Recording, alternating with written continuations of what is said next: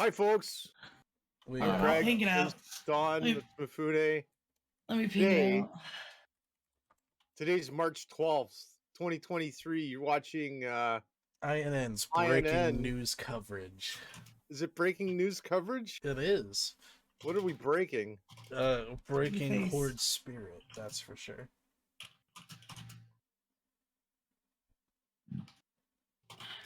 We are breaking the spirit of the enemy. Reporting live from the front lines.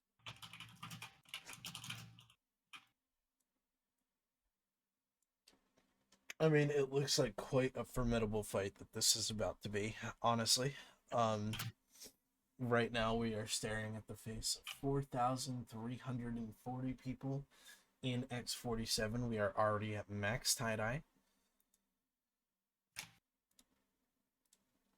Now, for those that are just joining us, tie-dye is it's a short form for time dilation, which is I think we're doing X. Yeah, we are doing X. Yeah, it's X47 done. This is going to be quite interesting to do. At what time is it now? Almost 6 a.m. in the morning. This is going to be quite the so interesting. we're just gonna fight on the gate. Oh no, that's the Keepstar. I thought it was the gate. No, I have both the gate and the Keepstar covered. Okay. We're looking at 4,400 in local. We are already looking at half of the world record done. We are halfway to the point of M2. I don't know, because here's the thing. I have a very strong feeling that we are going to get dangerously close. Oh. Bombers, yay. So a bomb run was just performed on the other side of the gate, gentlemen.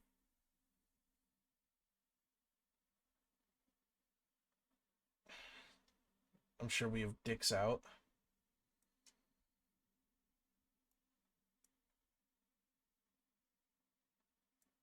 Oh, we lost a Bessie. How are you? Someone didn't overheat their hardeners. No, it barely tickled me. I mean, it took me down to 75. It's not horrible. So for those that can't see, because I'm on two characters right now, and only one of them is the cameraman, the fleet of Zappy Boys and the other fleets got bombed by Horde and FRT. It wasn't totally successful, but it's more of one of those annoying things, so it'll be interesting. Well, they killed a Logi because they didn't have their fucking hardeners on.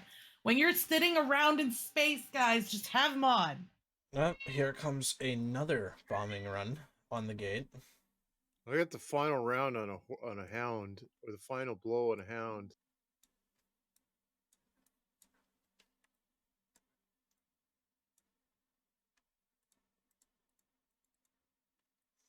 FRT seems in really favor of bombing runs today. I don't know why, but they are really trying.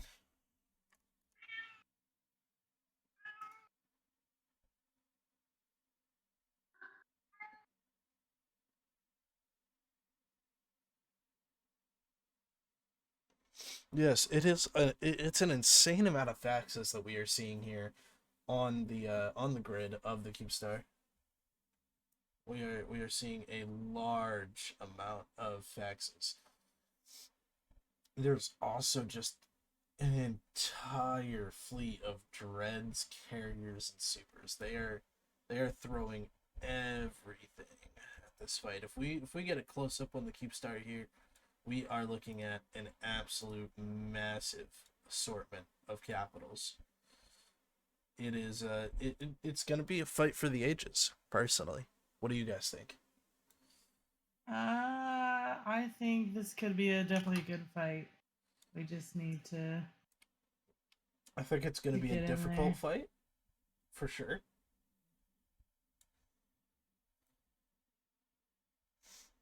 We're looking at 16 minutes on the timer.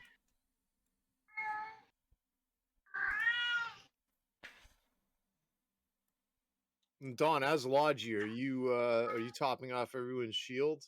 Hint, hint. I'm providing. You want shield, you gotta broadcast. We are almost at 5,000 in local, and goons haven't even entered the system yet. I think it. Horde wants to like show off that they're not weenies, I guess. I don't know. Horde's not even here. I'm gonna be honest with you, Dawn. This is majority fraternity and majority NC dot. Like there is so little Horde here. So all of the giant amount of Horde I see on there as well on your overview it's a nothing? solid amount of Horde, but it's not the main force. The main force here is no. FRT. I don't expect. Well, yes, it's 6 in the morning. Yes, I expect that. How all right, so hold on. Some people are asking questions like how many are here and why are we here? So there's currently 4,797 people in local. The reasoning, oops, another bombing run. Jeez, they really love these bomb runs.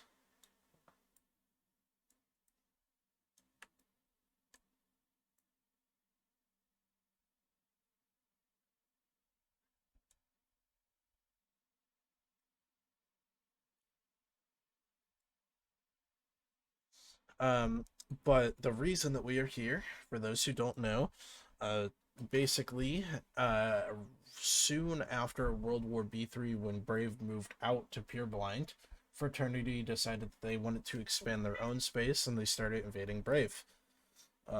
They slapped stuff around it for a little while, and eventually Fraternity could not break Brave on their own. So they started a mercenary contract. If they pulled numbers like this, they could, but you know, they just didn't fucking care. But they didn't care. But now they care because Goons and Horde are here. So now they, now the Fraternity bells of the ball is are here. yeah, right. So they're pretty much here now, and this war is shaping up to be a big one. I mean, hell, we're halfway through to breaking the world record already here, and the fight hasn't even started yet. So who knows what's gonna happen here? It is roughly 6 in the morning for those of us here on the East Coast in the U.S. This is normally around the time that we would wake up for work. The real question is, as the morning continues, will this fight continue to grow into the morning and cause more people to take over as we head into lunchtime? What is the world record again? It's about 8,800, so we are halfway to there.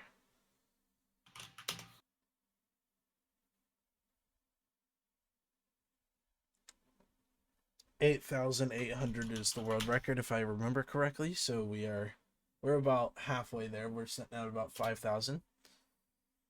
I think there is a very good, yes, it was during M2, so I am very, very cautiously optimistic that this fight might unintentionally break that record. So this is PanFam's staging Keepstar that they have been staging out of. The shield ref was pretty much headshot once Goons started to get a foothold in this war. So we kind of, one of the first things that we hit after we finished our move ops was the staging Keepstar. We just went right at it. So here it is, and now we get to see if we can break their resolve this early on, or if it's going to be more of a slow burn. I don't know. Personally, I've been here all week, and this is the first time that we have actually seen the enemy respond. What's happening? So we'll do another quick recap. Basically, Fraternity wants to expand their renter space, and so they started invading Brave. They couldn't do it. They hired P-Horde to do it for them, and so now Goons are helping out Brave, since P-Horde is, being mercenary contracted to do Fraternity's dirty work.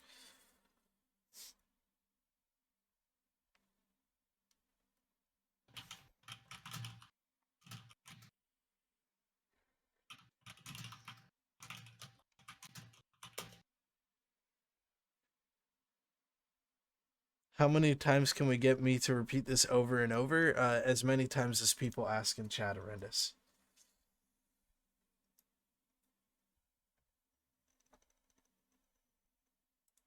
Don, are we getting on the gate, or are we still just orbiting it in our zappies? Let me see. There's a bunch of people on the gate, and then some are off the gate. Okay. Now I'm pretty much focused on the cameraman at this point. You're fine. I'm hoping we go in, but if tie-dye's too bad, we may not. But tie-dye's fine. The system we're in has no tie-dye. Yeah, I think the node is reinforced pretty much. I think CCP was kind of expecting this fight to be as big as it is right now. I think it's going to be quite interesting, for sure. Some of the bombing runs have been a bitch to some, it seems.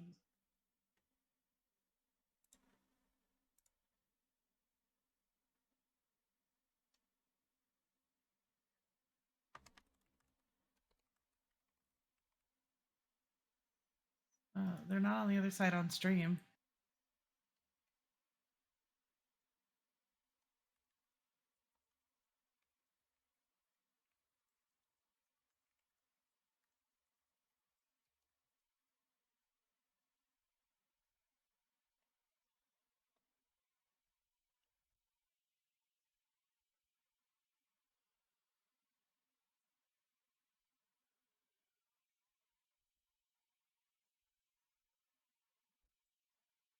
What happens to the timer when downtime hits? So when downtime hits, it will stop the timer. But if history shows anything, the timer for citadels resumes that the second the server boots. So when the server does boot, it's going to start the timer for the Keepstar, but players still will not be able to log in for an additional 5 to 10 minutes, right? So you're looking at a really, really weird Oh time yeah. frame with downtime. Is that Whether happening in 2 minutes? um does it happen in 2 minutes? I don't Or know. is that an hour? I can't. Daylight savings is a thing, so Is it 7 or 8? 1 Chat. hour, 1 hour until downtime. Okay, so 8 or 7. 7. Okay, thank you. Thank you. We are USTZ people, so I can't convert to any other time zones. You tell him, Cat.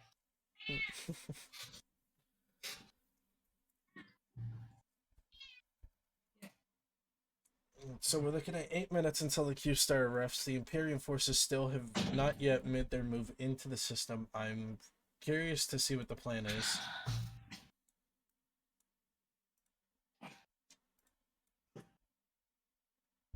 Ugh. As soon as I know what's happening, I will be happy to tell you. When Eve time hits 11? Okay. Don's cat always goes nuts.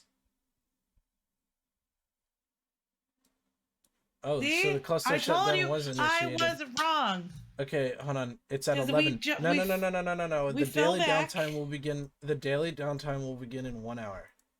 There we go. So the chat was right, Don.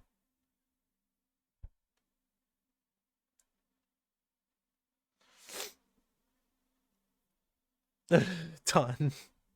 Don jumping at the gun to tell any EU person that they're wrong. You know what? No, I'm just like, it's coming. Listen, I it don't said know. imminent. I think it will be really interesting to see how downtime will affect this timer and affect the fight overall.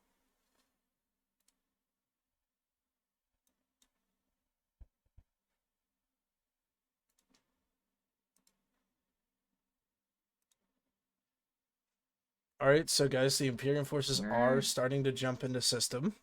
So we're going to see them come in on the gate over to the left here.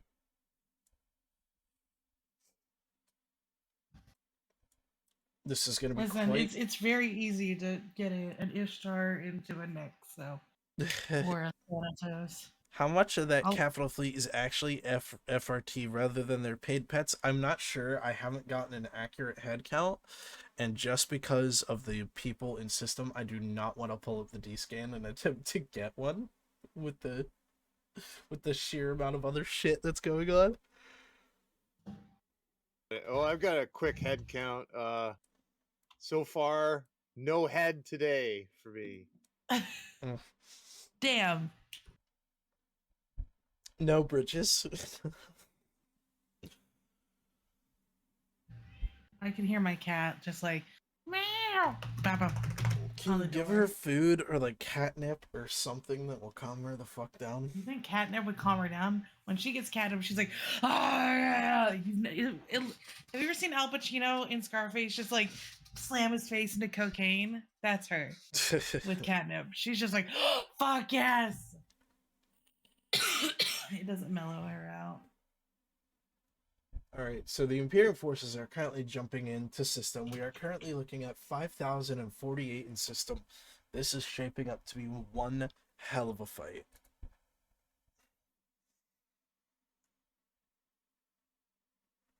Well, we'll see if we're going to fight, but we are going to be in system, so that's like half the battle is getting into system. I'm surprised they weren't just sitting there camping the gate, honestly. So I will give it to them that it seems like they want to go for the, the slugfest. I'm on the front lines with you, Don, on the other side of the gate. I'm not even through the gate yet. I'm No, still in either am I. tunnel. It just says Secret approaching. tunnel. Oh god, Secret no. tunnel. Secret tunnel.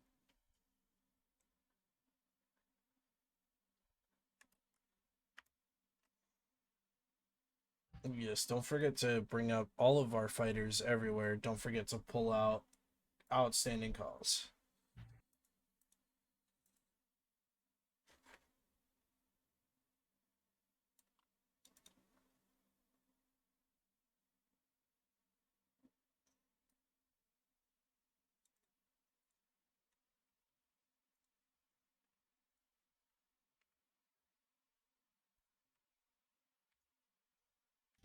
What's the hotkey for the F9? Control Shift F9. There we go. That's what I wanted while I'm waiting for grid to load.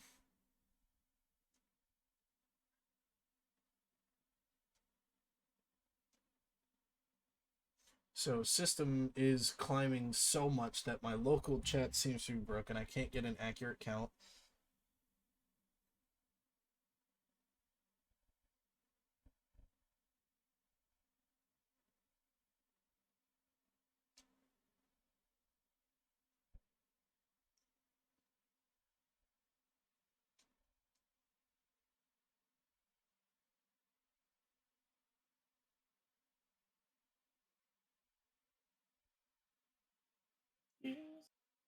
So what ship types are at the top there, Mifune? All at the top, that looks to be the Lashak fleet arriving Okay. on grid. And currently what's around the Keepstar as best you can look? As best as I can, there's about all of the capital ships are on the top and the bottom of the Keepstar, with all the subcap fleets in front of the Keepstar. And what subcat fleets are we seeing in there? Honestly, I have not even gotten to get a count of. You don't need a count. Just what types of ships are so there? It looks like we're looking at a Paladin fleet, a Tempest fleet, issue fleet, lots of Paladins and Tempest fleet issues, couple of APOCs. What else can we see here, boys? It's a lot of shit. Yeah, so it looks like a Paladin and a Tempest fleet issue is the main thing. Okay. We're looking at, there goes some of their boosters. They've got more Paladins and more Paladins. They have a Nightmare fleet. They have a Nightmare fleet out and about. I am officially in X40. And a Munin fleet. No, I'm not in X47 yet. And a Munin fleet. They also have a Munin fleet. Now, how would have this been during the war? It would have been 6 Munin fleets. Yeah, and right. An Eagle fleet. Right. And maybe a Serb fleet. There would have been, okay, so right now we're looking at 5,895 in local. I think this very well could possibly break the world record if this fight continues into the morning.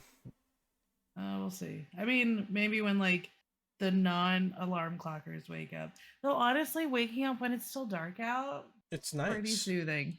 It's nice. I don't have this giant orange ball streaming in my face, but it's fine. I have to do this often when I go to work. Oh, so the repair timer hasn't started yet. We're still in the pre-fight timer. Yes, we're looking at 1 minute 35 seconds until the until the Keepstar comes out of ref and begins to repair. 1 minute. Oh, 1 we're a minute, little 20 late. seconds. We're a little late, but that's okay. We're a little late, but I'm sure there was complications elsewhere. I honestly, Hello. I think it's going to Brisk, how be... are you, sir? Oh, Brisk. Hello, Brisk. Welcome. Ladies and gentlemen, you are watching INN breaking news coverage of what appears to be the only fight that we're going to have today in X47. Hi. Am I Good right? morning. The other Do you two think this is going to Keepstars. start? I mean, I would like to think that all of us are here. We have 5,100 people in local. The world record for concurrent players in one system is 6,557. So we are almost within 1,000 of that, which is pretty solid for a war that really is not that big a deal so far. We've only been doing this a week, so I don't know. We'll see if it kicks off. What do we have? 1 more minute until the Yes. Keepstar comes out. No, Now- 22 seconds. That's 22 it. seconds. All right. Now, I'm concerned that some of us are still in the tunnel of death over here at the gate, and the timer's coming out soon. So I'm hoping that we're not just like slow. Someone's asking how the lag is. I couldn't tell you, but tie-dye's showing at like 10%. Tie-dye is at 10%, and for those in local who have been complaining about the servers, so far the servers have held up just fine. This is, you would expect, this is a reinforced node. We have seen no major issues with working modules. Aligning works. I've seen no problems in terms of pushing buttons. We've been killing dictors left and right. As far as I can tell, we're on a reinforced node and things are going okay. So keep our fingers crossed that keeps going when the real fighting starts, assuming gotta that say, it does. The system next door had no tie-dye. So Yes. I don't know what they did, but it was doing pretty well getting here. That's usually been a struggle in the past, is getting to places. Sometimes the systems nearby would slow down. Well, But I believe if you read, and I'm not, while I am in the IT industry, I'm not that far into the IT industry where the Tranquility Tech stuff makes sense to me. But I do believe there was something in there all about when CCP changed the way that they reinforced the nodes, if I'm correct about that. The way in which the system does it is different, and it seems to be a lot better than it was. You guys saw on Tuesday, CCP released a Tech 4 dev blog that talked about all of the new server upgrades that they've been doing, which is pretty useful. Obviously, it seems to be doing okay. I think the current issue right now is some of us are just like sitting in nowhere.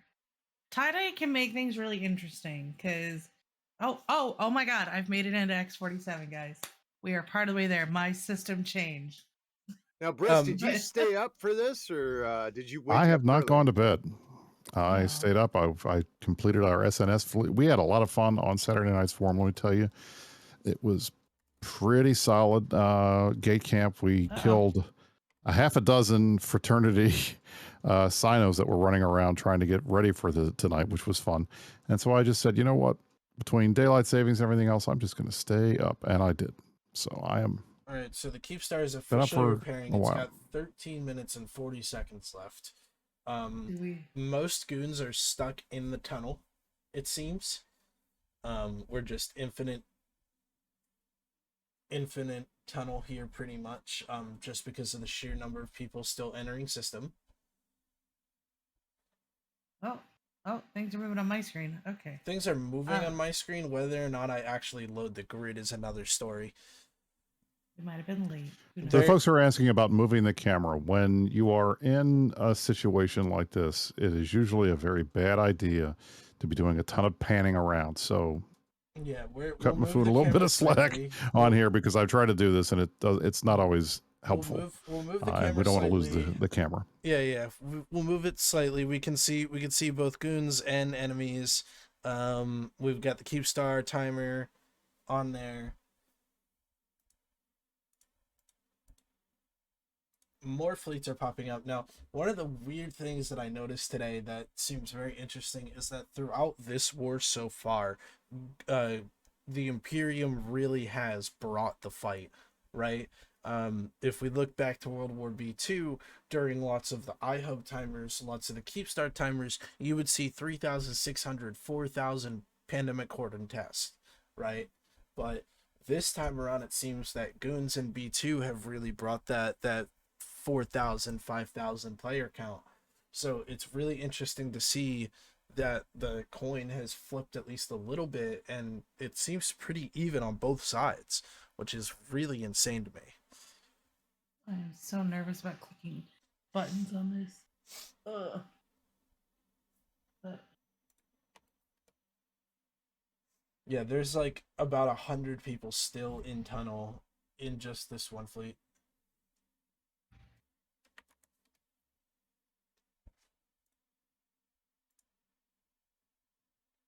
Ladies and gentlemen, you'll be pleased to know our boy Darkshines just informed the Init fleet that we are warping in at 0 because, and I quote, why the fuck not?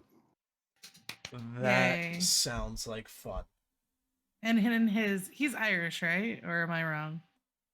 Which country is It he looks from? like we are going to get a fight tonight, gentlemen. This is good. This is what I was hoping for. I didn't stay up for nothing. Okay, all of my stuff is loading. I just got in to the grid on my main character and a little zappy boy. We are the player count on the cameraman is indeed broken. We are sitting just under 6,000 players in system. Oh, we can see it on the screen. Look at them go.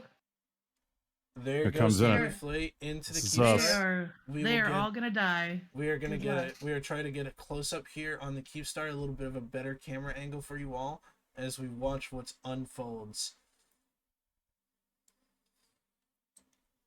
There is a lot to look at here. It looks like that it is the Leshak fleet heading in at 0. It is indeed the Leshak fleet heading in at 0 on the Keepstar. Now, Right. how Brisk, you're in that fleet, right? Or is I am in the Init fleet that is in warp right now. Will be landing on the Keepstar here shortly. We are in APOC Navy issues and Megathron Navy issues. So that Leshak fleet is the Goon fleet, and I'm looking forward to seeing a lot of stuff go pew. Ladies and gentlemen, you are watching continuing coverage of the big Keepstar fight in X47. This is a famous system. We have had many a tie-dye fight in X47 over the years. This is the latest one. We have over 6,000 people in local right now, and the fight's about to kick off. So, the Leshak fleet going in, it looks like they got split up a bit.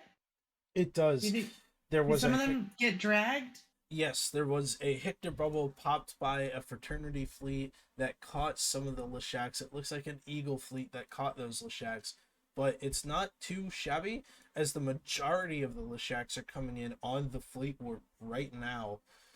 So it looks like that they are still within logi range from where the Leshaks are going to land if they don't land in the bubble themselves. Either way, they warp to the back right on top of Siberian Squad's Tempest fleet issue fleet. Ah, nice. And it seems like I know there's so much on grid in one concentrated area. It's really hard to see what they worked upon and who they're going to be fighting. Like, it's just a blur of the blob. It is ridiculous. Okay. All right, people were asking about the lag. So far, there is no lag. When I tell it to Lag do has stuff, been it is fine. doing it. Lag has been We've fun. not seen any issues so far with the servers. I think the only thing is that most of my calls to get into system are currently sitting at the 3 or 4 minute mark. So, and they still have not completed. So we'll see how things go. It seems like the Leshaks didn't get hurt too badly by the Hector bubble. They're forming this nice little V formation. So Mr. V for the win. No, those two different fleets with it, eh? No, that's the whole Leshak fleet there. Oh well, I think they meant to come in at range, and when they saw half the fleet got dragged for the Hector Oh, bubble, they were like, "I it guess is- we'll finish." Nope, Don is correct. It is a mixture of the Tempest fleet issue fleet and the Lashaks. They're just inserting themselves into the blob. Now, with the types of fleets that are out there, and obviously you see a ton of orange with a little bit of blue. There's more blue coming, but right now we don't have, or the Imperium doesn't have supers or titans in system. No, we do not. So we are fighting at a disadvantage right now, just by ship size wise. How well do you think the fighters are gonna play into this? I think fighters would crash this server immensely. Honest to God, as much as M2 held out, if fighters are deployed at this time, it's going to break, and it's going to break for a while. Well, some might say that fraternity would want that to happen because when the servers break, the timer will keep running in real time while we can't get in. We have heard discussion of fraternity in the past doing the same thing.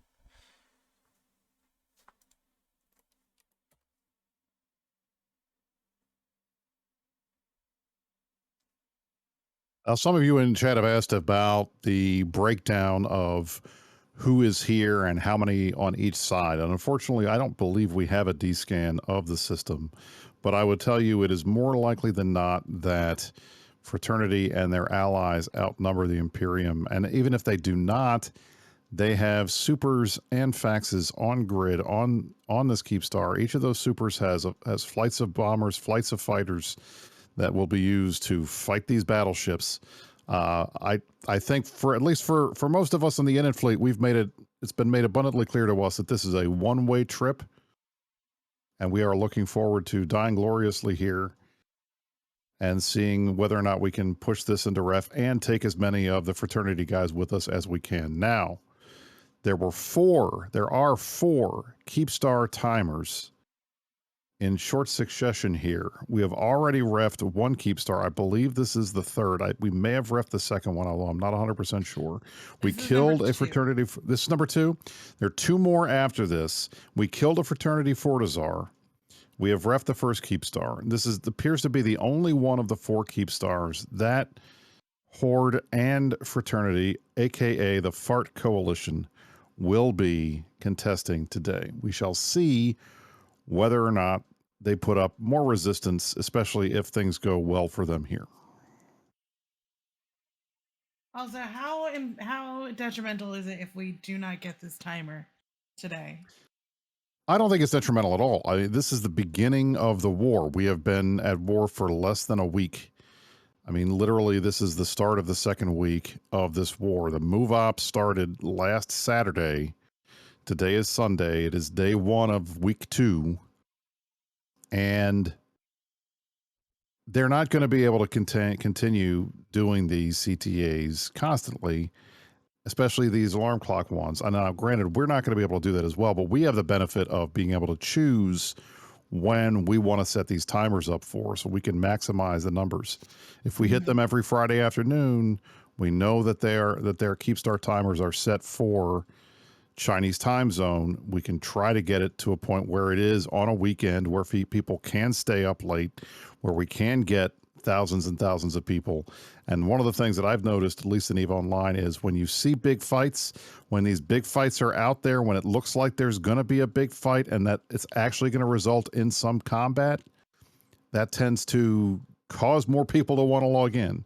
And I get the feeling seeing 6,000 plus in local, us flirting with the world record, next time around is probably going to generate a few more bodies, and we may crack that record and keep this war going. So even if we don't manage to win on this Keepstar right now, I think this is a very early in the war, and we're going to be in a good position down the road to eventually kill this Keepstar. Yes.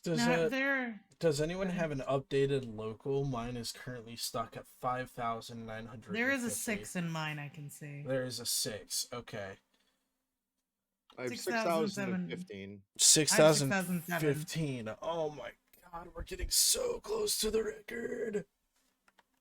Nope, don't look at local. Bad client. Yeah, So I bad was gonna clients. ask, Stop looking at does local.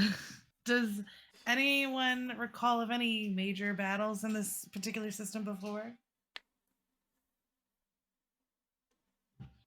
Well, for those who don't remember, it was about, I want to say, 4 or so years ago, during the last big fight between Test and well, I guess at that point it was the Imperial Legacy Coalition, so it included us and Test fighting on the same side versus PanFam, and they got a very big fight in X47 on a Keepstar.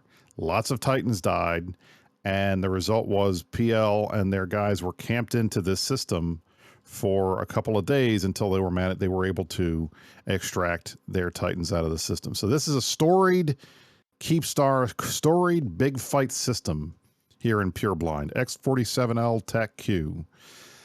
For those who are asking, the world record for concurrent PvP players in one system in a fight was, I believe, the second M2, and it was 6,557. So we are within 500 of the world record right now, according to the numbers that I have seen. Currently, the Keepstar's not paused yet. We're at 1:30. Yep.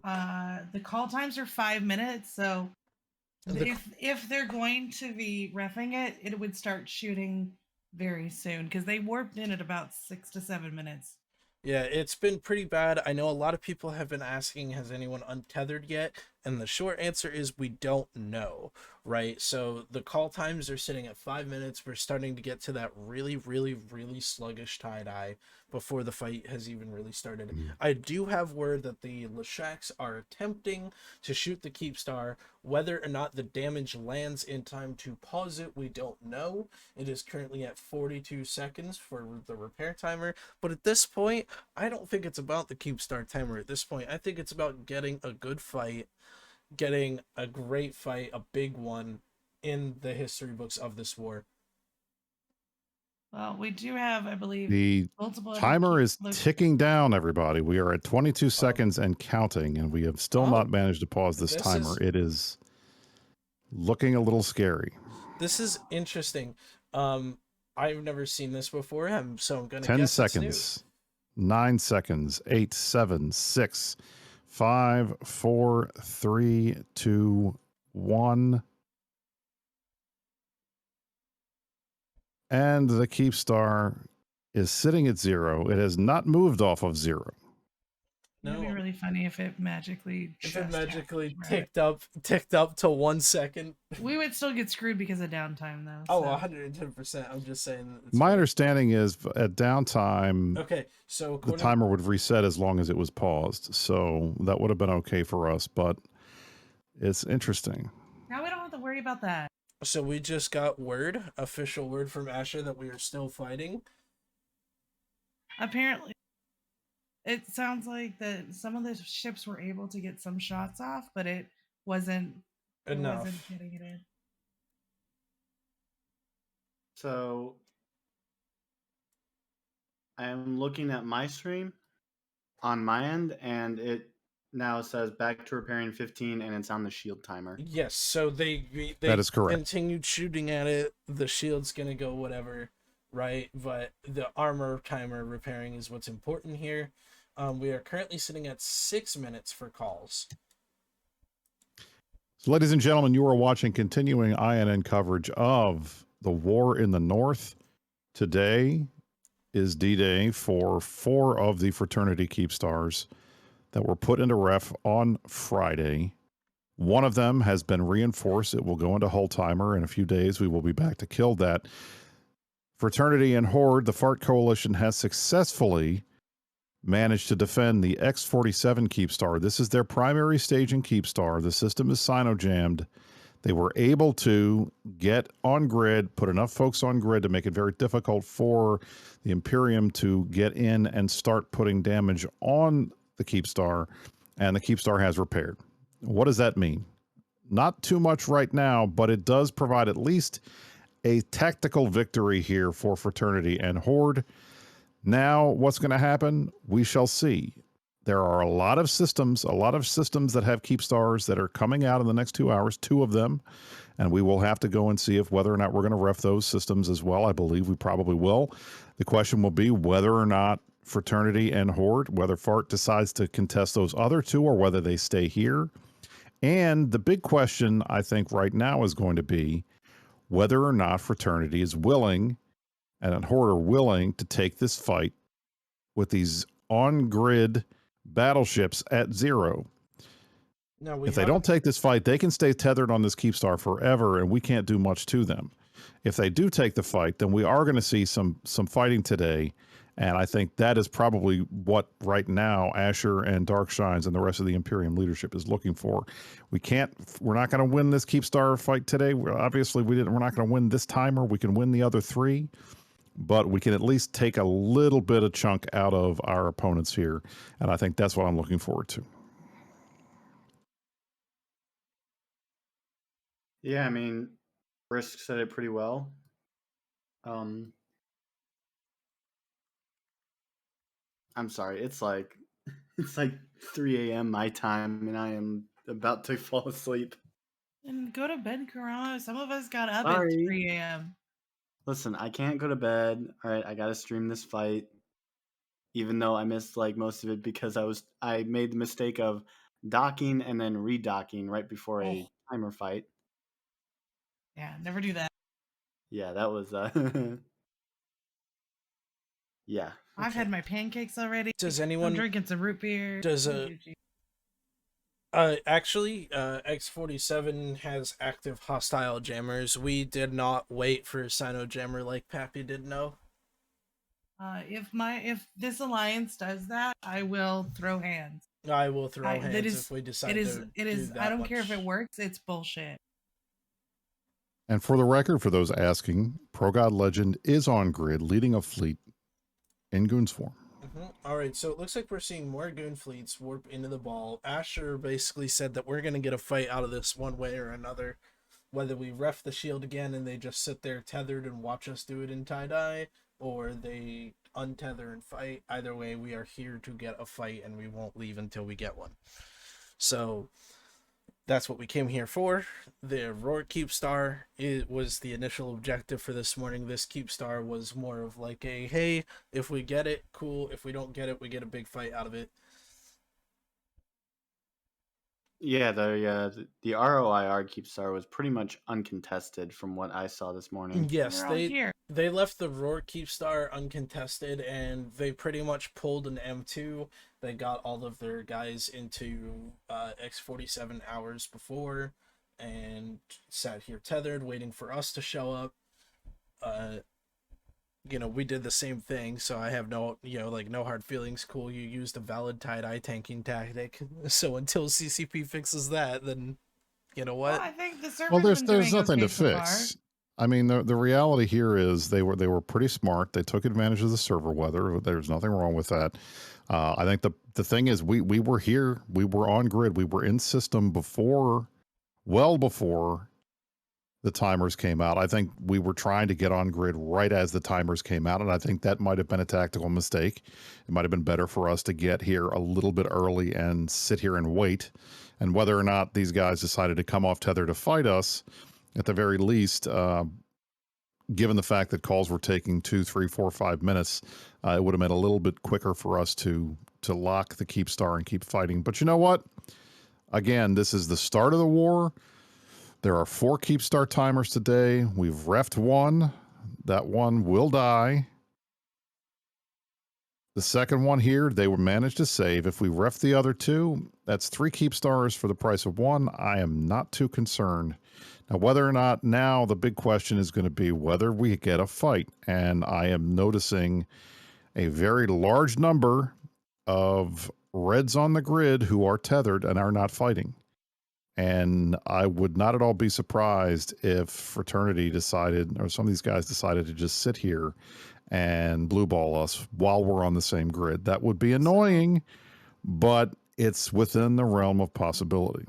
We'll see if these guys are willing to go off tether. Like, you Get know, an X47, which is a poor little capacitor. Brisk, here's a valid question, Brisk. A lot of people are asking this in the chat. Why don't we have timers affected by tie-dye? Why doesn't CCP make timers affected by tie-dye? That could possibly be an avenue to look at for time zone tanking. Or not time zone tanking, tie-dye tanking. That's a good question, and it's not one that I can answer. A lot of the other timers in the game are affected by tie-dye. So it when it comes down to it, theoretically, they could easily make those timers set with tie-dye. I think they do it on. I think they don't do it. If I had to speculate, I would say because they want to have these fights, they want to have folks out here, and if you're in tie-dye, you're already being slowed to a tenth of the normal time. Uh, Having that timer tick down in real time, it kind of provides a little bit more drama, makes it a little bit harder it makes a little bit of a benefit for the defender. So I think potentially this is something that they want. Now, granted, it sucks when you're the attacker and you are not able because of the server weather to get here and get this thing set up and paused in time. That sucks. It's not fun. But we've used this to our advantage in the past when we were defending, and I think this is just the reality when we are now the aggressor. So if it's sauce for the goose, as far as I'm concerned, this is not going to be the last Keepstar fight. This is one of the first Keepstar fights. We're going to see what we're going to do, and hopefully we get a fight out of this today. So, courtesy of one of the baddies FCs, he decided to send me a picture of his guns activated. So, someone's shooting something. Well, that's good. At least somebody's off tether. I think the dots are just, there's too many dots on screen for me to actually get a solid camera angle that isn't just orange blob. But I'm gonna do my best here. We're looking at 2 Imperium fleets on either front and back of the Keepstar. We're looking at a APOC Navy issue fleet from in it, the Goon Lashak fleet, and the Goon Tempest fleet in the back. We're looking at some allies here. I can't tell if these are Blob. Yes, Blob and Brave are at the top of the Keepstar with their own Tempest fleet issue fleet, and we are having what looks to be like another Brave fleet of Munin Serbs and Crucifiers doing things. And the current fleet warping in that you all see to the bottom left hand is a Brave Munin fleet that seems to be warping straight on to the undock of the Keepstar, straight into the middle of a bunch of capital ships. We're looking at supers below the Keepstar. They're a little hard to see because of the capacitor, but they are there. The Asher fleet of the Stormbringers has officially loaded grid finally after 15 minutes, and they are currently making their way out of the bubbles, along with a XIX Munin fleet. So it looks like that we still have hacks here and there, but we are seeing a lot of battleship fleets, which is going to be a good thing. I'm showing a dead eagle. So the supers do indeed have fighters out, according to chat. I don't have fighters on the overlay for obvious reasons, but they do have fighters out.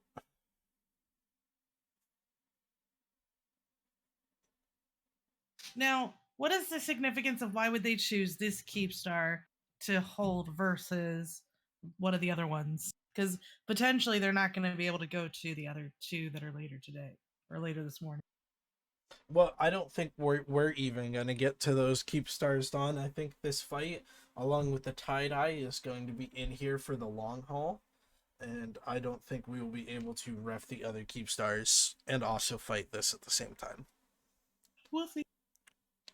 But do they have the numbers to defend the other Keepstar timers, right? No, because they're here, right? they're in the same situation, right? Like both sides are committed. Now, if we had a sneaky third party, because all it takes is like what 12 or 13 Lashaks to reach the damage cap.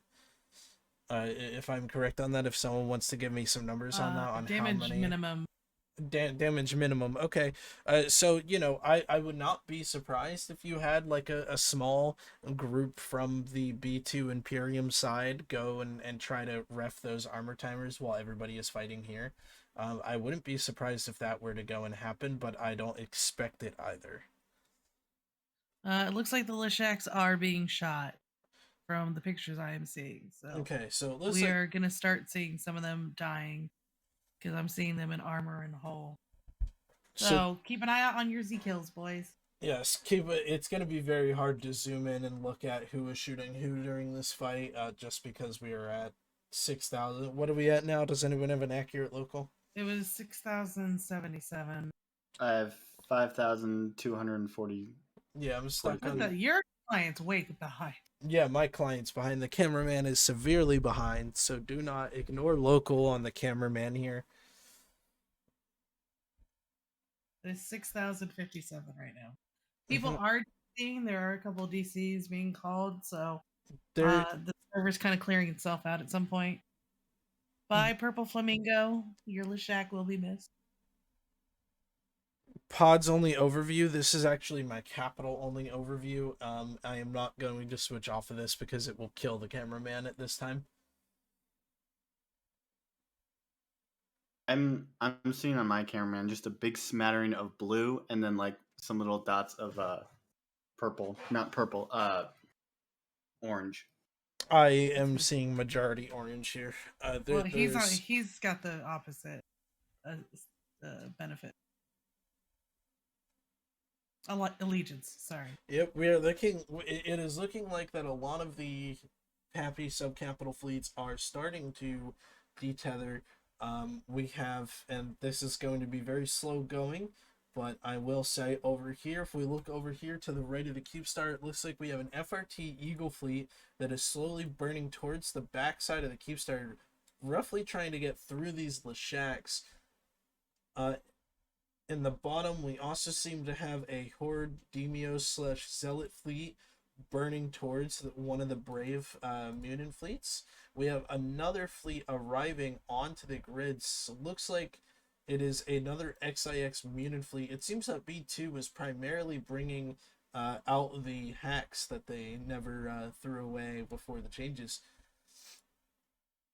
It seems like these guys are currently warping into a bubble right next to the Brave hack fleet. Currently, they are all surrounded by the Horde Paladins. So the Horde Paladins seem like, I can't tell if they're tethered or not, but the Horde Paladins seem like they're going to be shooting Brave and XIX heavy assault cruisers.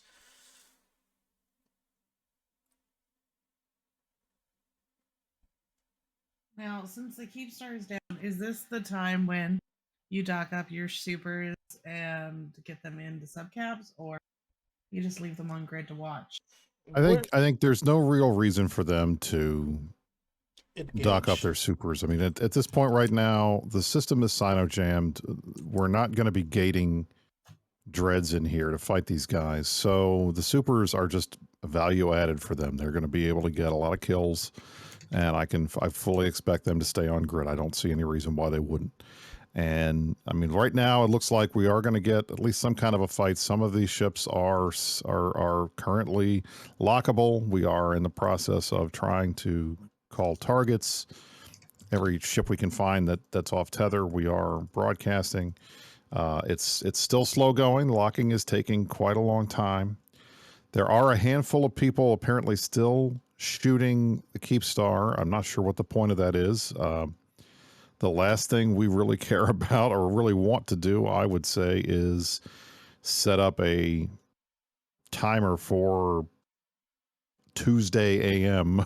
on a weekday. That's probably not the best time for us to want to have to come back here and fight something. So I think obviously the timers are likely going to be reserved for Fridays, and then setting up Sunday armor timers. That would make the most sense from a how to get butts in seats point of view. So if we ref this Keepstar again today, I will be surprised. I don't think we really want to give them another propaganda or at least some kind of victory when we don't come back to finish the job on Tuesday. Can we get an updated local count, please? We are currently seeing the Blob Tempest fleet issue seems to be getting ready to engage the FRT Tempest fleet issue fleet.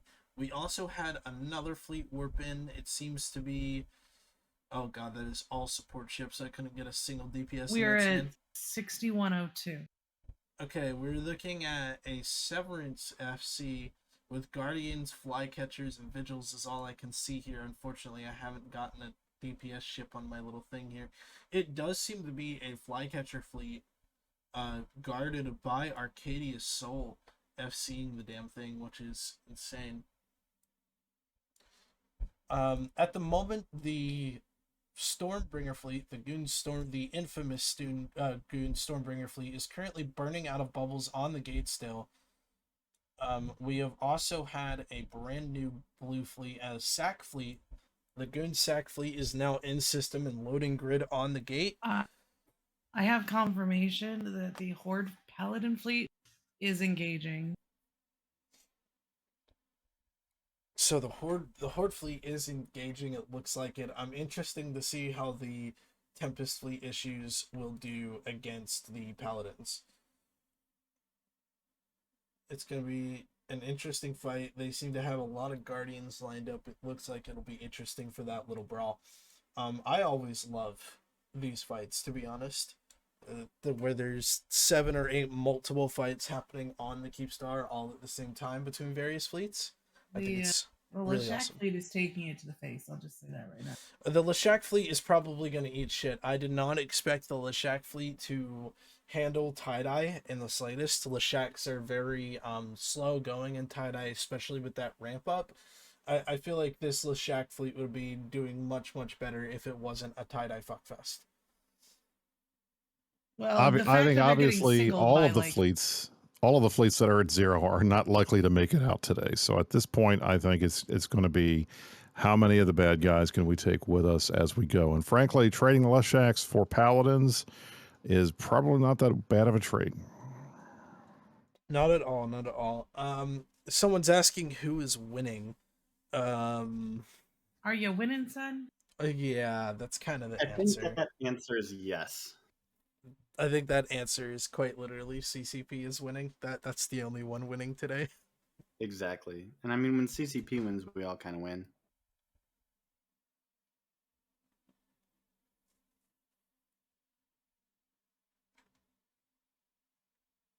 Actually, never mind. I'm sorry.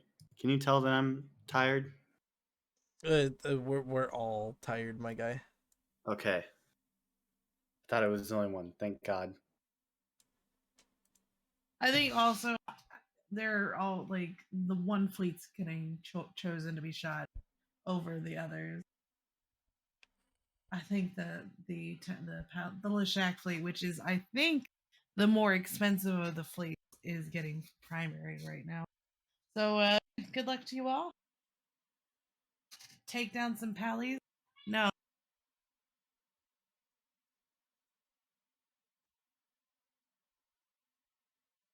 Oh, there is a paladin down. Paladin down. That is interesting. I think that is probably one of the first paladins that we've seen. The Leshaks, 100 Leshaks shooting you to the face. Does that. So, yes, Leshaks can kill paladins very quickly, apparently. Uh-oh. This could go in our favor, though, with the call time. So it looks like that the server is going to start going into... It is we are 15 minutes, everybody, from downtime. 15 minutes from downtime. Everybody in the fleet just got pinged with the cluster shutdown notification that happens. It starts an hour before downtime. They re-ping it out at 15 minutes, and it will start being pinged at 10, and then at 5, and then they'll give us a minute, and then 30 seconds, and then everybody will get disconnected. We'll see how long it takes. See how long it takes for us to have to log back in when the server is back up. In the old days, tie-dye wasn't a thing, and the way battles were won was whichever side managed to log in first after all their guys got disconnected tended to win. Today, we don't have those problems anymore. They fixed a lot of the memory issues. We have a 64-bit client. People don't tend to get crazily disconnected like they used to. But downtime is still a thing, and it is a big deal. Whoever can log in first tends to have an advantage, at least in the very beginning of these fights. And we'll see how well it takes us, how long it takes us to get logged back in. Someone brought a They have Megatron tested Navy skipping issue? downtime, yes, but they have not done that. They haven't announced that tonight.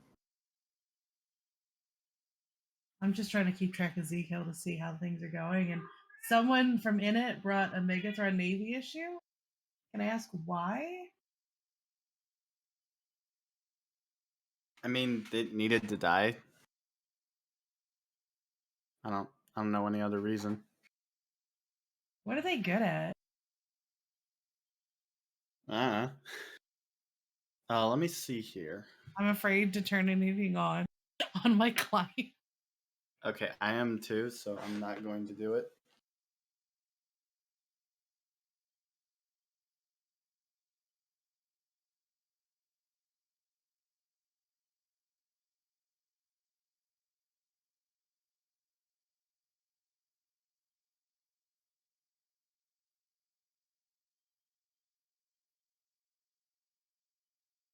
So I guess what was so the idea of this was to try and basically just headshot Fraternity's main stager and then push them back, correct? That was the that looked to be the overall goal. The idea wasn't necessarily a headshot because we refed multiple Keepstars. The main thing is that when Goons had announced that we were going to join this war, Horde and FRT actually pulled back and stopped killing things. They stopped putting down Fortizars, they stopped putting down Keepstars, they pulled back to X47 and to Fraternity Stager.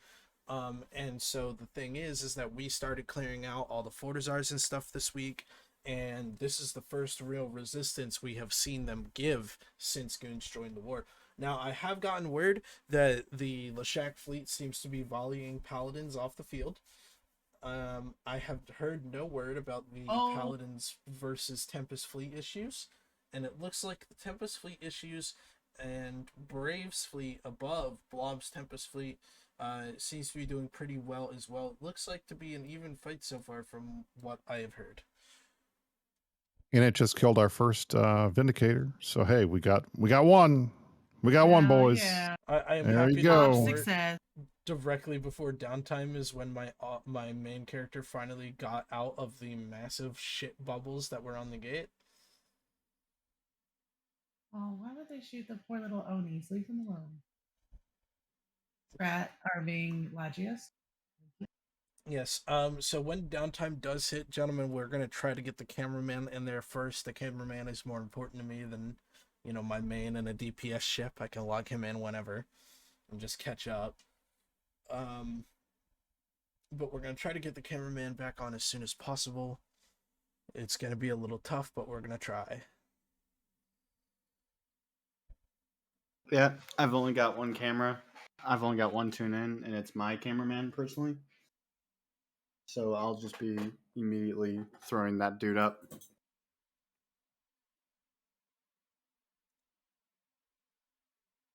Yes, we at INN will get back in here as soon as possible. Once the server goes down, so we can catch if the fight continues after downtime or not. We'll see how this goes. And of Ladies course, and gentlemen, you are watching continuing coverage here on INN of the War in the North. This is a fight on the X47 Keepstar between the Imperium and their allies in the B2 coalition versus the FART coalition of Pandemic Horde and Fraternity. Right now, Fraternity and Pandemic Horde have won a tactical victory. This Keepstar has repaired itself. Their goal was to stop us from reffing it and putting it into its final timer. They were successful in doing that thanks to the server weather. That was a skillful use of server weather, and I give them credit for it. At the same time, all of the Imperium fleets, as well as the B2 fleets and others, are here. We are engaged in combat right now. It is hard to say who is winning or who is losing, because until these kill mails start populating, we're not really going to know. But I will tell you this. I think it's pretty clear based on just the way this game works and our traditional way of fighting that when a bunch of battleship fleets land at 0 on a Keepstar, where the other side is actively opposing and they have supers on grid, the likelihood of us surviving, and by us I mean the Imperium, the likelihood of the Imperium battleship fleet surviving and being able to extract in any kind of numbers is probably approaching zero. So regardless of what happens here today, I think it's going to be clear where it's going to be a bloody fight. Folks on both sides are going to lose ships. The Imperium will likely lose more. But you know what? This war is very early. We have plenty of ships. We have SRP. We have money. As the joke goes, already replaced. So I think what we're going to do right now is try to take as many of these guys with us as we can. They have some very expensive stuff on this grid, and our goal is going to be to try to extract as much pain from Fart as we can, and that's the goal. Yes, at the moment, Stay and tuned. this is a very iffy thing, but according to the BR, we are looking at 20 billion to 7 billion. So it's not as far as the ISK war is going, goons are losing hard, which we expected. That is kind of the point. But we are looking at the last thing that came on screen was the Vindicator that Brisk had mentioned earlier. Well, 2 paladins have just gone down, so they are taking losses. Also, I would like to point out congrats to the Vexer that died in 1DQ, to Rats. Why are you there and not here? Goons are gonna goon. Apparently, paladins are indeed being volleyed off the fucking field. I wish I could get an update on our Lashak fleet. The fleet of sacrileges and stormbringers, we are pretty much waiting until after downtime in order to warp on the grid. We're basically chilling on the gate, burning out of bubbles, just waiting for downtime. After downtime occurs, then we're going to really warp in here and get this fight. Now, what's interesting is that the last time that we had a fight that happened like this, where downtime really affected the fight, was M2, right? So is it going to be a massive defender's advantage if the hostile fleets log in before we do?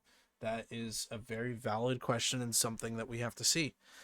Shadow Lord, please update me on the Lashak progress. I want to know how that fleet is doing. It's dead, Jim. It's dead, Jim. And it's gone.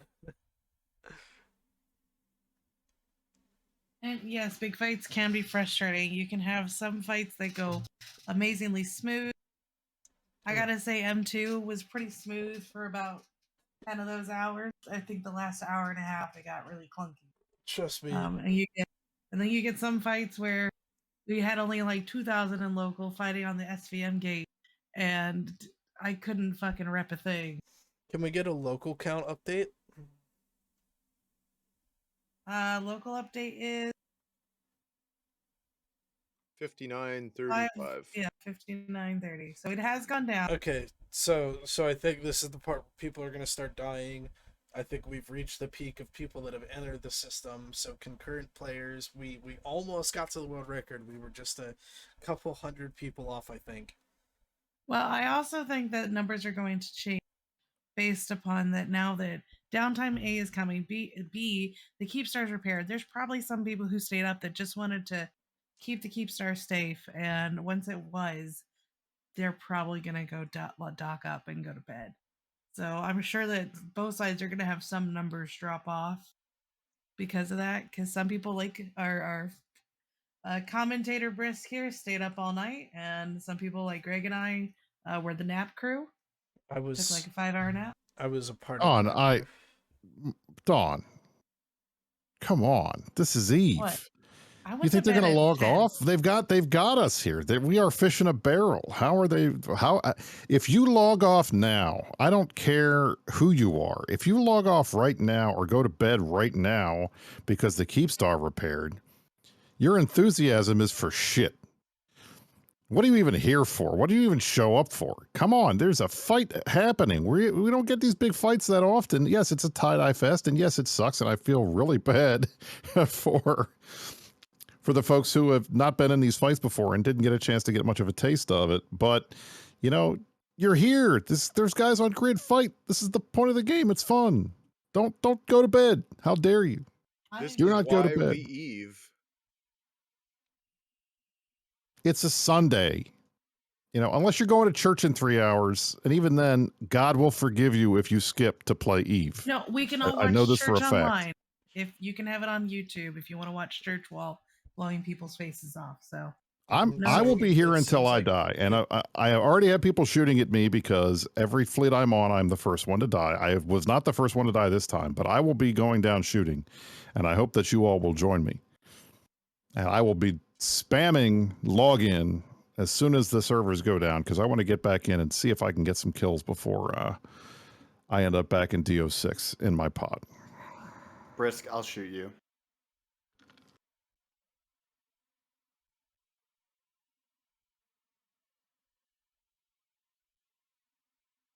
I've been staring at a tango this whole time.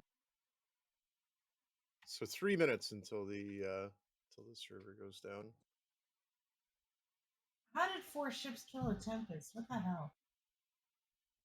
Are they just shooting it forever? Oh, yeah. 2 dreadnoughts will do it. So another apparently the dreads are engaged, so some of the caps are shooting. Some of the caps are indeed shooting. It seems like it. The paladins are eating as much shit as the Leshaks apparently. So this will be interesting. I think it'll be quite interesting considering the Leshaks are only 800 mil compared to these paladins, which are upwards of 5 billion, depending on how they are fit. No, not even. They're running it right now about 2. That's the thing. The way these fleet paladins, you can fit a fleet paladin relatively cheap. The 5 bill paladins, those are going to be PvE paladins. These guys usually can get it at 1.2 to 1.5 usually.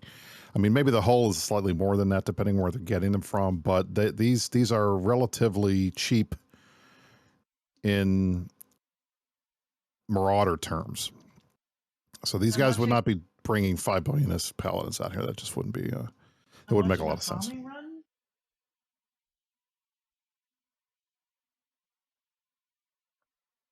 Oh.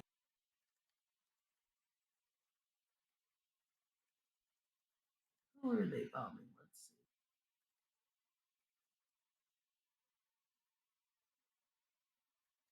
One minute and 22 seconds until downtime.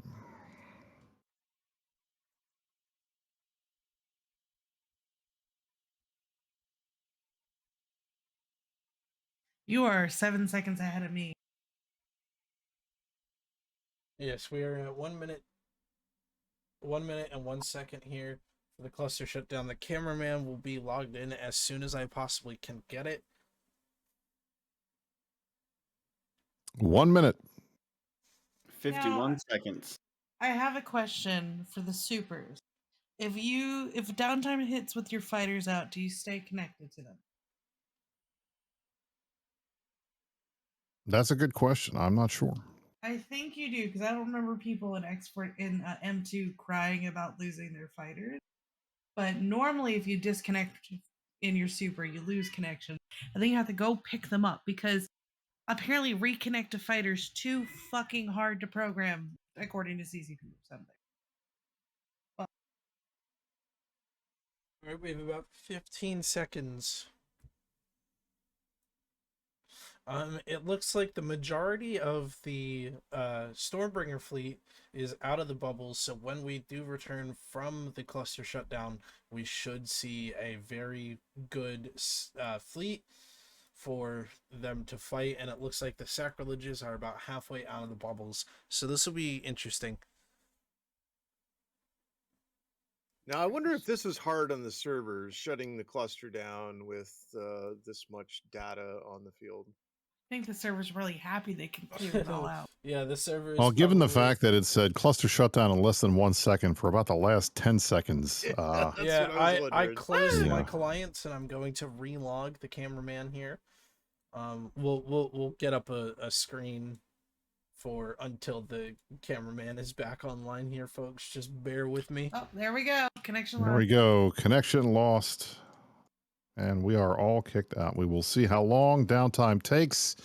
Downtime can take as short as a couple of minutes. It can take as long as 10 to 15. It depends. The goal. We haven't active BR yet. Can anyone work on Yeah, we can work on that at some point. if you want to pull up Zika. I will eventually. Let me get this thing sorted out here. I actually did not prepare for uh fucking downtime like I should have. Wow. Yes, I know, right? Now, ladies and gentlemen, for those of you who are not aware, every single day, unless they're doing an experiment, which they have done before, every single day at 11 a.m. Iceland time, which is 7 a.m. Eastern Daylight Time in the United States, the server shut down. This is a daily thing. It's designed to recycle the servers, make sure everything is working, keeps them working well.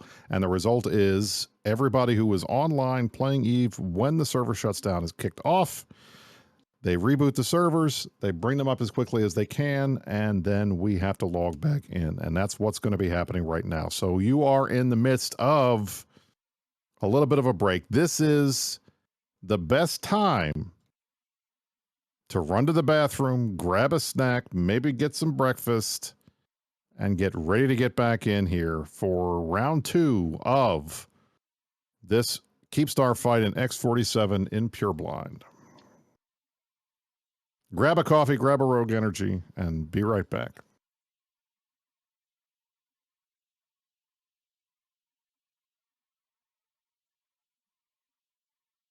All right, my stream has its image.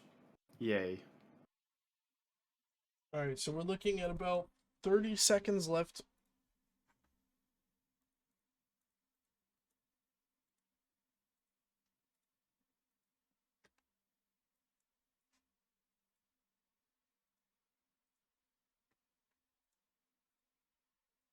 $20, guys. It is 22 seconds until Tranquility comes back online. 15 seconds.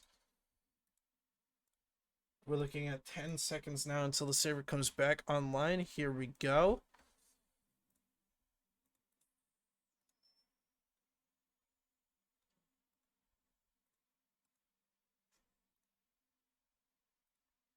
Stuck at 0 seconds because everyone is logging in, gentlemen.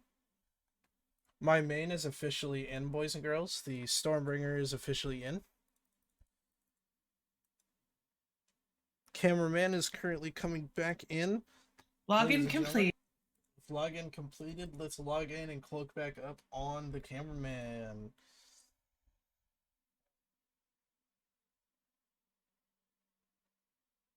I am officially in, Mr. Stormbringer.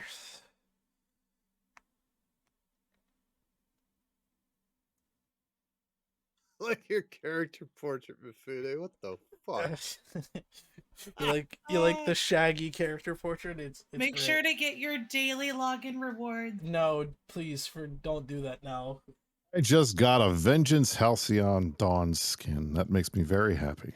Yeah, not bad. We are waiting for the character to get logged in the system. It seems that everybody is stuck on this screen. Is anybody else stuck on this with the loading here? Yeah, both my characters are stuck. Okay, so it looks like everybody is stuck here. Watch us crash the server before it even... We didn't crash the server. Da, da, da, Oh, we're da, glad da. we camping. The whole node is just like itself. The server's like, give me a minute. I just finished. Oh, I'm logging in. Come on, fade to black. I'm waiting for the fade to black. This is an official CCP stress test. Please hold.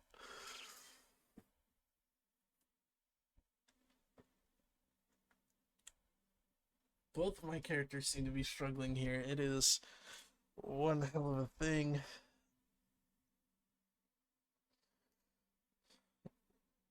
We are all currently stuck at the character selection screening.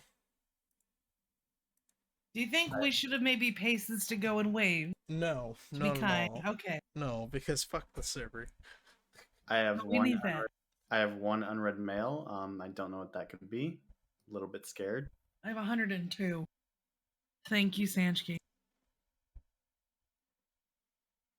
So It looks like that a they- lot of they like Camp has managed to log in. That is interesting. 28 million is on Wow. the scout all. Yes, sir. 28 mil on the scouting cameraman all is definitely the play. So Maddie is saying the Keepstar blew up. So yeah, What? it's a joke. Wait.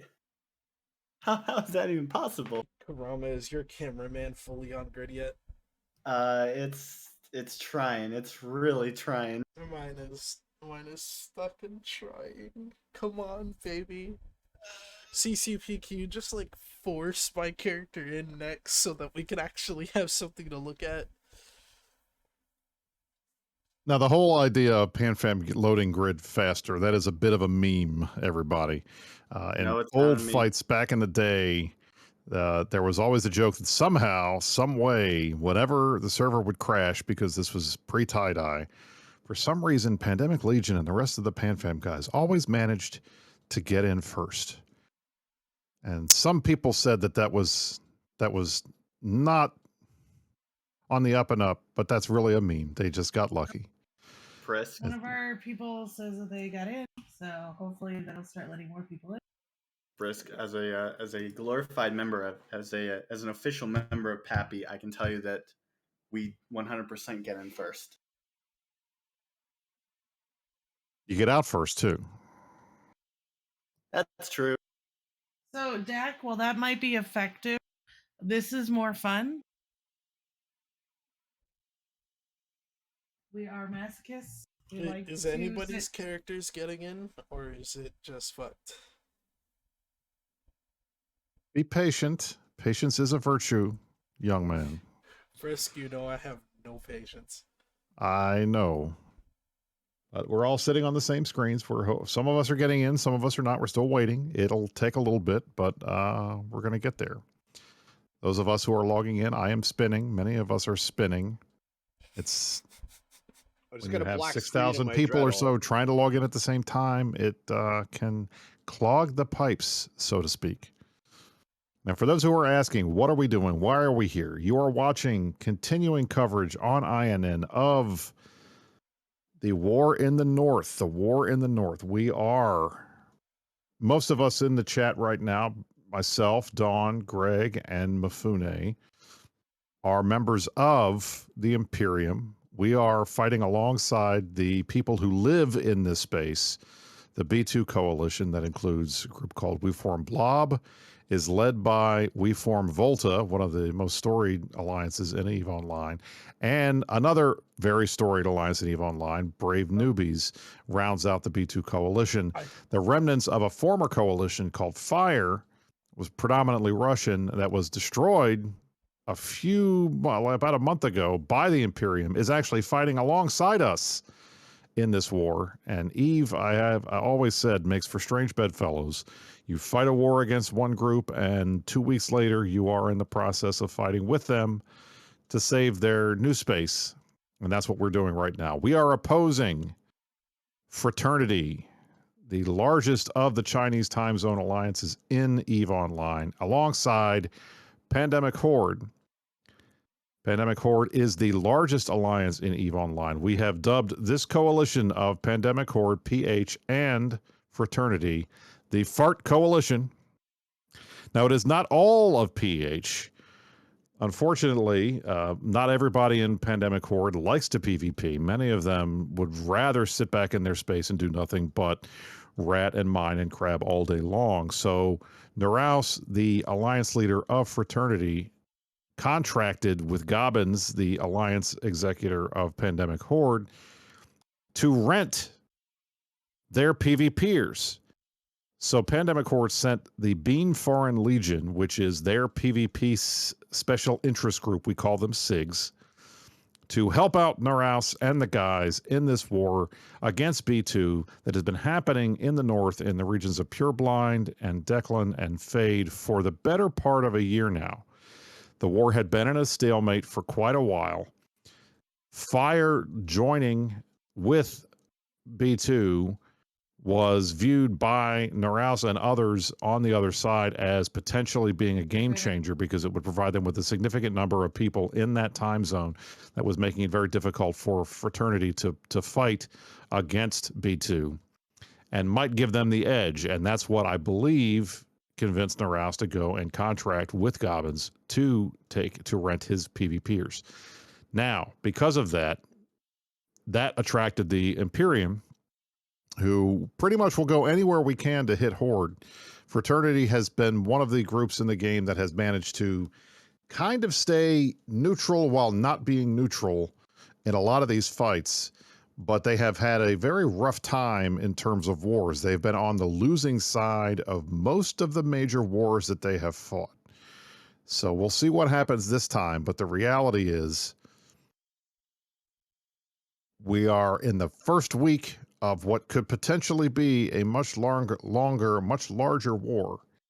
And we're all going to do our best to see what happens. And we're all going to do our best right now to try to load in again, because my character is located with an X47, which is currently loading. Please try again in a moment. So we'll see. So, We shall see. Brisk, here we have a picture of the CCP servers right now. This is a valid picture of the CCP servers at the moment. The OVH server cloud is just on fire. The weekend IT crew, what are you talking about? They're all off today, my guy. they are not working. Exactly. It's Sunday. Now, for those who are asking, the status of the fight before downtime. So there were 4 Keepstars in Pureblind that were put in a reinforcement on Friday afternoon by the Imperium and B2. Of those 4 Keepstars, 2 timers have yet to come out. They will come out later this morning. And 2 timers have already come out. The first Keepstar in ROIR was successfully reinforced by the Imperium and B2 forces. That timer, I believe, will be set for sometime later this week. I believe it'll either be Tuesday or Wednesday. I think it's 3 days for a Keepstar in NPC space. And for the X47 Keepstar, which was the main stager for Fraternity and Pandemic Horde in Pureblind, they successfully repelled our assault on that Keepstar. It repaired and is now fully operational and fully shielded, which means we're going to have to go back in there and reinforce that structure again at some point in the later this week. I would assume that we will probably do it again on Friday to set up another Sunday timer and keep this thing going. But in the meantime, we are 1 for 2. The bad guys are 1 for 2. And right now, the result is all of the Imperium and B2 fleets are sitting on the X47 grid waiting to log in. We're probably going to get a pretty good fight. The likelihood here is that we will lose all of the fleets that we have brought here, which is a perfectly acceptable outcome. This is what we expected. We chose to take this fight. We could easily have stood down because they had a large number of people, and we didn't get on grid soon enough to be able to shoot the Keepstar and pause the timer and keep it from going into repair. But Asher and Darkshines and the rest of the leadership, SFC and the other folks, have decided that they wanted to take this fight. So we're going to brawl it out on 0 on this Keepstar, and come hell or high water, we're going to do that, and then figure out how we're going to go and reinforce these other 2 Keepstars when these timers come out later today. But that's where we stand right now as we are waiting patiently to log back in to this fight. Yes, people are slowly getting messages that they have to reestablish the character connection because the server has just kicked them off after timing out for too long. Error conditions, the things I am learning to add to my code base.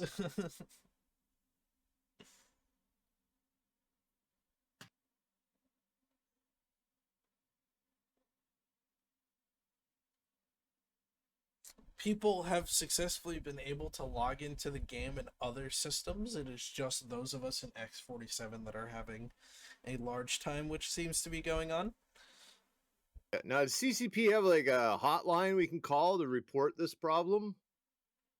Yeah, where's Both myself and the other CSM members who happen to be in this fight have been saying asking the community team, "Hey guys, did we kill the server? Did we kill the shard that X47's on? Can you check it out?" So we'll see.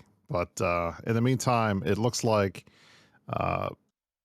trying to log in everybody at the same time on this grid is causing some difficulties. Not unexpected, to be bluntly honest, but not the best thing you want when you have a big fight that everybody wants to be here. And And the worst thing that's going to happen now, and I think, I had yelled at Dawn earlier for saying, hey, don't log on. People are going to log off. They're going to not want to go to bed. They're not going to want to do anything. And I said, no, you got to show up, keep fighting. And you got to, don't, the guys are here. Let's fight it out, brawl it out. Who cares if you lose? The reality is a lot of people do not like sitting and watching that little spinny dot go around and around and around in a circle while they're trying to load in. At some point, folks are just going to stop logging in. And the result is going to be that this X47 grid is going to be a wreck for most of the day, as Horde and Fraternity will be doing their best to maintain as many folks as they can online to pick off the Imperium and B2 members that slowly log in and trickle in throughout the rest of the day. This is what happened at M2. Now, granted, we were killing Titans and not battleships. In the last war, the biggest fight in the history of EVE Online and M2 TAC in Delve was largely a fight that was determined by server weather, and we're in the same position here. And granted, I think everybody on the Imperium and B2 sides recognizes that the chances of us pulling out a victory on this grid are relatively low. It's more fun when you're at least having a chance to shoot back and fight and take some of these guys out. It's not as much fun when you're trickling in over the next day to log in, die, and then get back in the next ship and keep going. So that makes me nervous. I don't like that. I don't like it when it feels like, for players, that they don't have the agency to be able to determine their own destiny. And unfortunately, when you try to shove 6,000 people into system at the same time, it's not always easy. I love that a kill mill from 22 minutes ago came through. Finally. It does look like that the server connections are speeding up by a hair, but not too much. We are trying to get in as quickly as we can, folks.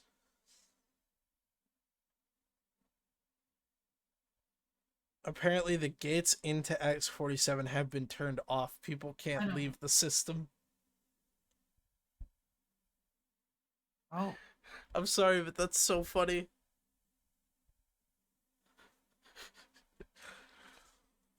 All right, for those who are wondering, is anybody awake at CCP right now? I am in the middle of a conversation, so they are paying attention and they know what's going on.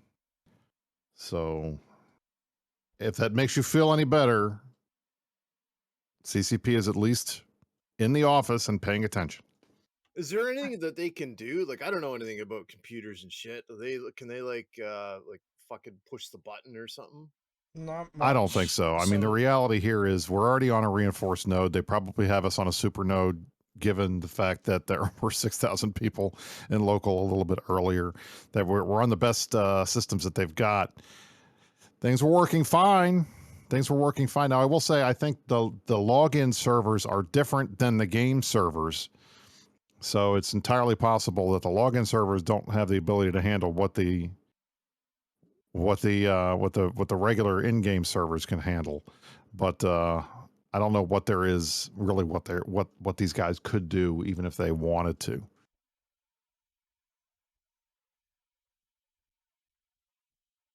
Bit of a predicament we're in.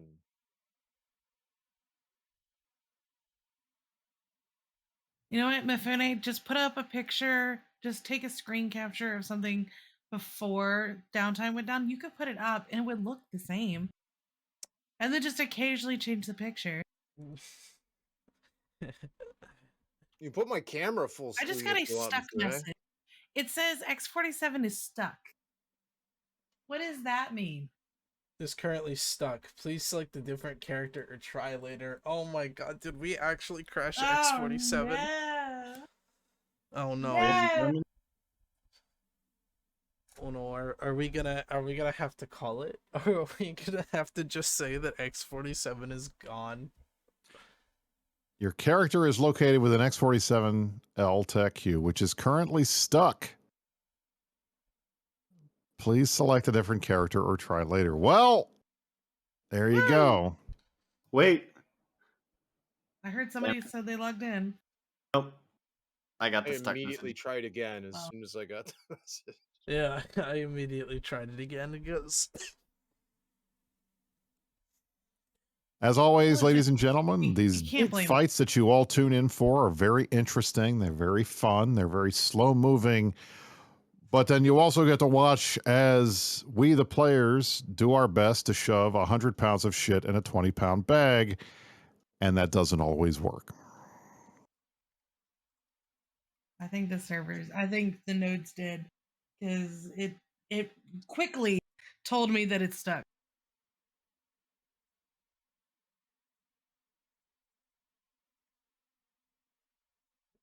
as Arendis Or no- just put it in Fleet, I'm gonna steal the Arendis quote. He just said X47 did not wake up at all, and it has decided to quit its job. It is called in sick for the day. It is called in sick. It is quitting its job. It is lying to you. And listen, guys, you can't blame CCP too hard. I mean, we are literally We're breaking. trying to do something that cannot happen on any other server in the world for a video game. I'm sorry. I am long past the point of blaming CCP for this crap. It is not their fault. They have the most advanced servers in the world. You can't get better than the best when better hasn't been invented yet. Help me, Step Capsular. I'm stuck in the login screen. Oh, Jesus Christ. Easy, Todd. That's what someone wrote in chat. It was well, I was waiting for that. I mean, that was completely inevitable.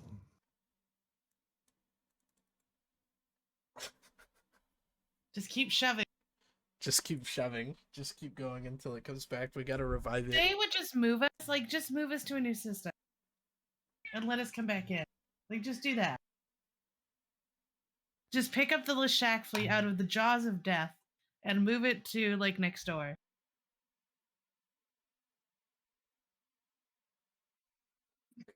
Oh. Hello? Ladies and gentlemen, Mike Flood.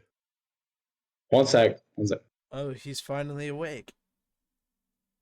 Oh, you're finally awake. Hey, you. You're There you go, finally Adventure. awake. You were trying to cross the border.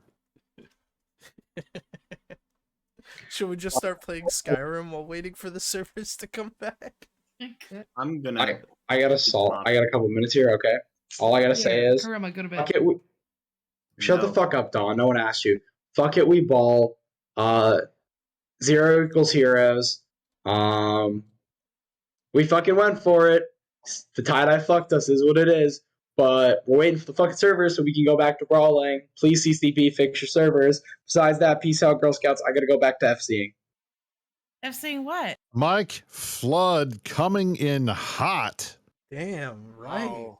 To provide us with a completely informationless update, but definitely a rah, full energy, might I say, big dick energy. He dropped the mic at the end, too. That's what I like. Yeah, man. Like, that's some big dick energy. That's why everyone likes. Now, Mike Flood. obviously, today is his birthday, so he's certainly feeling it. And he's going straight back into trying to fight. Now, granted, he is in the same position the rest of us are in. But the reality is, we're all kind of in the same boat. We are trying to see who can get in first, as always, after downtime. And whoever does that is going to have a little bit of an advantage to killing the stuff that's on grid that for players that have not been able to log in. I just had a conversation with a very important person who might be stopping by to chat with us for a few minutes. Okay. We'll see if he gets here. Ooh, But it's in the gonna be meantime, it's going to be Convict, I'm calling it. Come on, Rat-a-tat. you guys are watching. And ladies and gentlemen, you are continuing to watch our continuing coverage of the X47 Keepstar fight. Now, I'm calling it the X47 Keepstar fight. The Keepstar has repaired, but we have about 5,000 people still on grid, ready to fight, but we're waiting for the servers to catch up to us. I like how we have more people watching now when there's nothing going on versus when we had stuff going on. It's inevitable. And now the problem is what we have to do now is keep you guys interested while you're staring at a picture on a screen, and we are looking at circles, hoping that maybe the X47 node will become unstuck and we can log in. Now, I will say this. I have logged into the game on my alts in our staging. I think many others are doing the same thing. Ladies and gentlemen, we are joined right now by the man, the myth, the legend, the Alliance Executor for the Goonsform Federation, Asher. He's our king, Elias. Hi, Asher. Good morning. Thanks for the intro, I guess. What's up, Brisk Baby? You're How you welcome. doing? I'm here. Yeah? I'm awake. I've been chugging Rogue Energy and coffee, and I am a little wired right now. So Yeah, Mike Flood's had 6 energy drinks. We're trying to like bring him down, calm him down slowly. His heart's really pounding. You think in the That's it. military now that he's got access to those high grade military amphetamines, right? Yeah. Said he's got the greenies. He's ready to go. He's basically on the white, you know, the stuff they give those Dominion dudes. That's what he's on right now. That's it. There you go. It's a Deep Space Sniffing Nine it. reference. I think the audience will get it, right? I'm the only person in here that got that. Yeah, I'm pretty okay. sure. Just saying. So Asher, so obviously, you know, we were able to ref the first Keepstar. We have 2 more Keepstars coming out here in the next 2 or 3 hours. We were not able to ref the X47 Keepstar. What is your take right now? How are you feeling? It seems like we probably couldn't have no matter what, because it took about 20 minutes for our guns to cycle. So it's a 15-minute timer, right, real time, and it took 20 minutes real time for our guns to cycle. So, you know, we refed the first keep, and we could have just said, hey, we refed it, you know, GG, you know, good job. But we wanted to fight. We have a great form up. Our numbers are much better than theirs. We have more. Obviously, they have caps. They have everything already in system. So we knew it was going to be uphill, but we wanted to fight. We wanted to say, hey, you know, this is something we've been saying, and especially I've been saying to our guys, is that we want you to come, we want you to fight, we want you to be ready, and we want to deliver to you. So we wanted to go in here, give it a shot, and we think that our guys will be happy with that. You know, we are in the midst of the world's slowest fight ever, but we were fighting before downtime hit, and hopefully we can get going again. But in general, that's kind of the attitude. You know, that's what we wanted to say, and it's more important, I think, to send that message to everyone who flies with us that, you know, that we will take those fights. If we ask you to get here, we will take the fights. And I appreciate that, because I think one of the biggest concerns that a lot of us have is these big wars tend to, especially sometimes in the beginning and then later at the end, turn into boring snooze fests where the other side simply practices the fine art of not showing up. And the result is a lot of these fights just turn into straight up structure bashes. But today we had a real fight. We were actually on grid. We were brawling at 0 on a Keepstar.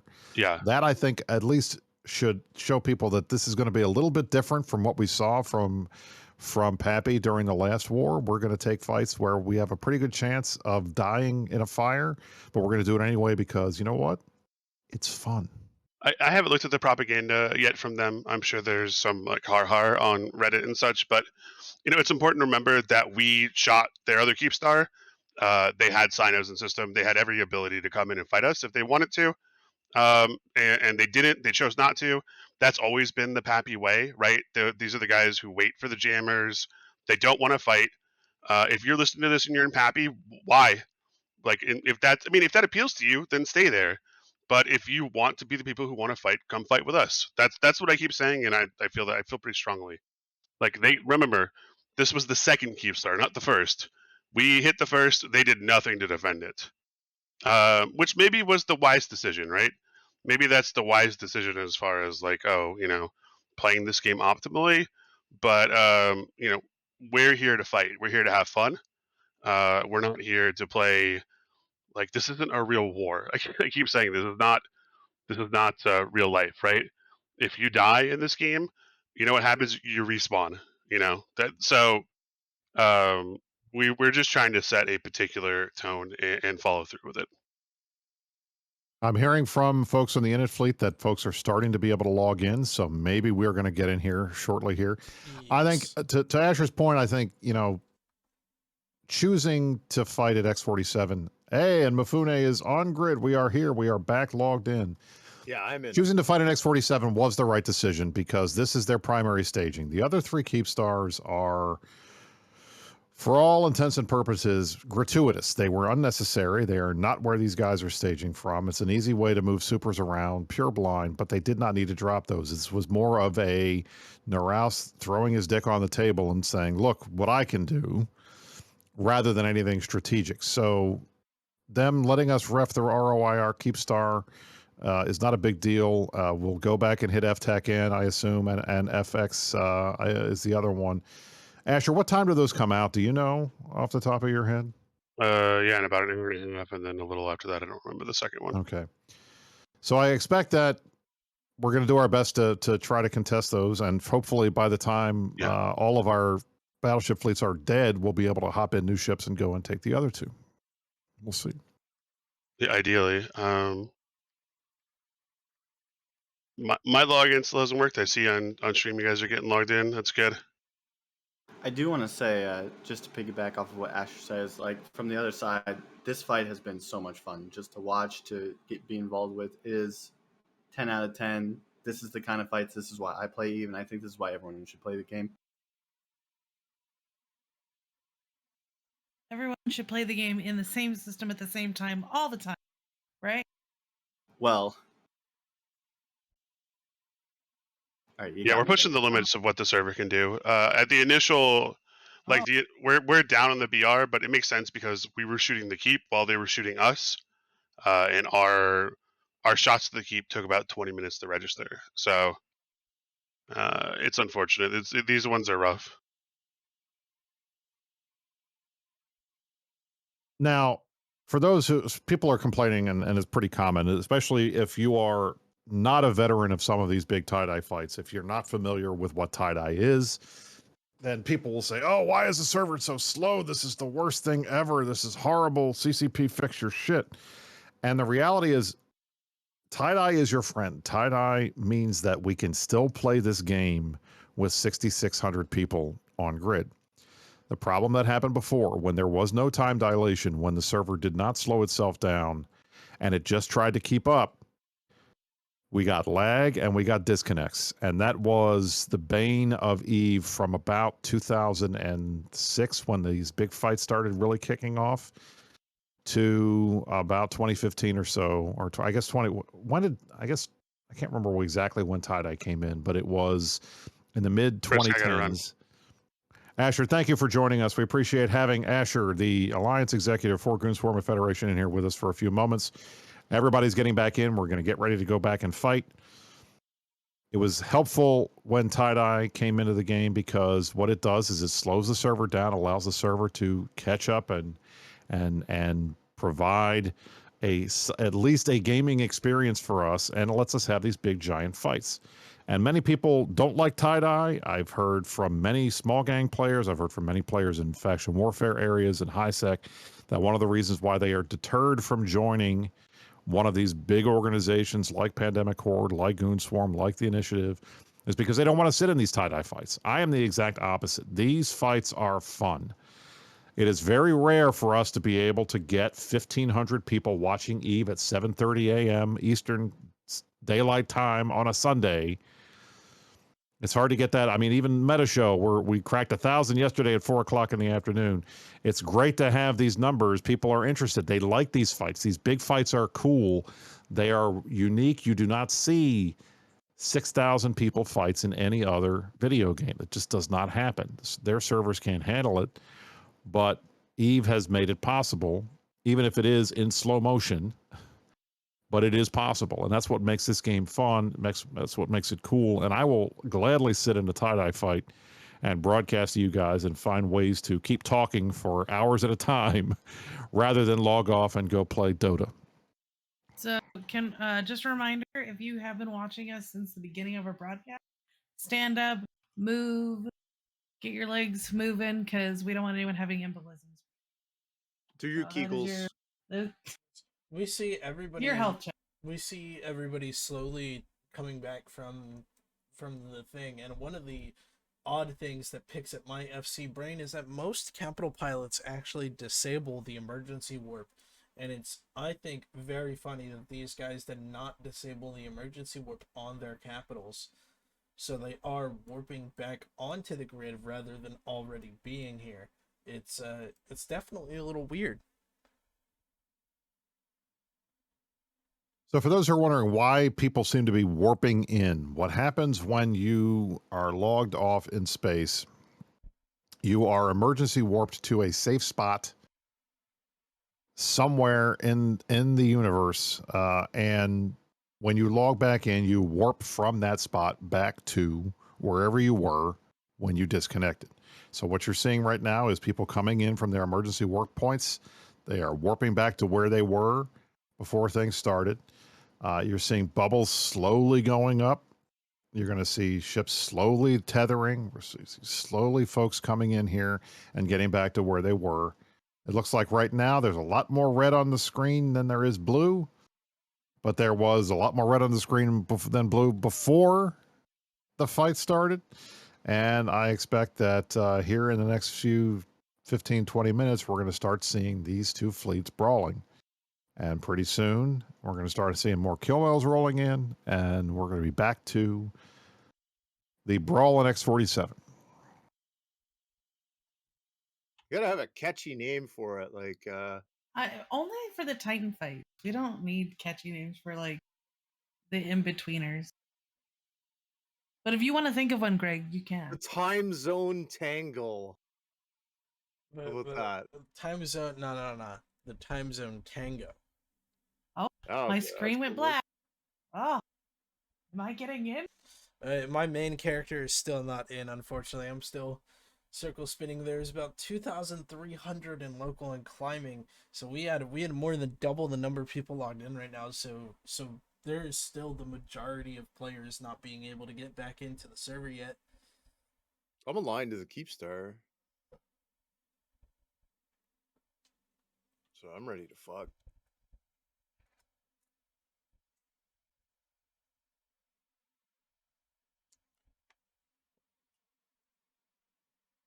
I will say that this is an interesting fight because fights this large with 6,000 or so characters in local tend to be the big Titan and super fights. And this is not a Titan super fight. There are maybe 20 supers on grid. There aren't that many capitals here. This is a subcap fleet more than anything. You've got some carriers, you've got some dreads, I assume, that are down there. But the reality is the vast majority of players here are in subcapital ships. The Imperium and B2 are in hacks and battleships.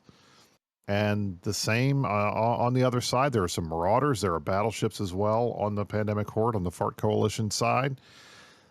This is old school. This is old school Eve. Back in the day, before Titans and Supers became ubiquitous, we had battles between big giant fleets of battleships. And it was to the point where a lot of the modern innovations that you see in Eve today, where everybody flies a doctrine ship that's fitted exactly the same way, it has the same speed, the same characteristics. The FC knows the exact range on everything. He knows where he has to be and how to move around. That's not how it used to be in Eve. In fact, that concept, the doctrine concept, the unified, uniform, homogeneous fleet was not a thing that was adopted quickly. In fact, many of Eve players back in the day, and I'm talking in the 2006 to 2013 era, did not like it. They did not want to be told, you have to fly this ship. They wanted to bring their Drake. They wanted to bring their own ships. So many ship fleets back in that time period would be, we're bringing armor hacks. This is a shield battleship fleet. This is a shield battle cruiser fleet. And you could bring whatever you wanted, fit it any way you wanted, as long as it was a shield battleship or it was a armor hack or whatever. That has changed. That was something that was an innovation that was changed in the game. And now you see quite often fleets of everybody being in the same type of ship. And in fact, many alliances will reinforce the idea that you have to fly what you are told to fly by denying ship replacement program SRP money to those who do not fit their ships properly and do not fit their ships the way that they're told and don't bring the right kind. So I'm still excited. Granted, we are in the doctrine days. It's not like this is kitchen sink fleet where everybody brought what they wanted.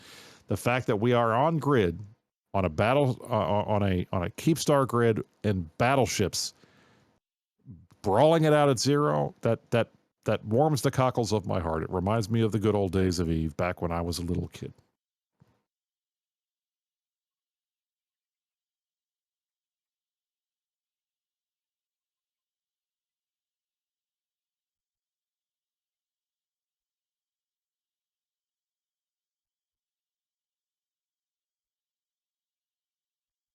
I'm just gonna echo everything that Brisk said because he's Sim's 100% quite killer, right on right?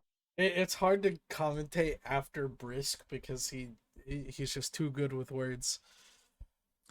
Well, I have it on good authority that this stream is giving people brain cancer because it's worse than American elected propaganda. So just be aware of that. Oh, apparently. Well, you know what? Can't be worse than mine, just in general.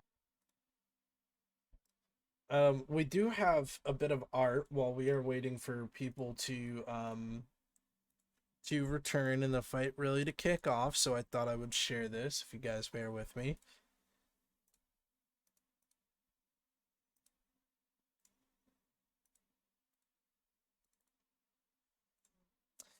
We have Asher welcomes Horde to the party.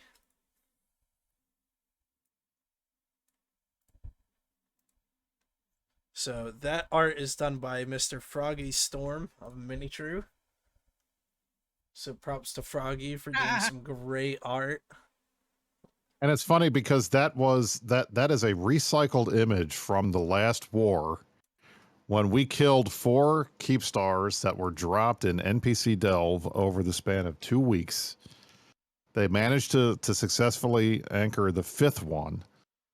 But it's funny that, again, we're back to fighting 4 Keepstars. And I had to say, I was laughing. We talked about this on the Meta Show yesterday. This is not the first. I mean, 4 Keepstars seems to be a commonly recurring number in EVE Online. We saw 4 Keepstars die in NPC Delve during the Vietnam War. And prior to that, Goons Forum and Initiative and the rest of the Imperium had managed to kill 4 Northern Coalition NC 4 NC Keepstars in one region in the same day. And now here we are again facing 4 Keepstar timers in one day. One of them we have successfully reinforced. The second we did not. And for those who believe that we are Fox News and are not willing to provide any kind of kudos to the other side, I would like to say, for the record, Pandemic Horde and Fraternity did a great job. They won the strategic and the tactical objectives so far. They've managed to keep us here, and they've managed to get their Keepstar repaired. They are 1 for 1 today, and they managed to win the biggest fight that they needed to fight, the one that was their main staging Keepstar in X47. This was the one that they could not afford to lose because this is where everybody was living.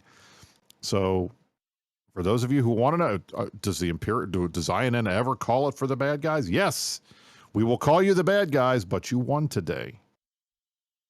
Now, the day's not over, and we were able to successfully ref one of your Keepstars. It will go into Hull in a couple of days. There are 2 more that are going to be coming out in the next hour or so, as Asher told us about 10 minutes ago, and we're looking to contest those as well. So this fight is not over. These battles are not over. And hopefully we'll be able to log in and finish this brawl here in X47. But in the meantime, congrats to Horde and Fraternity for at least doing some of what they wanted to do today. And as always, you can watch this shit on INN, breaking news. Yes, You we go will ping it wake up out. at 3 a.m. for you. Of course, my character is getting the bug that there is apparently 99 new items in my inventory, even though I know that's not true. Unless somebody gave you 99 of something. Someone did point out there is quite a lot of orange that logged back in first. Hashtag conspiracy theory. Quite possibly. We have about half the people. We're looking at half the battlefield has successfully logged in. We're waiting on the other half. I think it's interesting that it's been 45 minutes since downtime, and we are still waiting for the server to creep.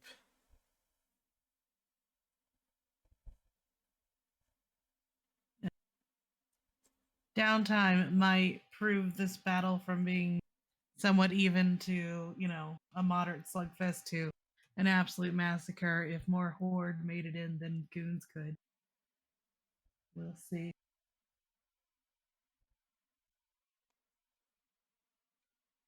Ladies and gentlemen, you are watching continuing coverage of the X47 Keepstar fight here on INN. For those of you who are not familiar, we are in the middle of the next big war in EVE Online. For the last year or so, Fraternity, which is one of the primary Chinese time zone alliances, has been fighting in the north against the B2 coalition, which includes groups such as the Brave Newbies, We Form Volta, and We Form Blob, among others.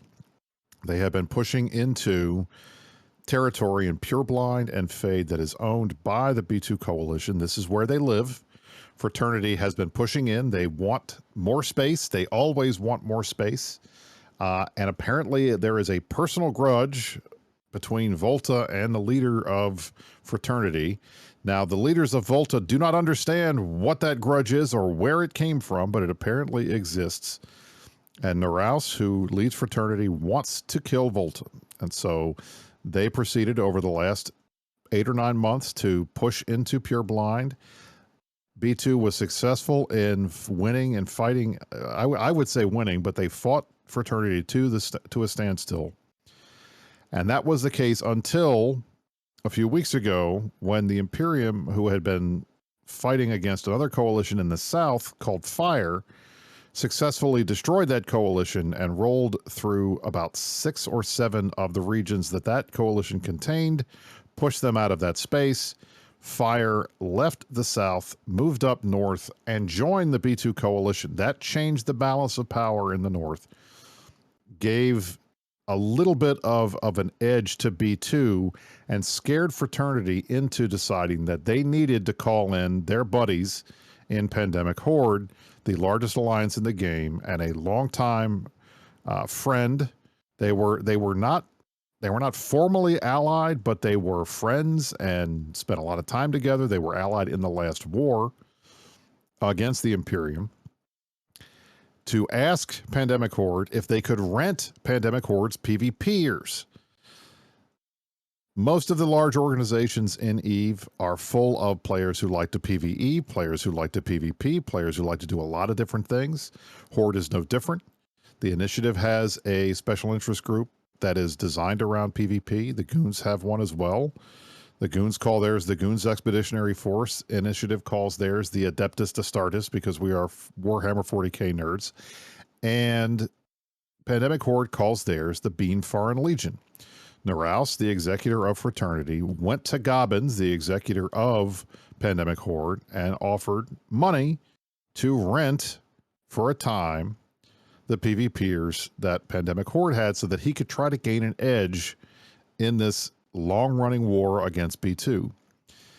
That was successfully negotiated, I guess, in the last 2 weeks.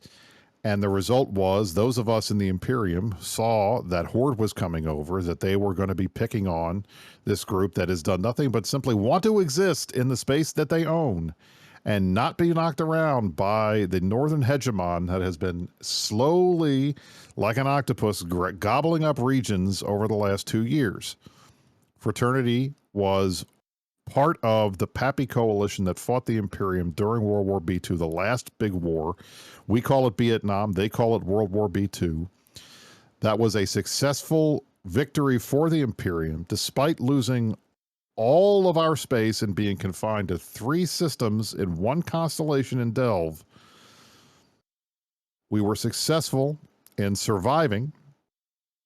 And not only did we survive, we pushed Pappy and all of their folks out of Delve, out of Fountain, out of Quirius, out of the rest of Imperium space. We destroyed all the assets that they left, and we rebuilt. It took about a year, but now the Imperium is back and as strong as it has ever been. And the Pappy Coalition lost a number of people. Legacy, which was one of the main coalitions within Pappy, fell apart and was absorbed largely by Pandemic Horde, amongst others. The result being that we are now in a tripolar universe, whereas before it was pretty unipolar. You had one big group that was left that was still capable of doing things, and now we've got 3 big groups that are capable of fighting each other. So when the Imperium saw that Neuraus had contracted with Pandemic Horde, he started fighting, started dropping Keepstars. Neuraus started dropping Keepstars in Pure Line. And the result was Asher and Darkshines and the other autocrats in the Imperium said, you know what? It's time for us to take a stand. The bad guys are in the north. That's where we need to be. And the result was last Saturday, not yesterday, but a week ago, Asher Elias, the Alliance Executive for Goonswarm Federation and the leader of the Imperium, gave a State of the Union speech in which he announced that the Imperium would be deploying north to defend Pureblind, Fade, and Declan in the north against the Pandemic Horde Fraternity Coalition, which we have lovingly termed the Fart Coalition. And this fight is the first major battle in what could potentially be a rather long war. Now, on the Imperium side, the war goals here are simply to push Fraternity and their allies out of space controlled by B2. We don't need to go and push Fraternity out of the space that they own. There is no war of extermination. We're not trying to make Neuraus quit the game. He's banned anyway. He can't physically log into the servers. He can simply run things from behind the scenes. We are not planning on doing any of that kind of stuff. The goal here is to defend B2 and clear out Fade, Pureblind, and Declan from any of the bad guys. And that is where we stand right now. This is the first major battle of that war.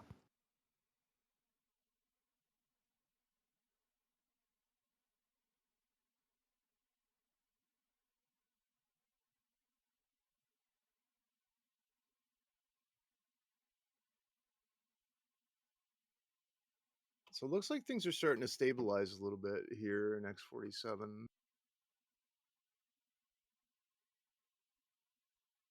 Ish.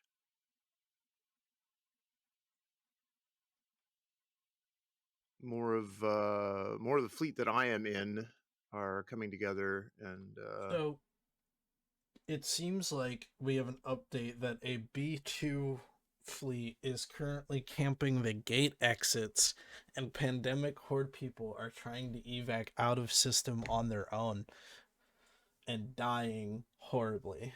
So that is kind of cool. oh yeah, that's a shame, isn't it? I think it's funny. Z-Kill is currently dying as well. My main character is currently on the blank screen, so my Stormbringer is slowly coming in. Servers jumped up to a whopping 4,300 now. We are at 4,300. Seems like that we are getting closer and closer to getting everybody else logged back into the server. It seems like there was just this massive wave of the server finally kicking in and letting people log into the game. More and more Fraternity and Pandemic Horde people are taking the Ansiblex gate. For those that see the blue line going across that bottom screen there, that is people coming in from the Ansiblex on a grid.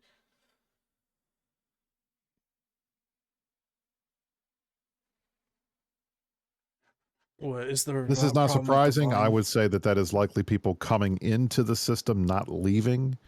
There is no reason why anybody on the other side would want to leave. They have multiple Imperium fleets trapped. We expect to eat a very large shit sandwich here over the next 3 or 4 hours. And I think it would be very weird to see people actually leaving when we've got a ton of folks on grid to shoot at. I think it will be a fun fight. It will continue to be a fun fight as soon as the server catches up.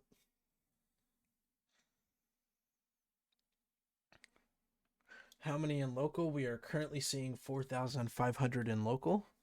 It seems to be steadily climbing now. I think it's just a matter of the servers finally starting to catch up.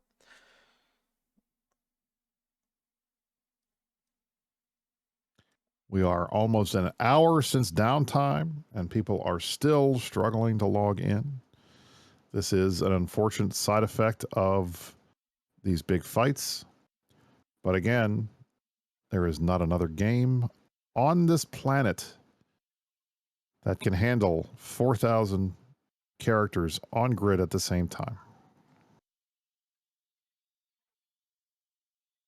What about the Keepstar that comes out in an hour and 40 minutes?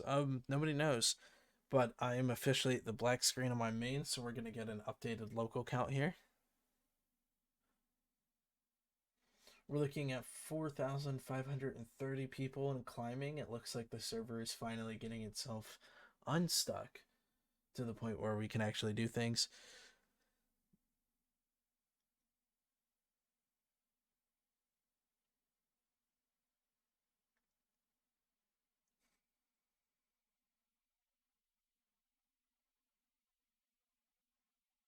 I got a kill mark on my my Stormbringer earlier. I'm pretty happy with that. Unfortunately, I don't think I'm going to be able to enjoy it in the comfort of my hangar.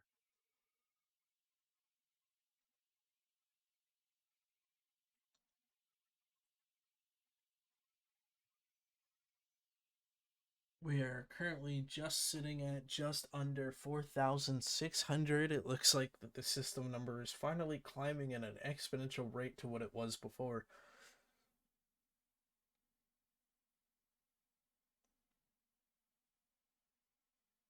Do I need to push up my mic volume? Okay. That's my fault, guys. I'm still trying to make sure I don't wake up my entire house. Why? The sun's starting to come up. It's actually like early grades for me now. Do you have a bugle, Mifune? No, I do not. You should get a bugle. If anything, Sunrise here for me was half an hour ago, so it is nice and bright outside. Nope, it is still sunrise. Well, actually, it's pouring fucking rain all day here, so I don't think the sun's gonna be coming out. It's cloudy, and we have a layer of snow on my neighbor's roof. Somehow. It is currently, oh my god, it's actually raining a lot today in my town, and I didn't even realize it. I don't think this Keepstar has a PDS. So the real question is, should I DoorDash breakfast? No, we're gonna do a celebratory Chili's run after this, no matter what happens. Chili's run? Okay. Hell yeah! After my 4-hour nap. I am finally back in the game after an hour. I am This still is exciting. on a black screen. Briss, do you remember when downtime itself was an hour long? That was not great either. But they've been doing experiments with no downtime, right? Yeah, which they did a few experiments with no doubt. I think the goal that they're hoping that they can get to, CCP is hoping that they can get to, is not having to do downtime for days at a time. That is their goal. They would like to not make downtime a thing for exactly reasons like this. They don't want to see big fights postponed or otherwise impacted because the server goes down at the same time every day. They don't like the idea that people use server downtime as a way to gain an advantage in the game. They don't like that. And they don't like the fact that whenever this happens, inevitably everybody sits here and says, oh my God, the servers suck. Oh God, this game sucks. We could have been fighting this entire time. if we didn't have to have downtime. So I think their goal is to get us away from needing a daily downtime, and then things like this potentially would not happen. Although I guess I'm willing to bet that if there was downtime once a week, we'd still manage to contrive to fight our big fights on that one day.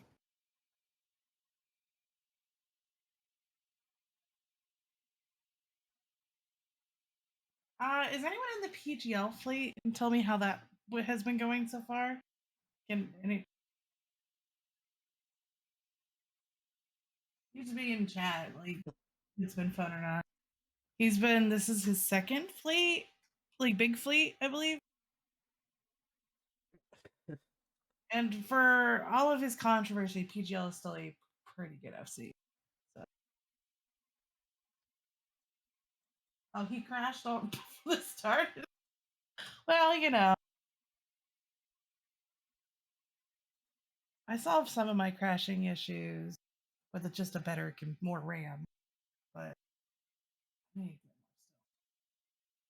Now, prior to about three years ago now, one of the big problems that we had in these big fights was EVE Online was a 32-bit game, and it only used 8 gig of RAM.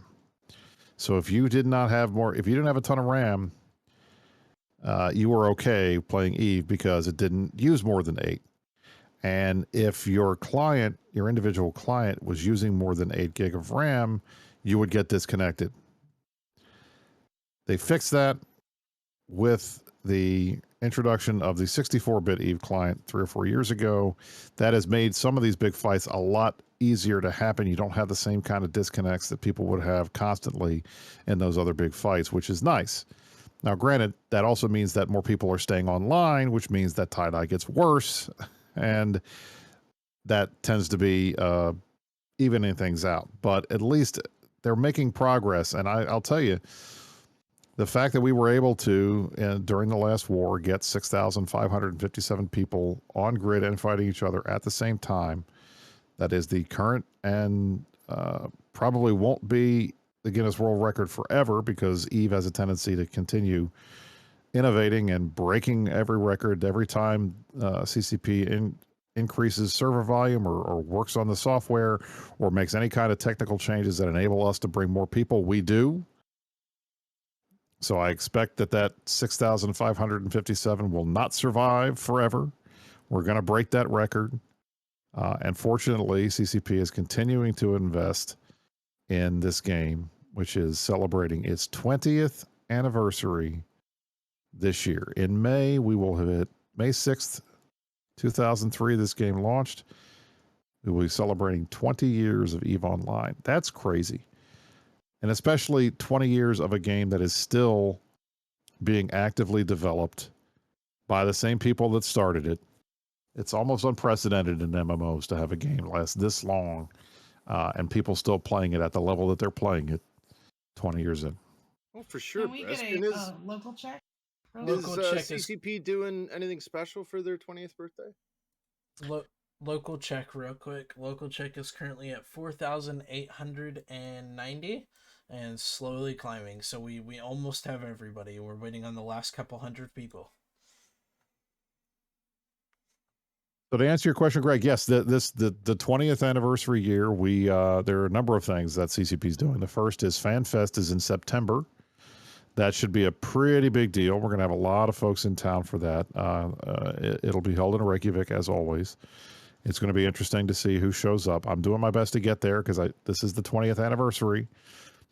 So I hope you guys will all be willing to fly out to Iceland and hang out in September. It's not the worst time of year to be in Iceland, not going to lie.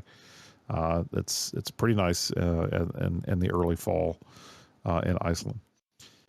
In addition to that, they have put together a mosaic that will be made up of, it's a picture of an apocalypse, but it's made up of individual character pictures. And in order to get your character's picture on this mosaic during this month period, you need to complete 3 of the in-game skilling spree events. They have various events that they provide every day for players to do. It could be mine a certain amount of ore. It could be complete kill X number of NPCs, or it could be kill X number of NPCs in Abyssal Dead Space. Regardless, as long as you complete 3 of those in that time period, your picture will be on this mosaic. The mosaic will be unveiled at FanFest, and there will be a digital version of it as well where you can find your face and show everybody, hey, look, I was on this mosaic. 10 years ago, they put together a monument outside of their headquarters in Reykjavik that had the names of everybody who was currently subscribed to the game at the time. I think it ended up not being completed until like 2014 or so, but it's pretty cool to know that your name is on a memorial somewhere in Iceland. And I have a picture of me finding mine with my little finger on it. It was very exciting. And I'm happy that they are doing this again for the 20th anniversary. And I hope that we'll see more things. I hope we're going to get cool swag we can buy. The last time, 10 years ago, they had a big box full of goodies that you could purchase, including art books and a Rifter model that was also a USB hub and a bunch of other things. I'm hoping that they're going to provide some physical stuff for us to get to. But in the meantime, do your Skilling Spree events, get on this mosaic, and try to get to Reykjavik in September for FanFest. So, reporting on the tie-dye, call times are at 5 minutes already, it looks like. So, thumbs up. Lag is going to be up there today. We're only looking at 4,000 or just under 5,000 at the moment, which is we were seeing about 5,800 before downtime. So we're still missing about 800 people, but system is actually lowering at the moment. So I wonder if people are getting disconnected or are people leaving the system. There are ships dying, so it's probably some of that too, because there are a lot of pods dying in this system, from what I can tell.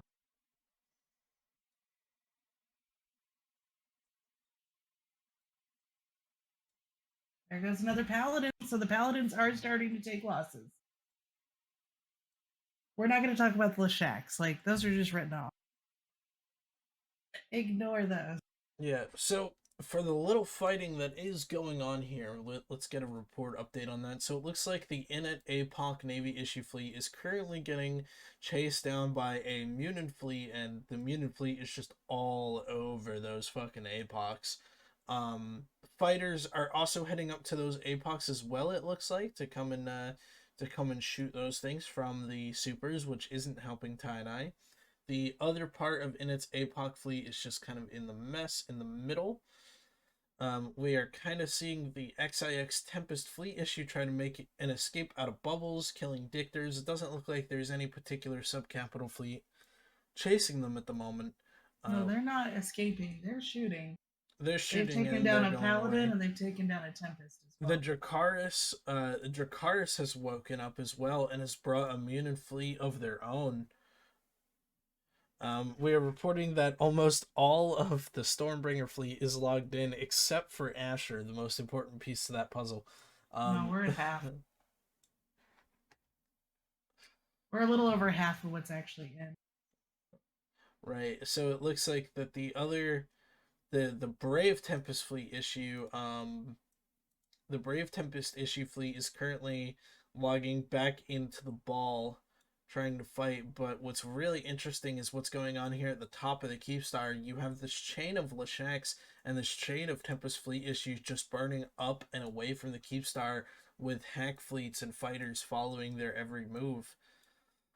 It's interesting that I think that both of these fleets are going to get absolutely chonkered before the real fighting continues. Those of you who are just tuning in, you are watching INN's continuing coverage of the 4 Keepstars in a day fights here up in the north. This is the second of the 4 Keepstars. The first Keepstar was not contested. It is put into reinforce, and the Imperium and B2 will be fighting to kill that in a few days. This was the second Keepstar in X47. Imperium has committed multiple battleship fleets to the grid. B2 has committed multiple hack fleets to the grid. The likelihood is all of those fleets will die. It's only a matter of time. We are sitting in a system X47, which is the staging system of Pandemic Horde and Fraternity, the FART coalition that is opposing Imperium and B2. This is their home base, and this Keepstar is their home Keepstar. They have supers on grid. There are super carriers at the bottom of your screen. They are uncontested because, as you can see, the Imperium fleets are on the top of the Keepstar. The supers are far away on the bottom, and they were never the target of this fleet because we were doing our best to try to shoot this Keepstar.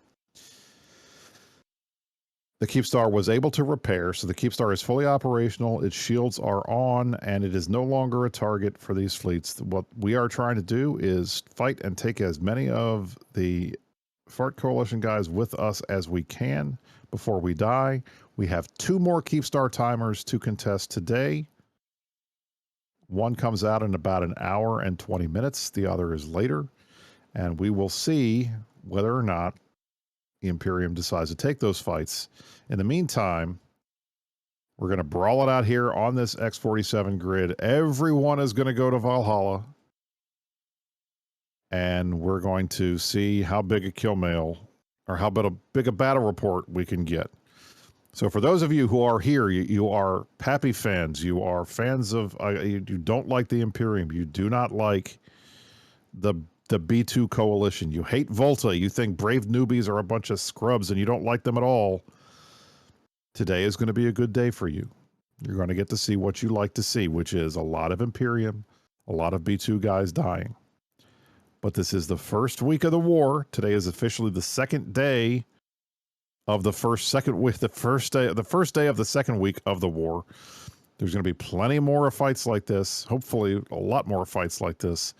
But in the meantime, we are going to fight it out on this line if it takes all summer. I give you an attaboy if you catch that reference.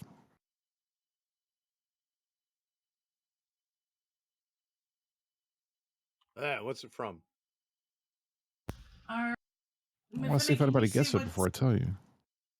Finny, can you tell me who is that line of ships running up to the top? That would be Lesheks. So the big line is the Lesheks, and then we also has Tempest fleet issues. They're currently getting munched on by Munin fleets and fighters.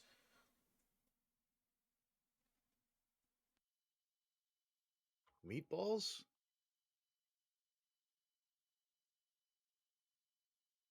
Nobody got it? All right. That is a Civil War reference. Ulysses Grant said that he would fight it out on the line in 1864 if it takes all summer. And he did. Famous quote. Well, it's famous if you're a Civil War nerd like me, but in any event. Thank you. Griffin got it. Battle of Spotsylvania. My guess was Bill Murray's Meatballs. No.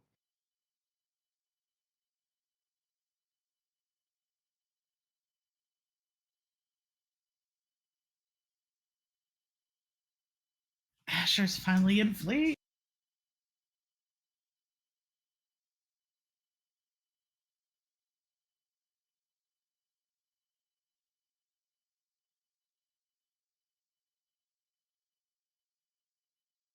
What is the plot of this battle? The plot of this battle is the guys in the blue are shooting the guys in the orange. The orange guys are shooting back at the guys in the blue. And whoever has fewer guys left on the grid at the end of the fight is the winner. Although in EVE, one of the benefits of EVE Online is there are a lot of ways to skin a cat when it comes to deciding who wins a fight. And I appreciate this because there are strategic objectives, there are tactical objectives, there is the ISK war, there is who controls the grid, there is the strategic objective of the Keepstar, reffing the Keepstar. So there are multiple ways for groups to win, and there's nothing better than a fight where one side wins their strategic objective and refs a structure or kills a structure, but the other side kills more of those ships and they paid the blood price, they paid the iron price to get that structure killed, and both sides can walk away feeling good that they won something, and then we can fight it out amongst the propagandists over who actually won that fight and who actually won that war. It's a very interesting, fun time.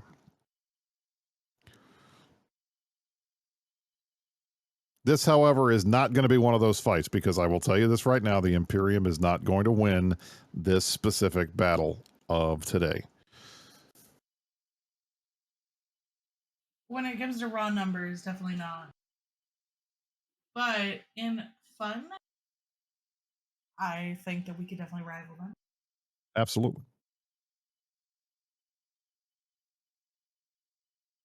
So I am impressed with the variety of ships on field, because what would this grid would have looked like 2 years ago? Maybe one Baltic fleet, maybe two, 3 Munin fleets, an Eagle fleet, a Serb fleet, and then a bunch of more Munin fleets.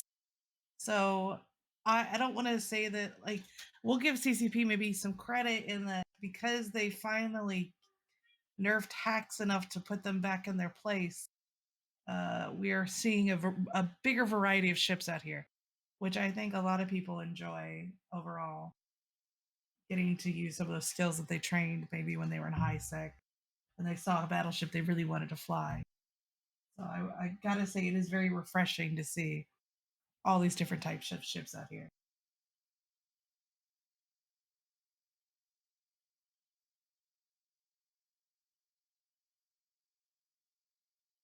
Is there a particular ship on grid that any of you were very excited to learn early? I was excited to see how the Lashaks would do, but looks like they just ate shit, which is fine. It happens.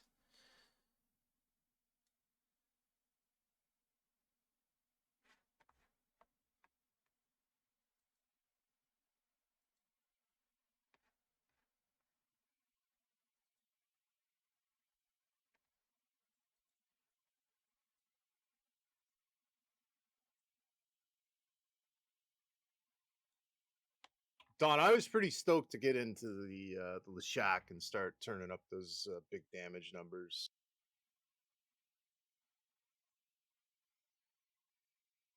So we're currently looking at 6 minutes on calls here.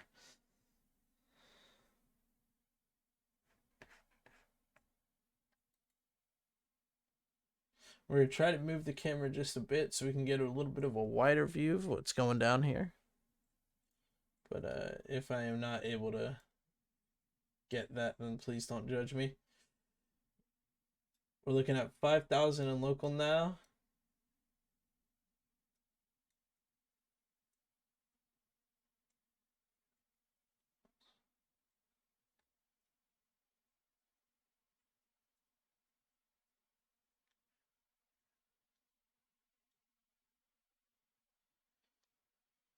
I am finally being shot at. Holy Lord Jesus, finally, right? They'll It finally has free you happened. of your bonds. And then you can go to bed. So Vili is apparently on grid with a bomber fleet. That's all he does now.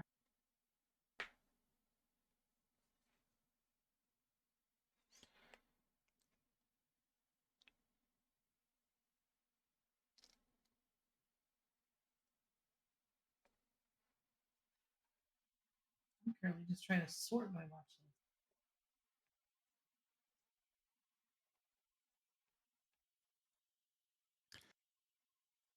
I'm pleased that I can be one of the first guys to die in our fleet, as is my job. I did just watch a new blue fleet that's been stuck on the gate for the past hour and a half finally warp over towards the Keepstar. So while we are where's Kevin?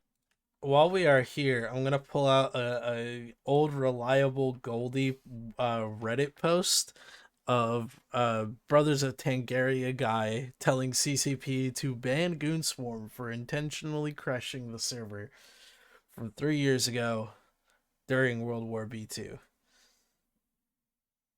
It is an old post, but a Goldie post.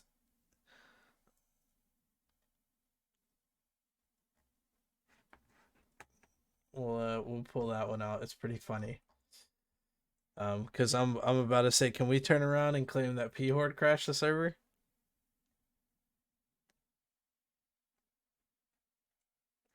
Meta, while I would love to go in closer to get a better detail of the battle, moving the camera is very difficult in these types of fights. As things start heating up more and more, we might go in just a little bit closer. But as you can see, there is still plenty of fleets that are sitting on the gate, still plenty of fleets on the Anciplex.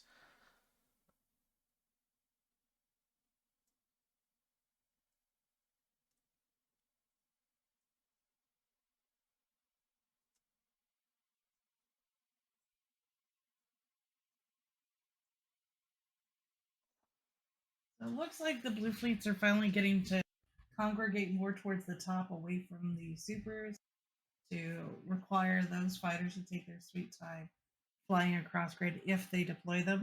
I did see at least one set of fighters when they were all warping in an emergency.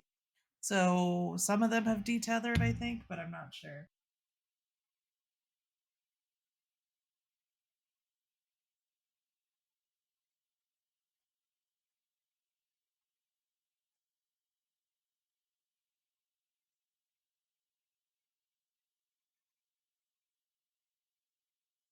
Did the Keepstar repair? Yes. And at the moment, we are looking at a local count of 4,900.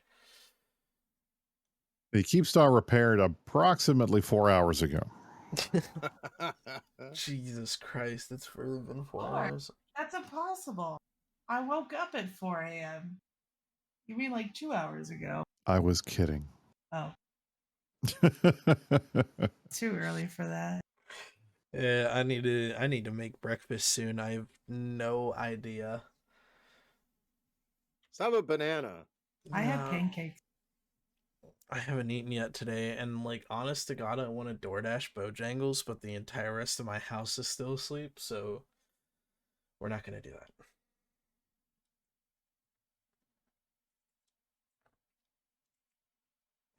Billy, stop on. I wonder how well a bombing run works in this sort of weather. It doesn't. It's gone. It does not. Do you just like get off of somebody at like 45 and throw the Oh, bomb? well, it looks like that other structures are being hit in the Pure Blind War. That the F-Tech and Fraternity Fortizar has now lost its armor and has gone onto its hull timer. Okay. There was one in Peaker too, I think. P33 was killed a little bit earlier today. You mean we're up to some greasy shit? Will we keep them distracted with this? You are pretty distracted. Just about 4 minutes in it trying to fucking target somebody.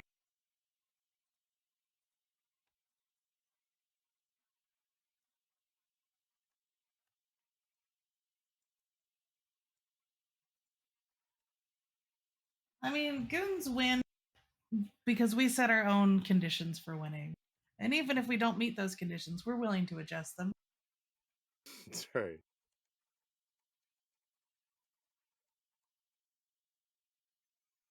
So Asher has officially clicked the Warp Fleet button, and we are currently waiting on the outstanding call of 5 minutes for it.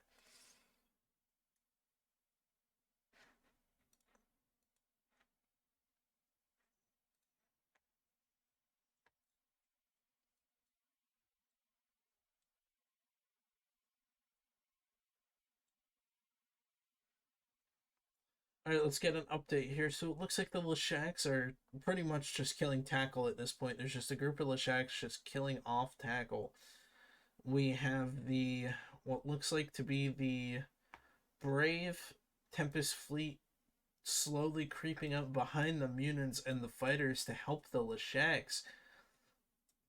We also see the Brave Munin fleet doing the same, heading up to the north part of the Keepstar, as well as the Init fleet, what remains of it, trying to kill off these hacks at the top of the Keepstar.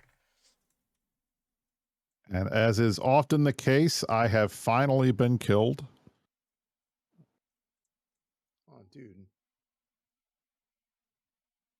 60 involved parties on my kill mail. Very pleased to see that. Have you ever considered just like getting an alt that no one knows and never talking on it? Never, absolutely not. I enjoy being the first to die. It is my role on the fleet to tank for everyone else, so I'm happy that I could do that. All right, so we're gonna try to get a closer look here since a lot of people have been asking for it. So here is our close-up Keepstar view of what the fight is looking like right now. Oh, let's see how this goes. Just don't be like Greg and be like an ADD squirrel. Whoa, wait. Nothing wrong with Well, squirrels. it It's nice seems to like animals. the Asher fleet has officially established their warp vectors and are currently about to arrive on grid any second now. We were 250 strong, and now we're at not that.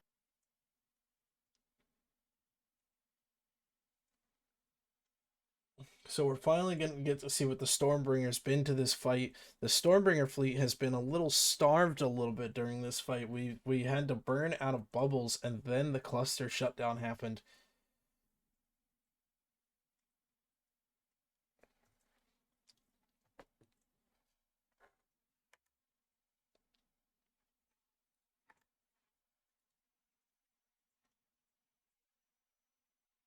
There goes the Stormbringers heading in right on top of the friendly Leshaks.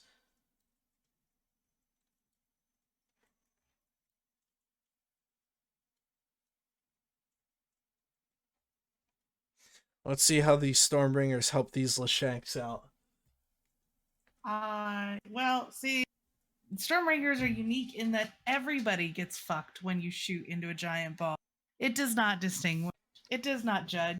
It only provides murder.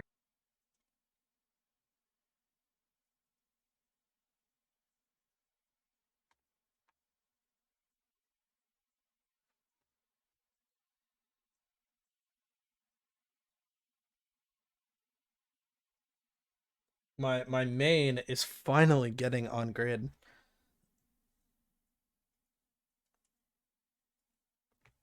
And it is officially snowing in North Carolina now. This is fantastic.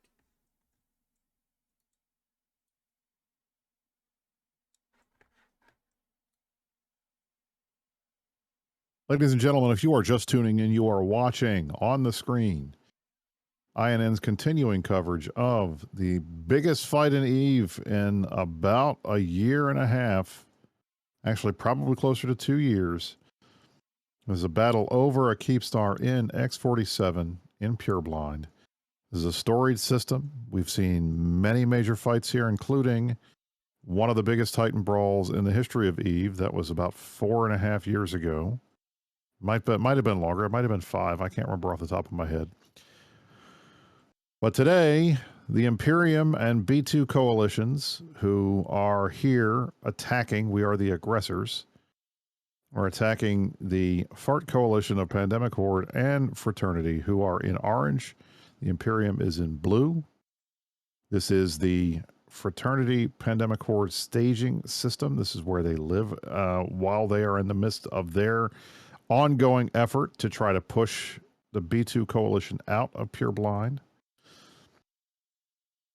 This Keepstar was reinforced. The shield timer was completed on Friday afternoon. That is 2 days ago. And the armor timer, which is the most common timer for these big structure fights to happen, to actually get a fight on, came out about 2.5, 3 hours ago. Thanks to server weather, the Keepstar was able to repair itself without being attacked, despite the fact that Imperium forces were on the grid. They simply could not lock and fire on the Keepstar within the 15-minute time frame because of the fact that we had nearly 6,200 characters in local. The current Guinness World Record for concurrent PvP players in EVE Online is 6,557. That was set at the Battle of M2 in the Vietnam War about 2.5 years ago in December and January of 2021. This was 2 years ago. We got close to breaking that record today. We did not break that record, but this is the first major battle of this war, which I think bodes very well for whether we're going to have some more of these fights in the future. Now, one of the interesting things about this fight, this is a Keepstar fight. Keepstars are the largest structure in EVE Online. They are designed to allow Titans and supercarriers to dock. They're the only structures that Titans and supercarriers can dock in. But despite that fact, there are no Titans in this fight. The system is Sino-jammed, so capital ships from the Imperium cannot jump into this system. The defenders have a number of supers, as well as a number of carriers, a number of faxes on grid, because this is their staging structure. They are the defenders. They are the home team, and they have home field advantage. This is a very rare thing in EVE Online. This is a Keepstar fight where the aggressor is in subcaps. This was a much more common thing a couple of years ago, prior to the changes to the micro jump drive, which was used by the initiative, among others, to kill Keepstars in giant Raven fleets. They were called Boosh fleets, where 255 of your friends would all get together and would be booshed around the field by command destroyers using their micro jump drives that would instantly take the fleet 100 kilometers away from wherever they were. And it made it possible for subcaps to reinforce a Keepstar because they were moving quickly enough and changing grid quickly enough that it was very hard to intercept them with subcaps. And the Keepstar itself could only doomsday once every 10 minutes. And that would kill a handful of ships, but not enough to stop a fleet that was designed and 100% committed to killing that Keepstar. So this is the first time we've seen a subcap only Keepstar fight in nullsec in quite a long time. And I honestly think it's rather refreshing because I like fighting in subcaps. I think it's fun. Yes, it's fun to be in Titans. It's fun to be in supers, but I'd rather lose a 500 or 600 million ISK ship that's easily replaced rather than losing a 120 billion ISK Titan, which is not so easy to replace. 120 billion ISK right now is probably around 1,000 to 1,500 actual dollars, whereas a 500 million ISK ship is considerably less than that. So it's a lot easier to swallow those types of losses when you're not in these giant fleets and these giant ships. These fleets are giant, but they are all smaller ships, which is a relative rarity, and I think it's interesting to note that. Yeah. At the moment, quick update, the Lashaks are still trying to get out of bubbles. The Stormbringers are here trying Asian Park to... asks, how many subcaps will it take to destroy a Keepstar? Well, that unfortunately, I have to give you a lawyer answer that. It depends. If the Keepstar is online and it is being gunned, you'd need a pretty sizable fleet to do it. I'd say, 200 or 300 ships would probably be enough. If there's no one in it and there's no one fighting on it, you could kill a Keepstar. It would take a while, but you could kill a Keepstar in as few as 15 to 20 ships. But the reality is these are the largest structures in EVE. They very rarely are destroyed without fights. It does happen. It is not unprecedented to see folks be willing to trade a Keepstar, which costs generally in the 100, 200, 300 billion ISK range, depending on whether it is fitted. The rigs on these structures are very expensive. The core for these structures is very expensive. It's designed to drop so that the aggressors have something that they can take that is worth money that they can sell. And Did we lose you, Brisk? Without a core, the Keepstar does not function properly. It cannot be online without a core, and if it doesn't have a core, it loses things like tether. It loses things like clone bays and other types of services. So everybody puts cores in their Keepstars, and that provides something for the aggressors to take and for the defenders to try to steal before the aggressors can get to it, which adds a little bit more dynamic gameplay to these big fights. But today, what you're seeing right now, you can see the blue battleships all stretched out in a line. They are trying to get out of bubbles to position themselves to be able to pick off as many of the guys in orange as they can before they are destroyed. This is a pretty standard tactic. Now, what's going to be happening is the guys in the orange, the Pandemic Horde and Fraternity fleets, they will be sending all of their interdictors at those battleship fleets to try to bubble them. When you are in a bubble, you are unable to get away. You cannot activate your warp drive, which means you can't warp off the grid when you are in a bubble. And thus, those ships are then trapped until they can get out of the bubble. And then tie-dye like this in time dilation where 1 second is 10 seconds of real, one in-game second is 10 real-life seconds. The reality is it takes quite a long time to get out of a bubble. And I think when Asher and Darkshines and the other leaders of the Imperium chose to take this fight on this grid, as Asher mentioned to us a couple hours ago when he popped in right around downtime, they chose to take this fight. They did not have to, but what's the fun of Eve if you're not actually fighting? So we're going to see a lot of people coming in to this fight. I do not expect anyone in the Imperium to get away. I have already been killed because I'm always usually the first to die. And many of the rest of us who are on grid are slowly going to be picked apart. These are not Hick bubbles. These are interdictor bubbles. They are regular dictor bubbles. The Hick bubbles are larger. They are a different color. And they tend to move if the Hick is moving. These are not moving. They are just regular bubbles. So the reality is that the Hick bubbles are the same as your regular dictor bubble. The only difference is the dictor bubbles don't move. They are not attached to the ship, whereas the Hick bubble is a module on the ship and it moves with the ship and it is also larger. But there's no reason to have Hicks out here. Other than Hicks are typically used for when you are trying to tie down Titans and Supers. We don't have any. So if there are Hicks on this grid, I don't know why they're here. They are a waste of time. Dizzy, they asked, why fight if you're not going to win? It's kind of silly. Well, part of the fun of this game is killing the other guy's stuff. So when we're here, they're here. We want them to fight.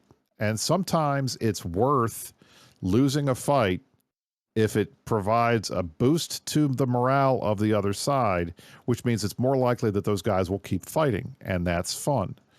Now, this week has been a very rough week for the FARC Coalition. Fraternity and Pandemic Horde have had a very bad week. They have lost multiple structures. They've lost multiple fights, and those fights were not close.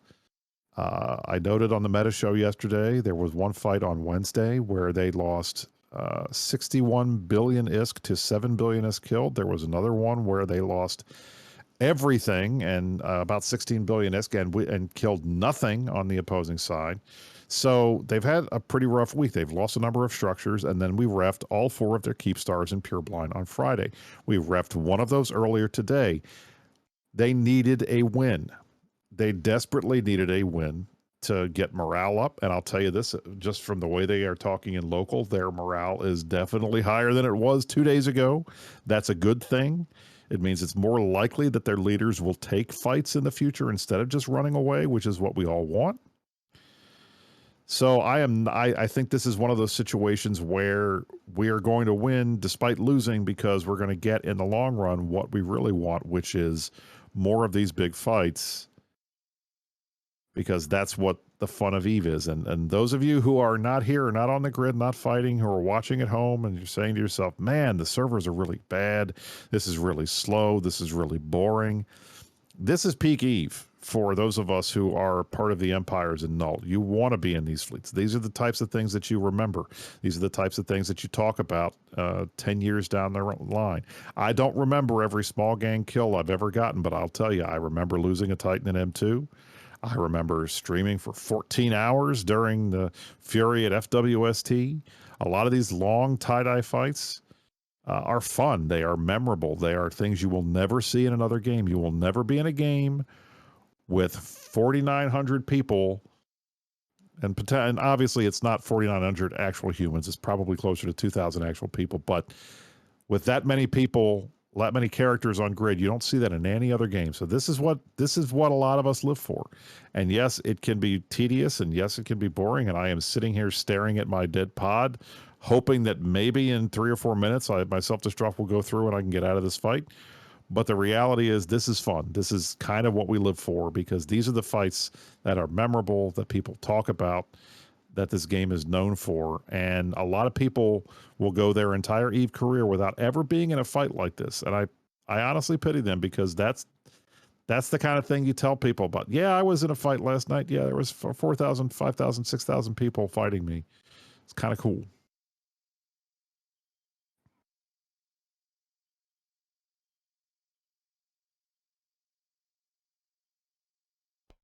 It's very interesting. So far, we look like the Stormbringers are slowly heading down. They're right here at the top of the peak, slowly heading down into a small ball of fighters. They're really looking to get in there.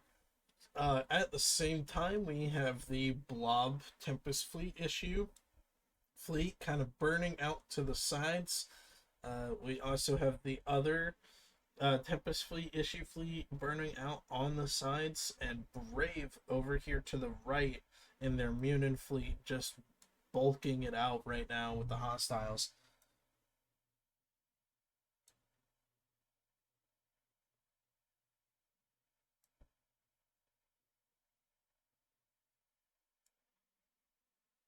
These Stormbringers are a lot of fun. These Stormbringers are definitely a lot of fun, but tie-dye is really starting to kick in for me, at least. I've been waiting 7 minutes for my MWD to activate so I could actually catch up with the rest of the Stormbringers. So it's a little broken. I'd like to point out that I have a Leshak targeted that's 150 kilometers from me, and it still hasn't just killed the lock. Thank you, CCP. So Xanthor says, this is typical goon talk, lol. Somehow PH loves to mine more than PvP, yet all the miners are kicking their butt, haha, brisk. Sometimes you need to write yourself a script so you don't talk out of your fat ass. I've already noted that Fraternity and Pandemic Horde have won the fight today. There are 30,000 characters in Pandemic Horde. Not all of them are here. Like any large alliance, a good proportion of the big groups are folks who want a PvE. They're not here to PvP. This was a common claim about Goonswarm prior to the last war. It's a common claim about all these big groups, including Fraternity and including Pandemic Horde. There's nothing wrong with that. If you want to mine, that's fine. And yes, Horde and Fraternity are winning today. They're winning this battle. This is not the end of the war. This is not a situation where goons were cocky or that somehow we thought we bit off more than we can chew. We refed a Keepstar earlier yesterday, I should say. Well, I guess it is today, earlier today. There are 2 more that are still to be done. But obviously, this was going to be the hardest nut to crack because this is their main staging. And that's fine. And if us losing this fight today means that it makes it more likely for the next fight to happen, that's it. That's what we'd like to see. I have no problems at all allowing Pandemic Horde, or even being willing to give Pandemic Horde and Fraternity a morale victory if it means that this war goes on longer and that we get more fights out of it, because in the end, that's the goal. We can't win every fight. Nobody in EVE is undefeated. Nobody in EVE wins every time. The Imperium doesn't win every time. Horde doesn't win every time. Fraternity doesn't win any of the time, it seems like, but they don't win all the time. And there's nothing wrong with that. And I prefer to think of Brisk's ass as succulent more than fat. Way to make things weird. Chris is Also, 100% correct, though, right? We got to get out here and You show guys them seem to that, be yeah, caught up on the we fact that I we want said to that fight. sometimes losing is winning, and I don't think maybe I didn't explain myself properly, or maybe well, you're just fun. being obtuse. But the reality is, if you are concerned that the other side is simply going to roll over and run away because they can't win and they keep losing every time, the result of that is a boring war that devolves into nothing but structure bashes. That is our goal is not a boring war that is nothing but structure bashes. We would like to have some fun. We want to have some big fights. And if by winning today, Pandemic Horde and Fraternity are more likely to take a fight tomorrow that they would have passed on if they lost today, then I think that is a win for everybody involved. Now, yes, you can call that spin. You can say, I am saying that feeding is fun. I have never had a problem feeding, and sometimes it can be a lot of fun, especially when you're not in the mood to take 30 jumps to get home. But the reality is, in this game, when both sides can feel like they've walked away with something that is beneficial to them, they are more likely to fight in the future, and those are the best kinds of fights.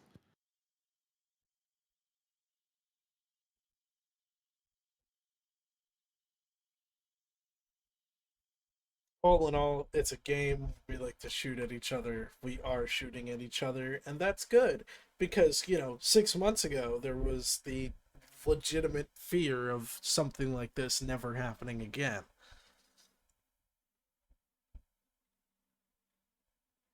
Thank you to whoever potted me. I appreciate that. Now I can go back home, get ready for the next fight. Risk Looks is like I don't believe we please. have an accurate battle report right now. I think Zekiel is probably not doing very well at the moment. But that will eventually populate later on in the day, and we should have a better idea of what the numbers are. But I will tell you this, you can pretty much guarantee that Horde and Fraternity are winning the ISK war. And will win the ISK war when all of the dust has settled from the fights today. It looks like the Stormbringers are heading into the fight. As you can see, they're really big dip in here, and they seem to be going for no supers have died, them. Bewilder. This has not been a super fight. The defenders are the only ones that have supers. If you look in the upper left hand side of the screen, there are two pictures of panda bears, and then there's a symbol to the right of that. That symbol to the right is the visual indicator in the system of whether or not the system has a Sino field jammer online. If a Sino field jammer is online, that means that the main way of jumping in capital ships, which is through a Sino field, is not available to the aggressors. They cannot Sino into this system. So the Imperium and B2 do not have any caps on grid. We could not bring them in. We had to have gated them in, and gating capital ships in is usually a last resort and one that rarely works. So the Imperium and B2 only have subcaps on this grid, and the supers that are still on the bottom of the screen were not the target today.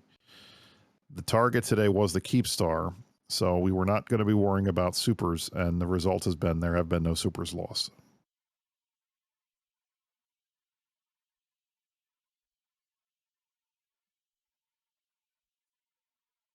And so the Imperium Stormbringer fleet has officially targeted a fighter grouping.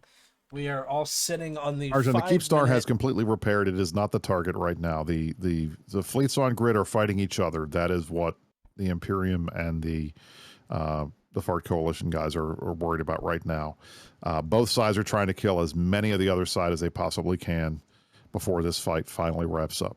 And that is what they're doing. To be perfectly clear, we could have extracted. We could have said, okay, well, we lost the objective and we're going to go home now, and got out with the majority of our ships. Xanthor says, I appreciate your optimism, but the hard fact is that goons have a very poor leadership and almost no proper tactical planning. Wasting ISK and losing fight after fight is not how you play to win. That is true. This is the first fight, however, of this war that we have lost. Every other fight we have won. And we were able to defeat the entire rest of the game that came at us in the last war. So I would say our leadership has done a pretty good job of managing to hold our coalition together despite pressure that would have probably destroyed pretty much every other group in this game.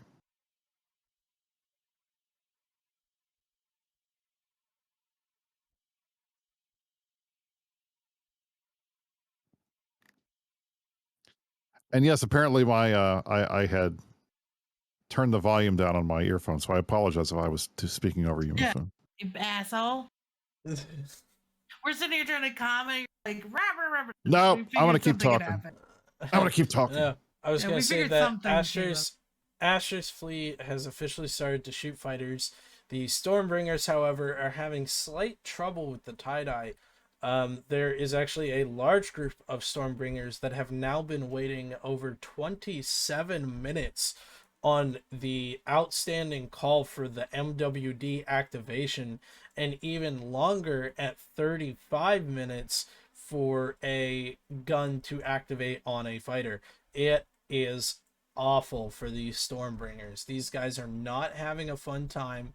There's a lot of people stuck in the back of the fleet, and a lot of it is just because the server is shitting itself for this fleet.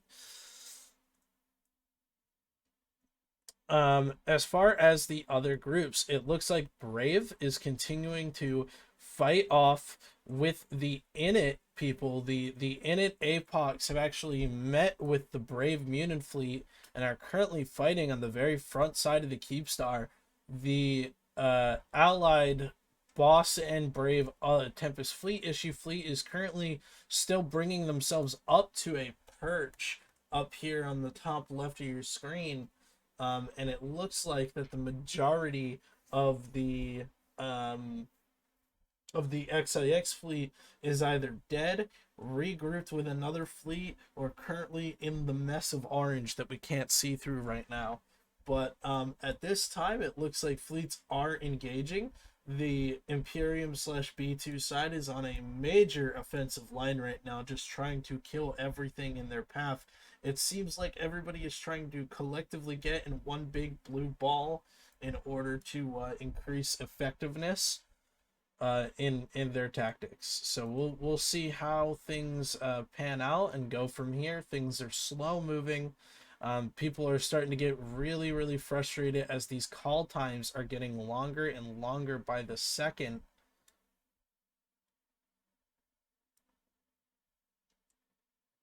We can see a Sleipnir fleet has broken away from the main Keepstar area.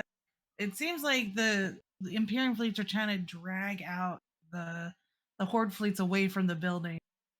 Yes, it does look like a Horde Sleipnir fleet is trying to meet the Brave Blob as well as the Init Apox. And the Stormbringers are slowly but surely actually coming to that front, it looks like, to engage the Sleipnirs. We're sitting about 100 off of them. So it looks like we are swinging by into this fight, trying to just collectively help our blues. While at the same time, Horde also has a Munin fleet directly on top of the battleships. And there's even a small fight. You guys can't see it. You can barely see it on the bottom right-hand corner of the cameraman. There is a Dracarys Munin fleet currently hunting all of the different ships popping in through the Horde Ansiblags. It is slowly but surely moving into a fully fledged, better and longer fight for everybody.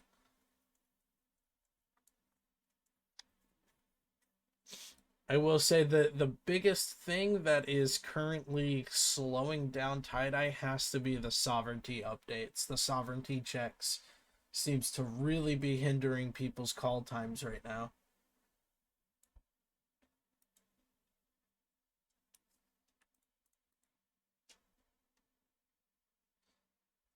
It seems like the Stormbringer fleet here is going to be primarying the Munin fleet that is chasing down and tackling the Brave Blob and Imperium battleship fleets.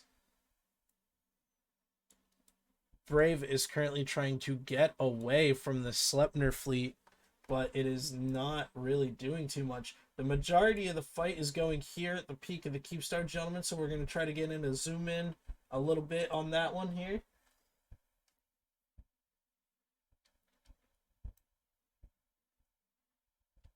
It's just this giant L-shaped boot of people colliding with each other.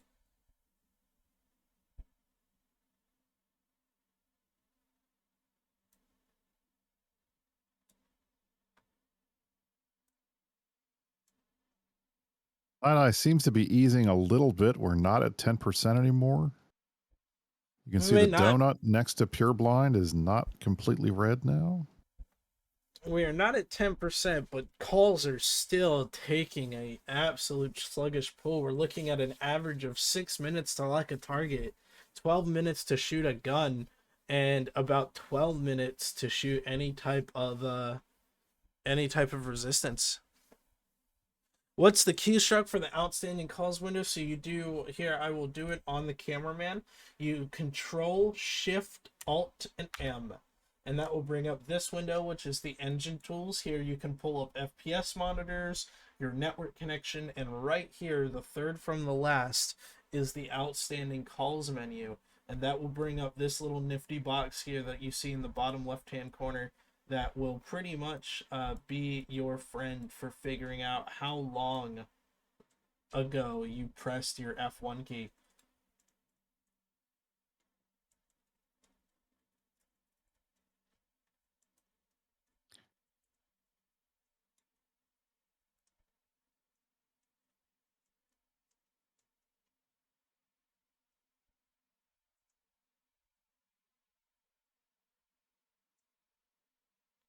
So the Imperium SAC fleet has officially caught a Naglfar that has just logged back in and actually got caught in a friendly bubble on the gate.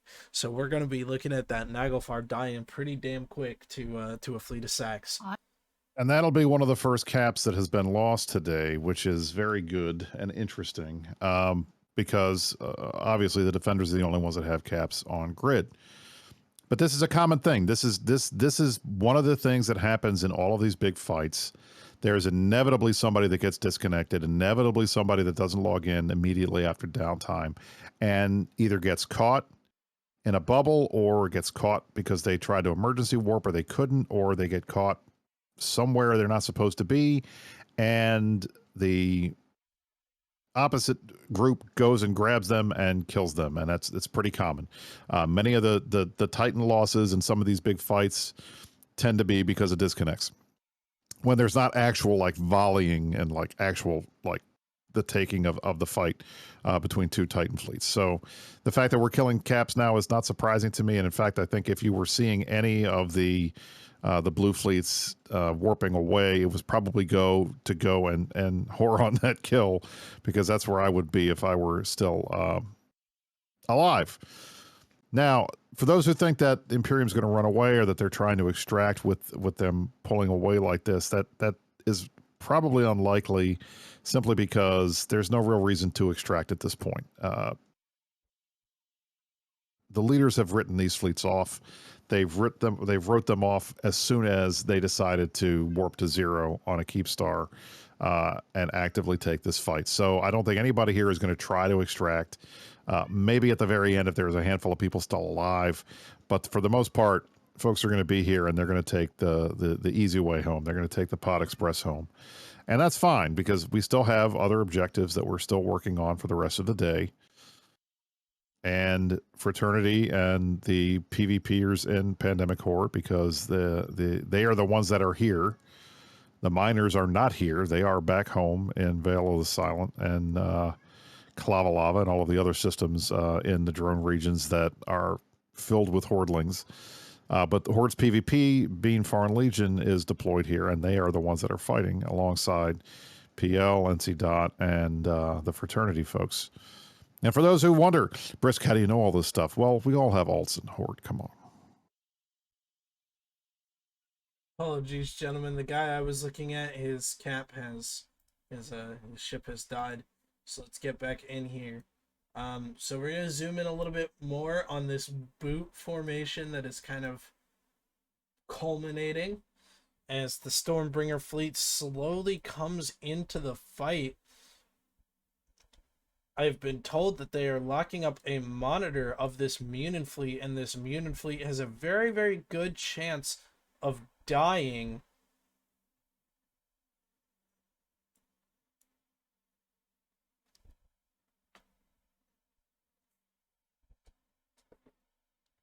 Ladies and gentlemen, for those of you who are just tuning in, you are watching continuing coverage here on INN of the first big battle of the war in the North. This battle is taking place in X47 in Pureblind. This is the staging system of Fraternity and the Pandemic Horde SIG that are engaged in a fight against the B2 coalition who lives in Pureblind and their allies, the Imperium. Test On is your here? screen.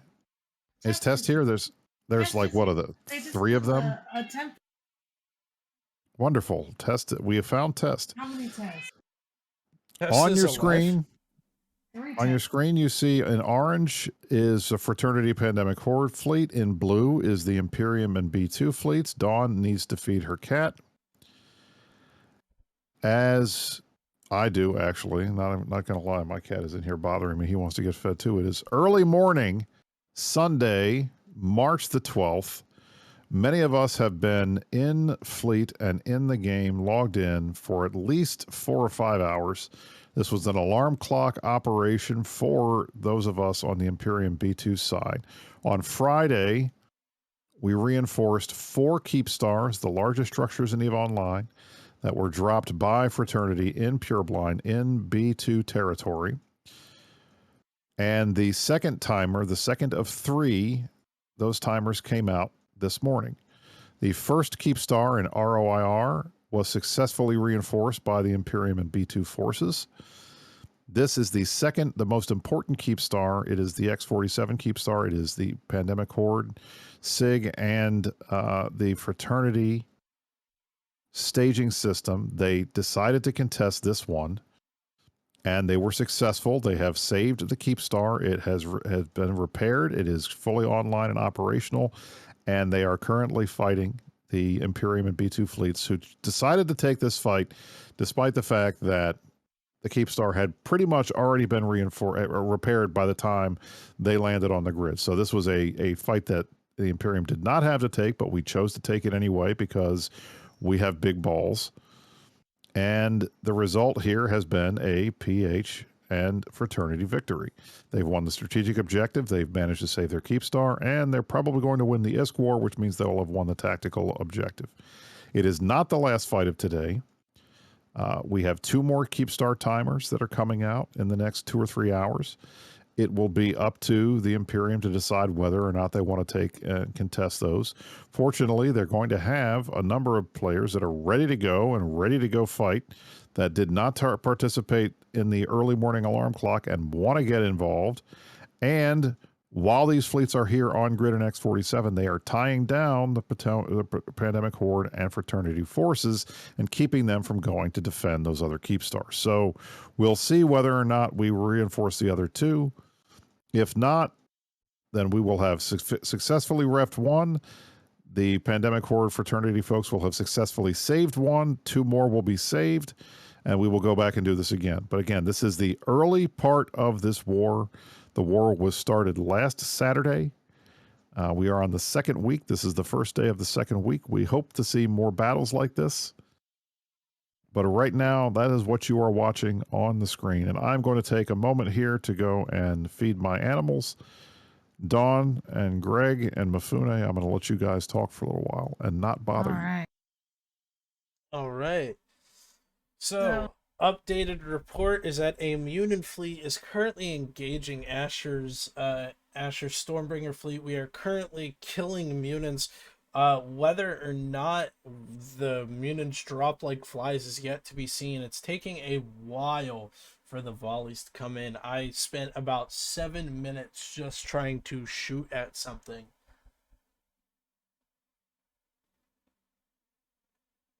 Well, I've told my reppers to rep somebody.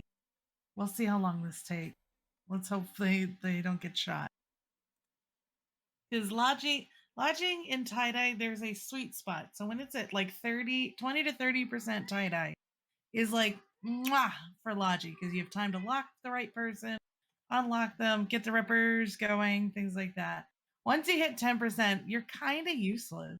Like by the time someone broadcasts, they're probably going to die just because of how long it takes to lock.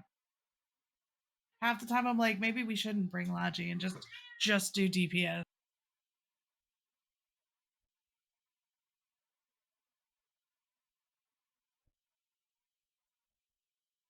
Keep the questions rolling in Twitch chat.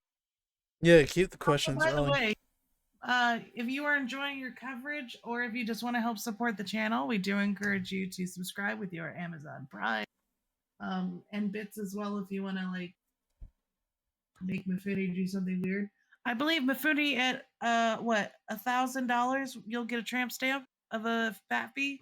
$1,000. I'm getting my tattoo of the fat bee anyway. I'm not getting a tramp stamp, people. Yes, the tramp stamp. Oh no, it was a tramp stamp, Mifune. I'm 100% sure. We have it recorded. I'm not getting that.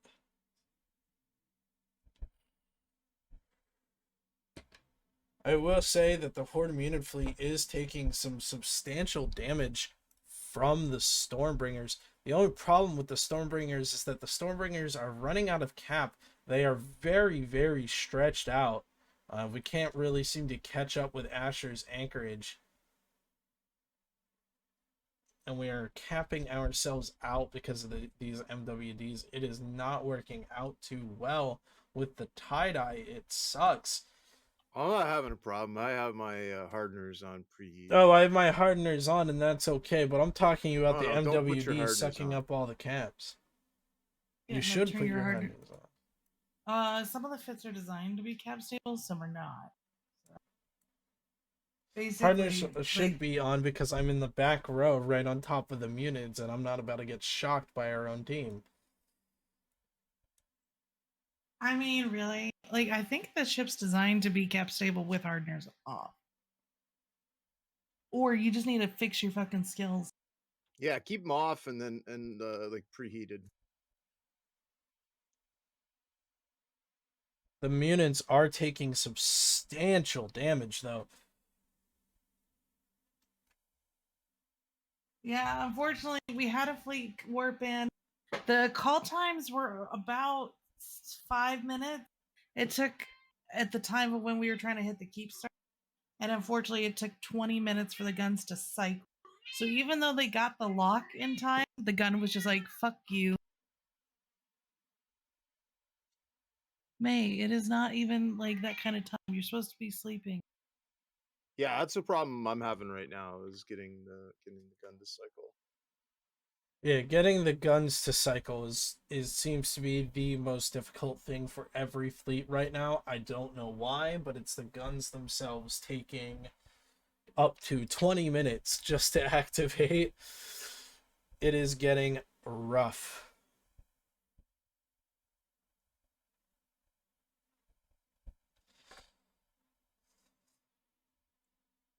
I myself am gonna need to get some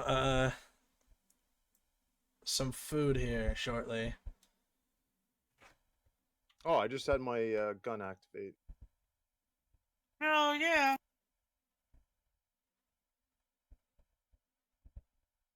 Laffoon, if you need to get food, go get food.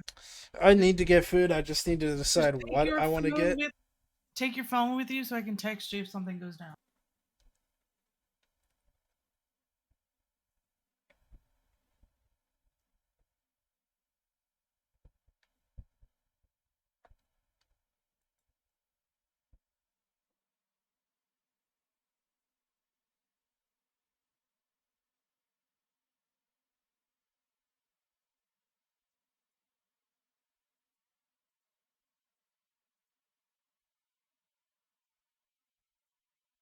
We are seeing some of the blue fleets finally get out of the orange mass. I don't know if they're going to come back in. They are currently all warping to a perch above the Keepstar. The Brave Tempest fleet issues are currently warping to a perch above the Keepstar. So is the Goon Sack fleet.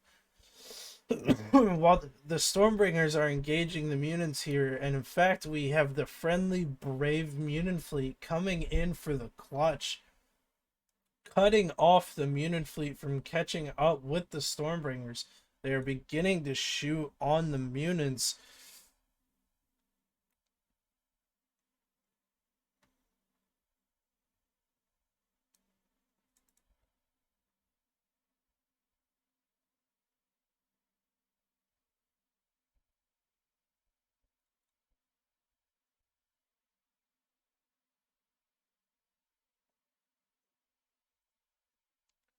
I'm going to try to see how the battle report is, even though it's going to be absolutely awful. Is Ezekiel even working? Barely. It is barely working.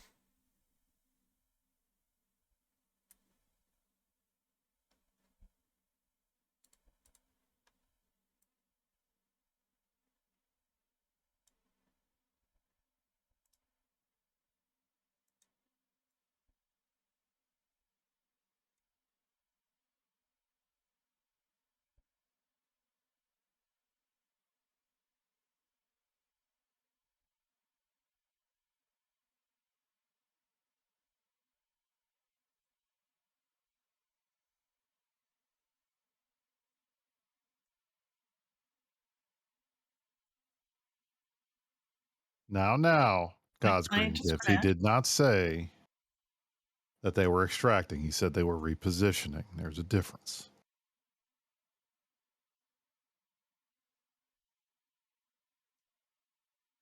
They're sitting at a perch above the Keepstar. We have already seen the brave Munins reapproach in, trying to cut off this Munin fleet. There seems to be about, I would say, 50 odd Munins that are stuck approaching the Stormbringers and can't get back to their FC almost 100 kilometers away.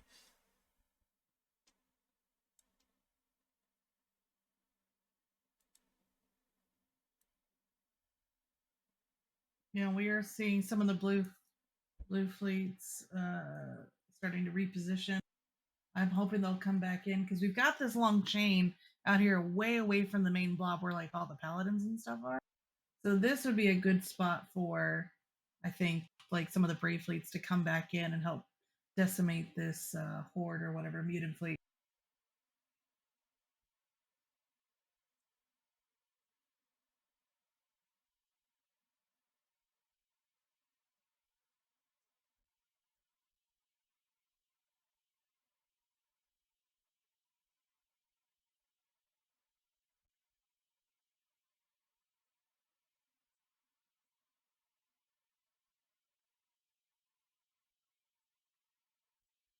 One of my lightning strikes apparently killed a mobile small warp disruptor bubble, which is quite funny. Nice. You're doing your part. I'm doing my part. So the Naglfar that's caught apparently is down into low shield. So who is winning? CCP. Always. It seems like Ezekiel is just frozen now. Yes, that seems to be the case. Which is to be expected in these big fights. It's very difficult for the back end and the ASI to keep up. And that means we're probably not going to have a very good battle report until later in the day. But the reality is, as you can see on the screen, there's a lot more orange than blue left. The Keepstar has repaired. The strategic objective was not met, at least in this part of the fight. We were able to reinforce a Keepstar earlier today, so there will be a Keepstar hull timer later this week. This fight has gone about as well as I think anybody would have expected. The fact is, this is a staging system for Fraternity and the Pandemic Horde SIG that are engaged in this war. X47 is their main stager. It is a Keepstar system. They have supers and caps logged off in the Keepstar, including Titans and other ships. They have not used any of those. They've used supers and some carriers, and that's it. And obviously there's some dreads because we have one tackle right now that we're in the process of killing. The Imperium forces could not bring caps in. This is a Cero Field jammed system, so we can't bring our caps in. No one's going to gate them through the gate, so they were left behind. And unfortunately, by the time our fleets got on grid, we were on grid as the Keepstar came out of reinforce into its repair timer.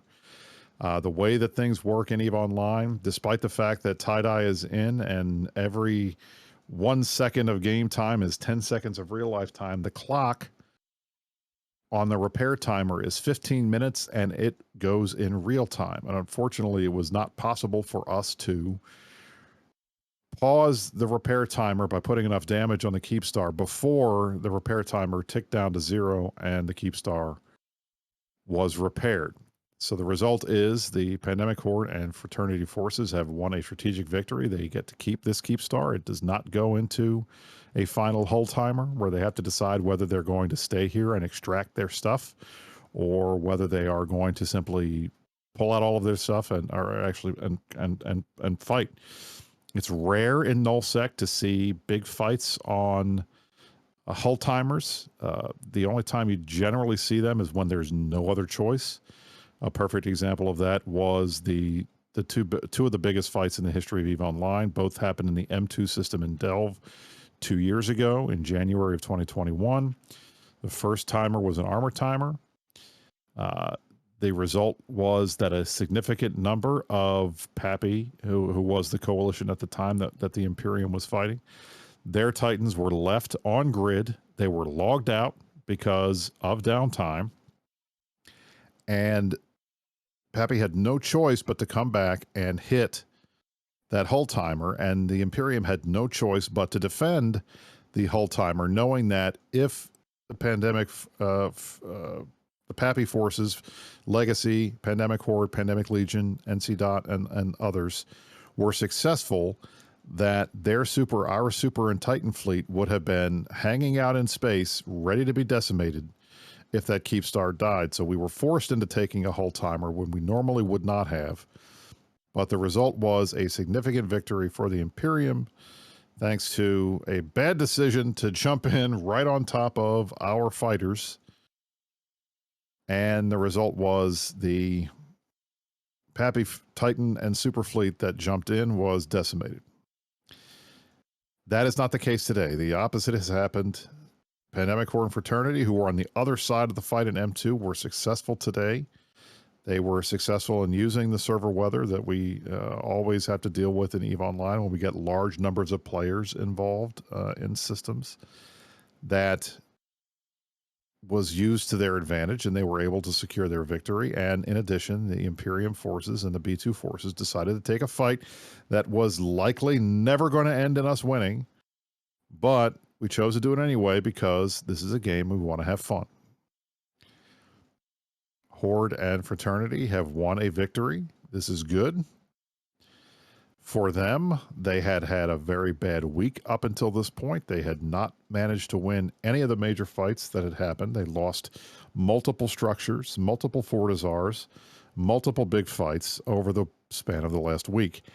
And this is probably the biggest win that they've had in quite a long time. So for morale purposes, from the standpoint of if you're a fraternity member, you are finally going to be able to say, hey, we won one.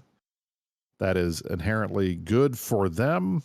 I think it in the long run will be good for all of us because it makes these additional fights much more likely. A side that is completely demoralized is a side that just gives up and goes home. A side that feels like they have a chance to win and has won some fights is more likely to stay and fight, and that is the goal, I think, for all of us. And I'm relatively pleased by the fact that we were able to ref the original Keepstar, the first Keepstar in ROIR, that sets up a hull timer later in this week. We'll see whether or not Fraternity and Horde are willing to fight on that timer. And if they are, that will be interesting. In the meantime, this fight continues. Mafune, what are you seeing on the screen here? You're still on grid. I'm dead, so, yes, I'm simply watching what you're showing me. So at the moment, you have all of these fighters from the Supers trying to get on top of the Brave Mutant fleet at the moment, it looks like Asher is experimenting how the Stormbringers do at 0. The Stormbringers had stopped their approach, and everybody is pretty much orbiting Asher while targeting Asher in the monitor. And we're gonna see if we can get these 40 odd Munins off of the Stormbringer fleet without killing ourselves, and that's kind of the test of time that we are trying out right now. So we're currently doing that. The brave Munins are sitting there killing off fighters, with the additional regular Munin fleet coming to save their extra 40 members, trying to getting onto the Stormbringers. So this is going to be interesting, because this is the big question with the Stormbringer fleet, right?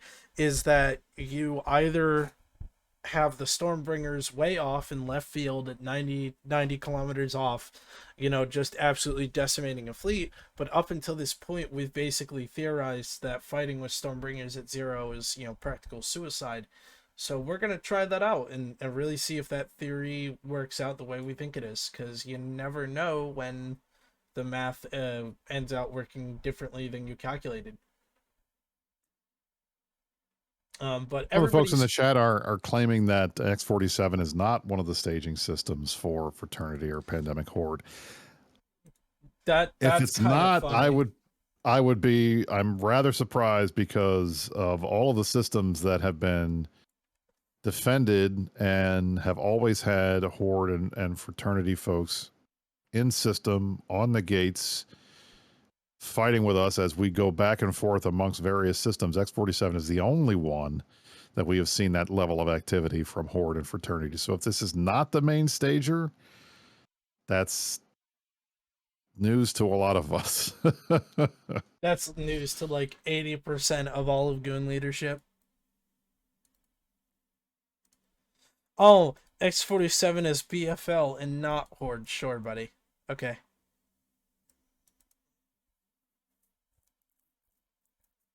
Nobody said this was the frat stager, so I don't know where you guys are pulling that out of your ass.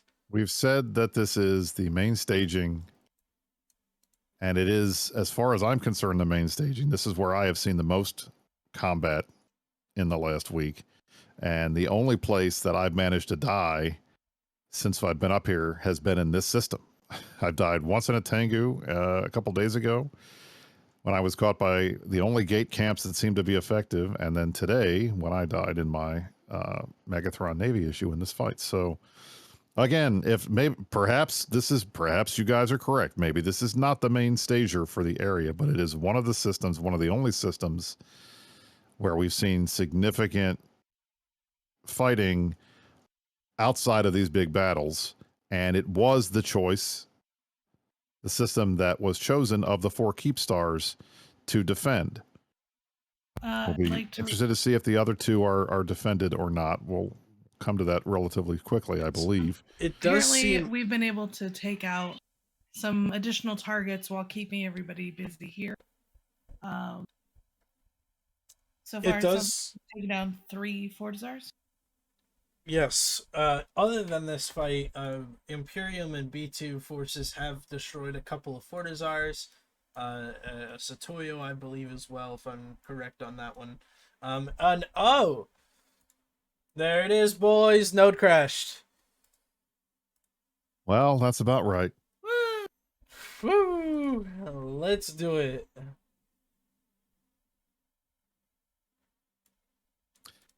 F's in chat for F in the chat. I believe it is time to bring back the fact that the server is just dead. That is an F. The entire server just crashed. I'm trying to load my character back into the system. A lot of people are unhappy. A lot of people get angry when the node dies. A lot of people got angry when they couldn't log in after downtime. A lot of people get angry because this is their first major tie-dye fight. They don't like it. They think it's too long. It's boring. I don't want to wait 10 minutes for my guns to cycle. I understand all of these complaints, but and this is a very large Nicki Minaj-sized butt here. This is the only way that these types of fights can happen in any game. There is no other game you're going to get this many people in the same place at the same time fighting each other. It just doesn't ever happen. And the downside to being on the bleeding edge of pushing as much power out of these computers, out of these servers as they possibly can to enable us to bring as many friends as we want to these fights is a lot of bad things happen when you cram 5,000-6,000 people into the same space. It's just the reality of the game. Unfortunately, that's what it is. There's no reason to get upset, no reason to get mad, no reason to get impatient. We've been through this before. We will be through this again until a server is created that can handle 20 million people on it at the same time. These types of things are inevitable. But I'd rather be here hanging out with you guys, watching EVE Online and playing it with 4,000, 5,000 other people than sitting here playing Hogwarts Legacy. Hogwarts Legacy is so bad. I'm sorry. It's too much. There's too much. It was a fun game. Stuff. I finished it. I can't finish it. I can't finish it. I'm sorry. I mean, like, it's a great. I finished it yesterday. I have fun with it, right? Like, I have fun with it, but, you know, being in my 20s, I surprisingly do not have enough free time in my life to go through a game that has, like, 150 hours of content. Like, I had fun. I enjoyed it. My kid blitzed through it. He beat it relatively quickly. I took my time and tried to 100% it, and I got most of the way there. But I finished it yesterday. I had about 100 hours in, so that was fun. So, so as Goon it is Swarm 9:30 right now for me. What time is it for you, Mafun? It is 9:30 as well. It seems as Goons are pinging out the "We Didn't Crash the Server" song from World War B2 has been spam and posted. As Asher is now saying with the Stormbringers, we electro punched the servers. A meme from the Stormbringer ammo type.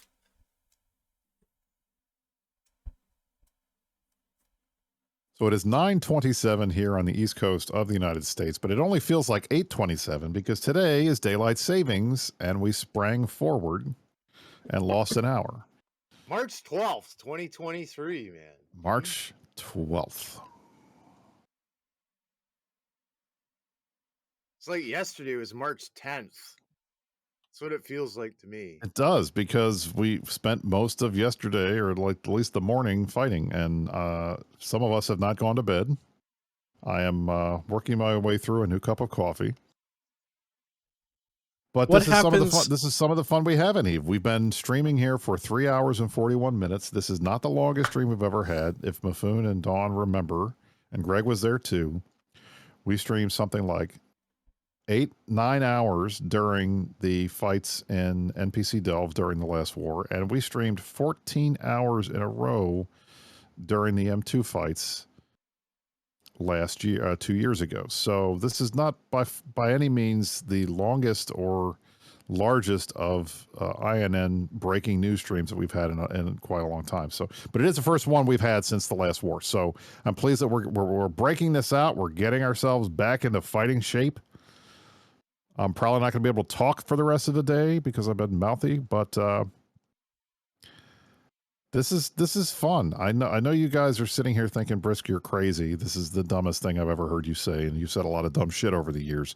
But if you're having fun right now, I'm absolutely having fun. Oh, absolutely. I am half tempted to grab a beer from the fridge at 9 a.m. because of it. Yeah, I do this every day. This is what makes us EVE. What keeps you coming back, right? That's how we do it. It is indeed how you do it. Yeah.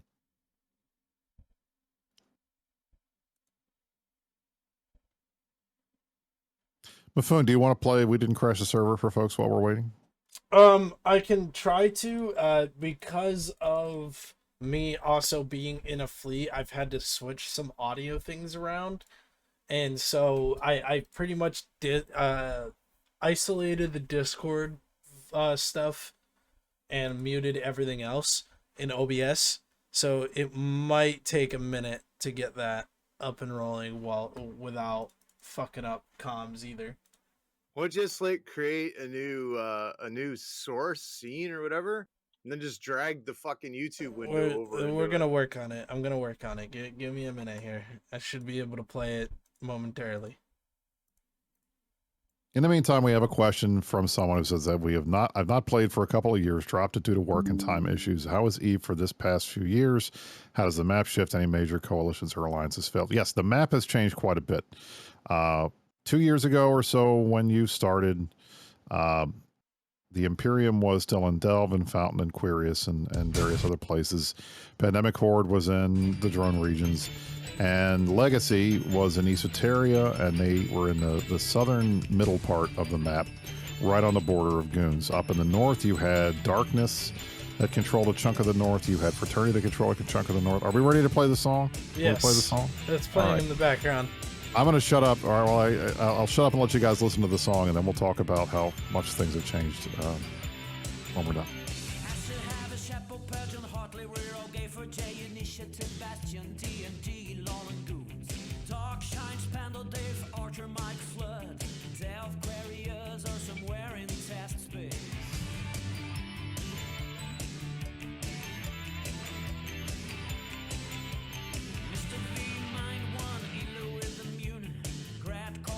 Stupid with a mind one remix. Merkel Chan Laxi praise dummy tiny. My boss is a goddamn fish enthusiast. We didn't crash the server. It only started crashing when feeling mess up jumping. We didn't crash the server. No, we didn't crash it, but we're gladly camping. Feeling pickles goblins, probably some brave guy telling you to jump into M2 and die. Dread out now, he's with Karma Fleet that's frantic, comrade damage control around the clock. SNS Mike's birthday, goons have a winning team. After show, Tita Thursday, Priest Craball, here's the man. Mountain Frank's war, Bone Square is George calls the war. Watch it live on Twitch TV, trouble in the poppy ranks. We didn't crash the server, it only started crashing when feeling mess up jumping. We didn't crash the server, no we didn't crash it, but we're gladly camping.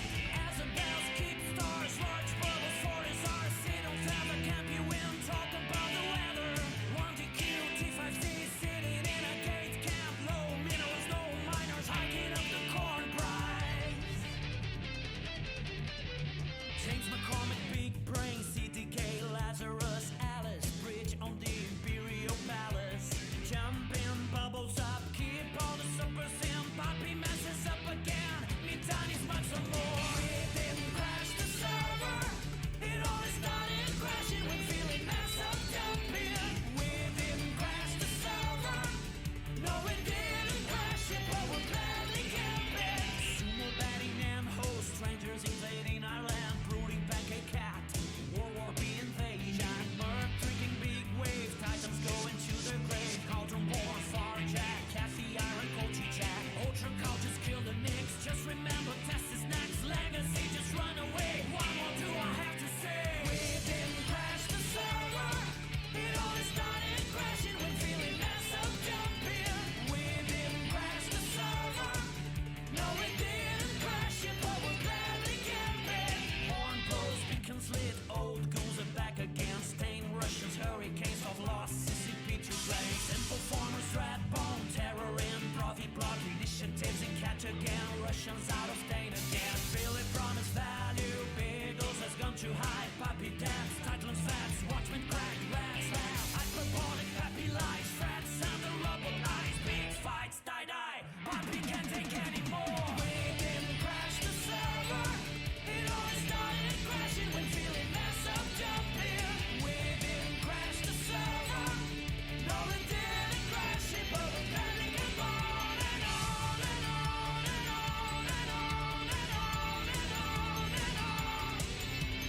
We didn't crash the server, it only started crashing.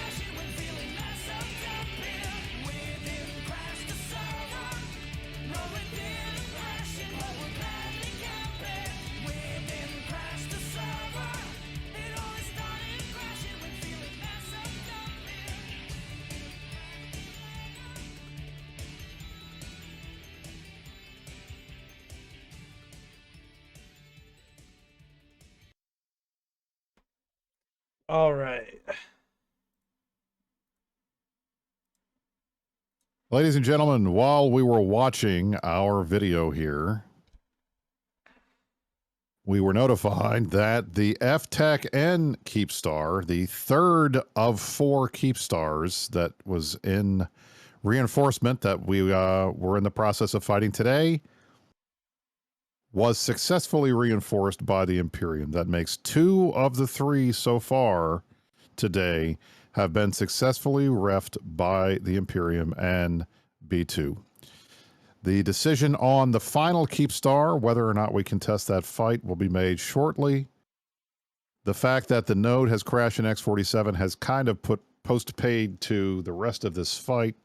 I think at this point, it's more likely than not that Imperium forces will either stay logged off or they will try to get to the Fortizar, the blue Fortizar that is in X47. I think this fight is going to start winding down here shortly. But the good news, at least for the Imperium side today, 2 Keepstars put into ref, F-Tech-N and ROIR, will be contested later this week. There will be hold timers, kill timers for those of you who are interested in that type of thing. That will be happening later this week. We will cover them, as always, here on INN.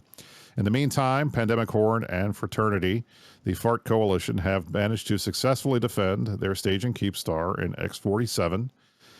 They were able to see it repaired, and they have managed to do a pretty good job of fighting with the Imperium in X47, to the extent that we had over 6,200 people in local at one point. We have crashed the server not once, but at least 3 times so far, and we also dealt with downtime. So today has been a pretty successful day, I think, for both sides. And we will see what happens with the last Keepstar, which will be coming out, I believe, in the next 15 to 20 minutes. Here in Pure Blind, whether or not the Imperium and B2 contest it is yet to be seen. If they do, then the potential is we could see 3 of the 4 getting ref today. Whether or not the Fraternity and Pandemic Horde folks decide to contest the 4th one is anybody's guess. Most of them are still on grid in X47, and most of them aren't going to be leaving because they want to continue mopping up Imperium forces that are there. But at least in terms of the strategic fight now, it has evened up a little bit. Getting 2 Keepstars into final hold timer is a significant victory for the Imperium and B2. That's what we wanted to do. We wanted to get all 3. 2 out of 3 ain't bad, as the saying goes. And we shall see what happens during the rest of this week. How does it make you guys feel, Dawn and Mafun and Greg? Are you happy that we managed to hit F-Tech in as well? Or were you happy with ROIR? I am very yeah, happy sure. that we got the extra Keepstars in the background while this fight's going on. I think it's a very good thing that we're doing it.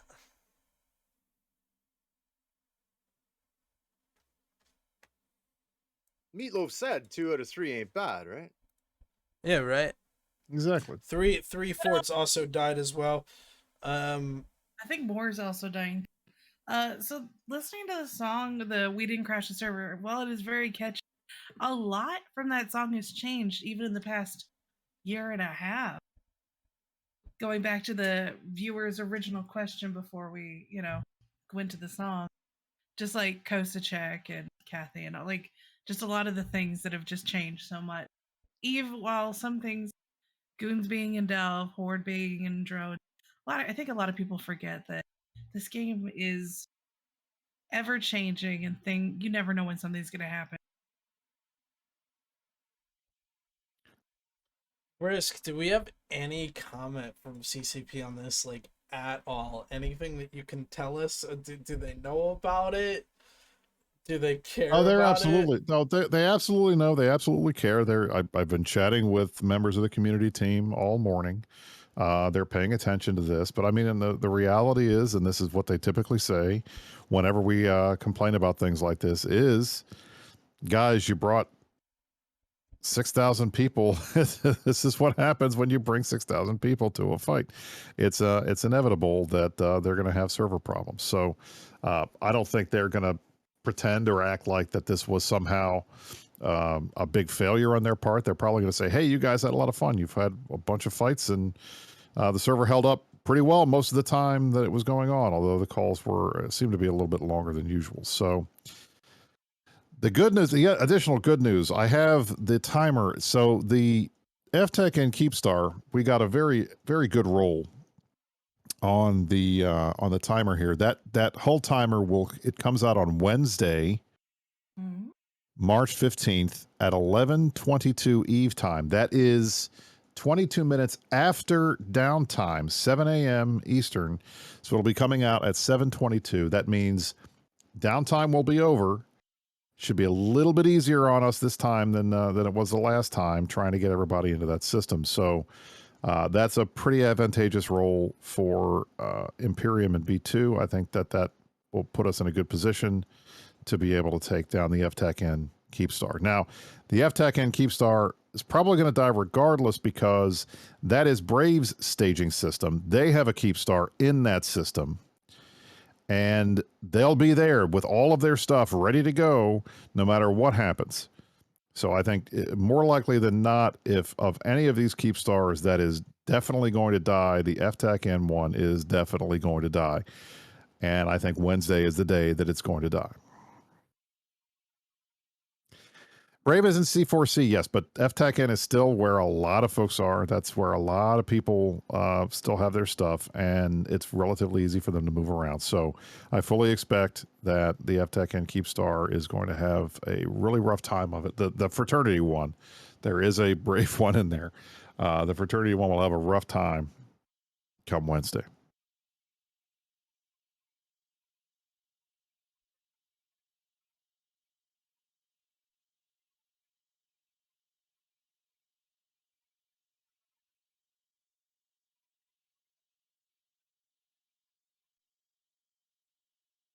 And as we're speaking, a tweet came out from Eve Status.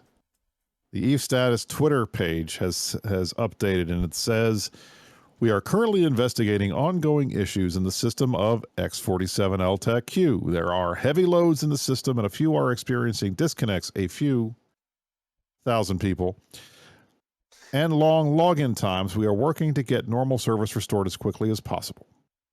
That is the official statement from CCP. I would very much like to remind everyone in this time, we've been here for a few hours. It's time to stand up, stretch those legs a bit, get some water, hit the bathroom like I'm about to do.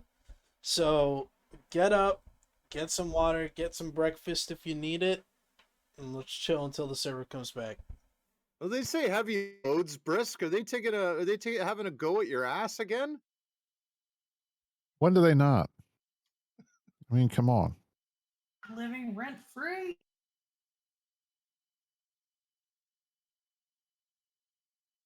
Well, it's nice of them to come out with a tweet. It was nice. I appreciate that. Now, did they pay their $8 or whatever to get verified? I think they're a legacy verification. So.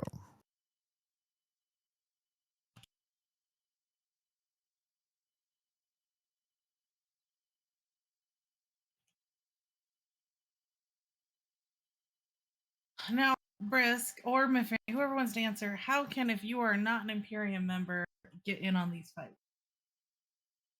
when they actually do happen?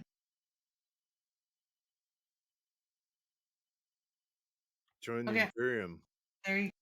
Yeah, I was trying to prompt you like, join one of our many groups. Sunring's recruiting.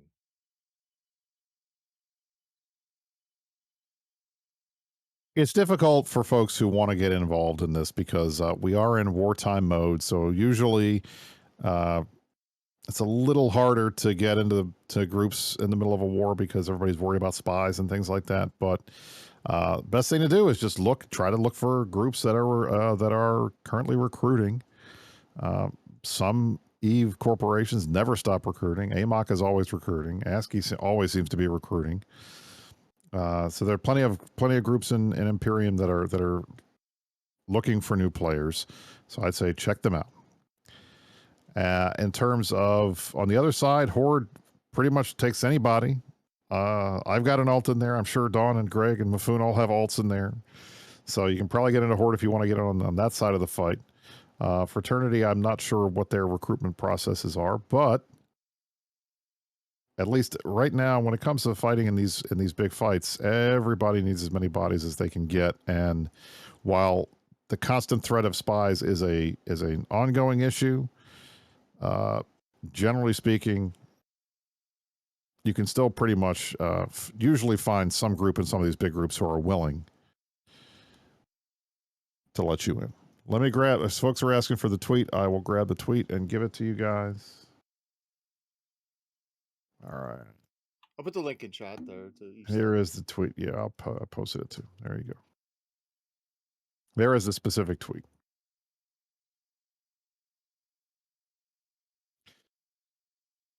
And our boy CCP Zealous posted 10 minutes ago on the EVE forums that we're aware of a large ongoing fleet fight in the system of X47 and subsequent disconnects, et cetera, et cetera, et cetera. And he will post updates there as the normal activity is restored. I will post a link to that as well. This is on the official EVE forums. Hey, Sissia in chat. Horde did undock today. That's why we were having a fight. They're not NC dock, you know. Horde undocks. We usually don't have a problem with them undocking. It's other groups that they are affiliated with that have that trouble. Yeah, so I want to thank all of the participants today for being willing to throw it down. All right, I have returned. You left. Welcome back. I went to go get breakfast and hit the bathroom and stretch my legs. Okay.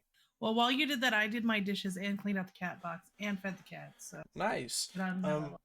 This morning we are also now joined by an awake Eve the puppy who is currently laying on my bed staring outside.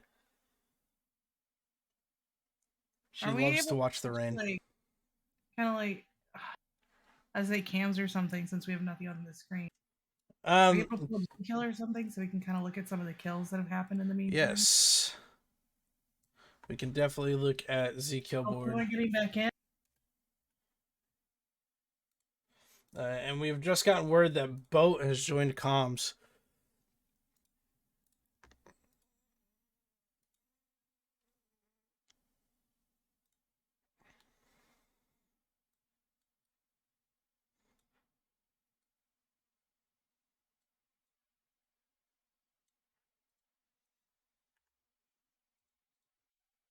Getting it all fixed up for stream, folks. Was not prepared for this.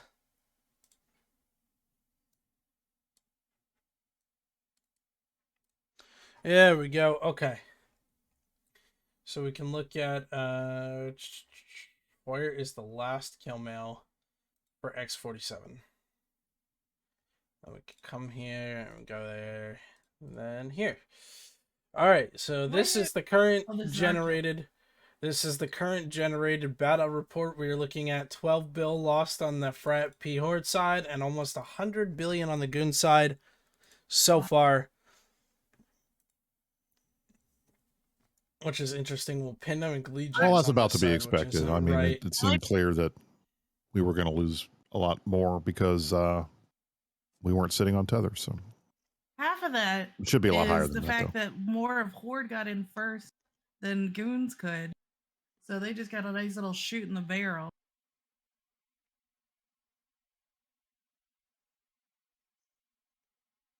What are the numbers for participants? 1,400 versus 1,000? Yeah, just about. And gentlemen, just be aware, and gentlemen, ladies, and whoever else is watching this stream, this battle report is clearly fucked up. We know it's fucked up. It's the best we have to give you, so we're going to use it, even though we know that it's not going to have everybody on here because it only has 2,000 or so people on each side, and we knew there were more than that. Take these numbers with a grain of salt, but we're going to do our best to give you what we can. Better ones. Okay, well, we could go here to the recent battle reports. If we go here, if it loads, because I think the site is having a stroke. I'm just waiting for Pancake Cat. I am waiting for the server to come back online, but apparently some people are getting in, so we might be in business here soon.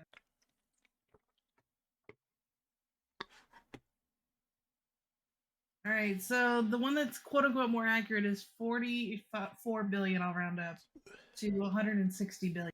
Ooh, rough, rough, buddy. We are seeing a moderate amount of faction dread. I like to see it. Possibly. Let's try this BR.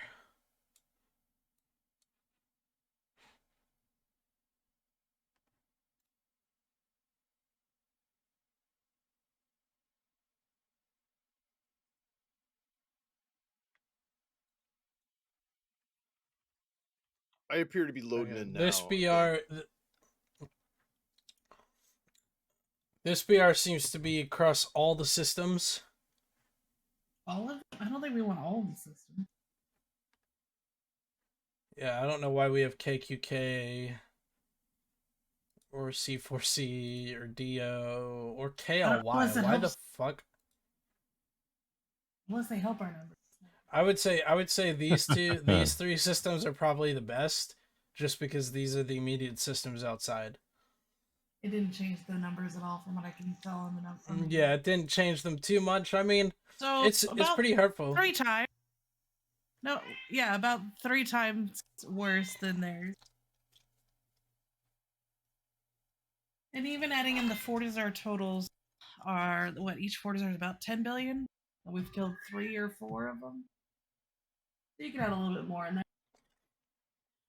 All right, gentlemen, ladies, I'm going to take a brief break. I am going to go fight for a bit. I'll be back when I have some news. So I will see you in a moment. All right, cheers. All right.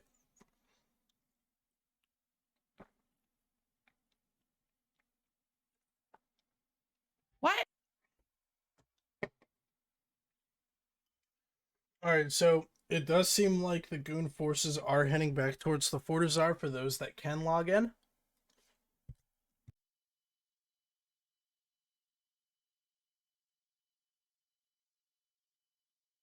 They did. So it sounds like that the server got rewound. Are people Reround getting to what? to before we warped? Like the first warp we did with food. Does that mean that?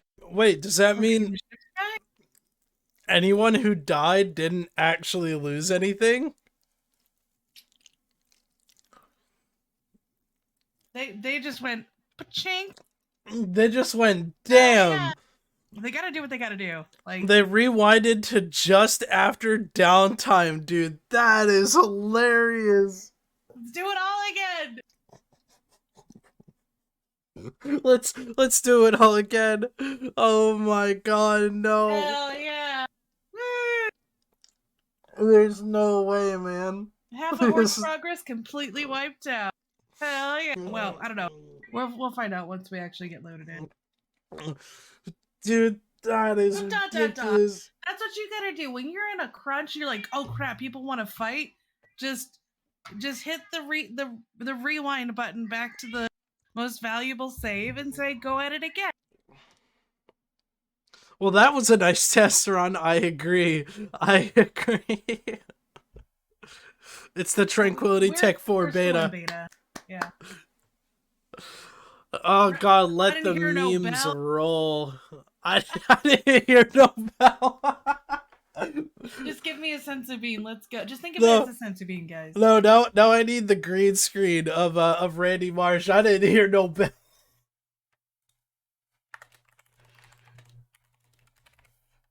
Hold on, we gotta pull up that scene.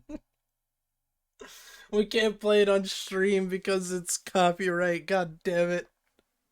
I really want to play that scene. You didn't get your ship back?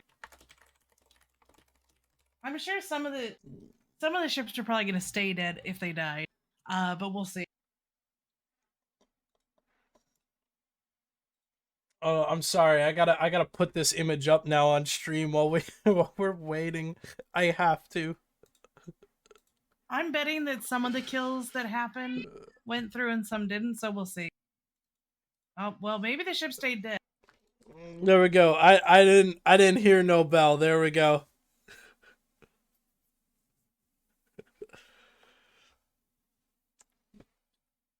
So Dude, they that's roll. insane. So sorry, it's an ever-changing story. We will keep you up to date.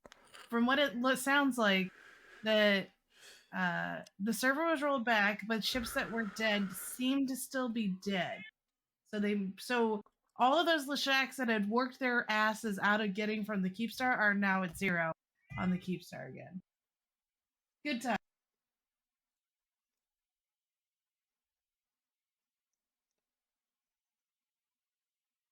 Where the fuck am I?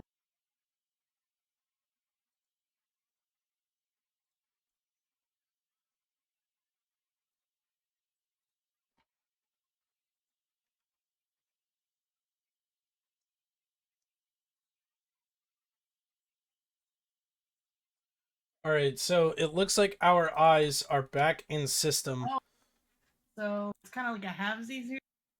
So people who didn't die get to go back to where they were before downtime, and the Yes, ones that died are just stuck where they were at.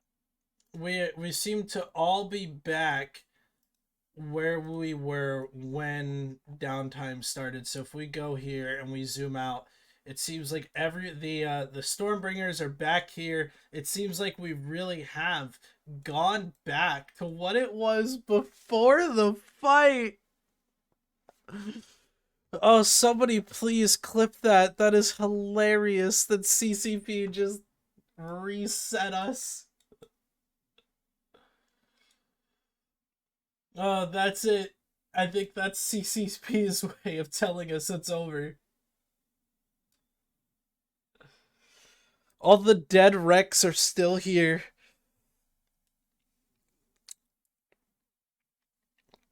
All of the wrecks are still here. So if people died, they stay dead. It's just all remaining alive players got reset.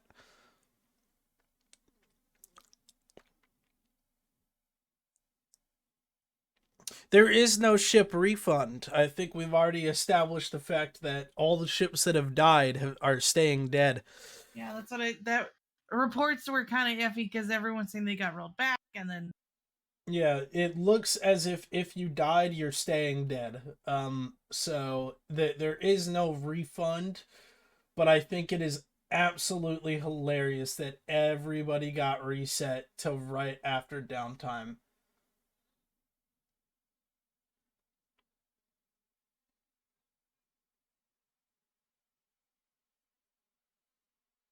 Oh yeah, I need to remove Corp Chat.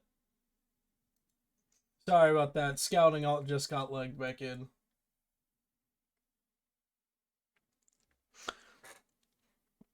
What do they mean reset? They literally rolled the server back.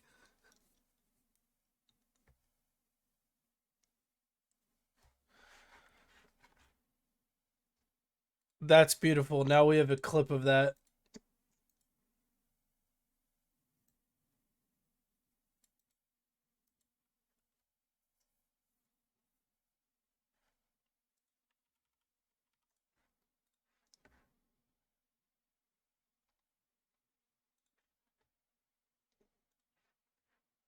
so we're kind of watching everybody come in, get together.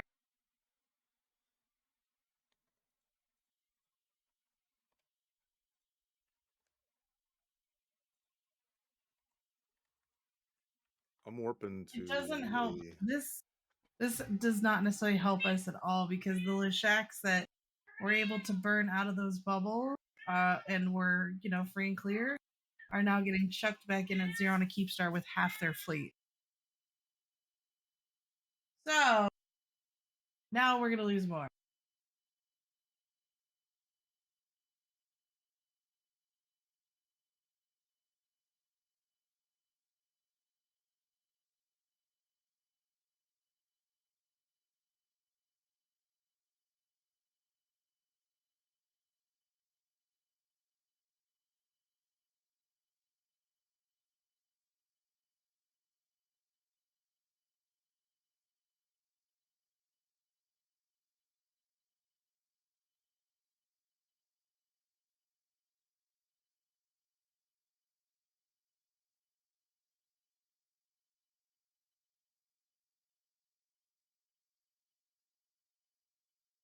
and all those ripped.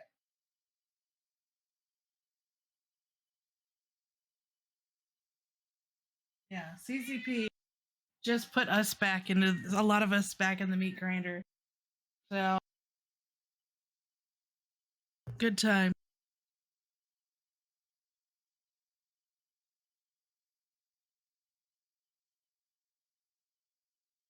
I'm just hoping that because of like response time that some people can just go ahead and just get out once they land. Because it looks like most of the interdiction bubbles were cleared out. There's still some, but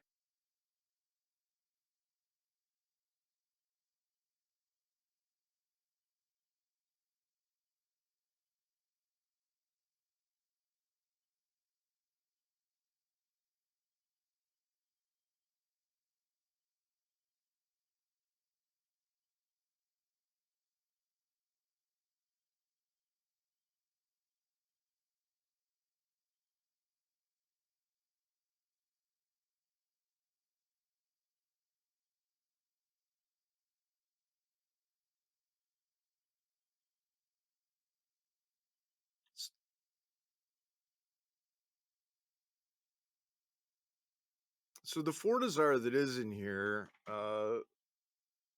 whose is it? What's a GLMF? GLHF? good luck, have fun, Hmm. you old bitch.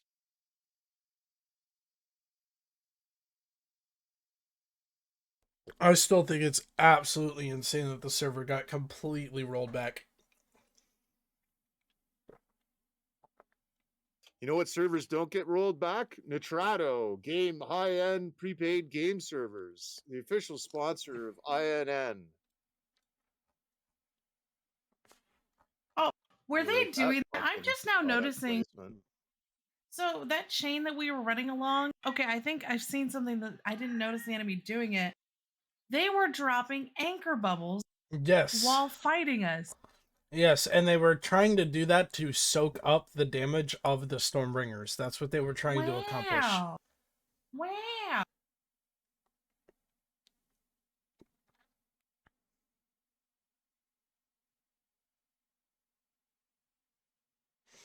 What horse? I mean, it's clever.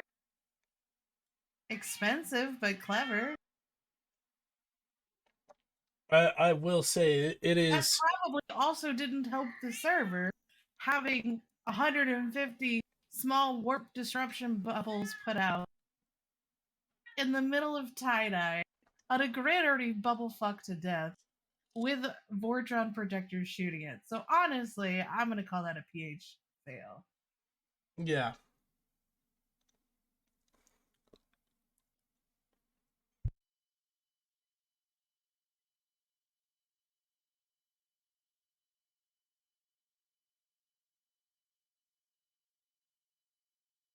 Wait a second, Officer Cat Von Cat.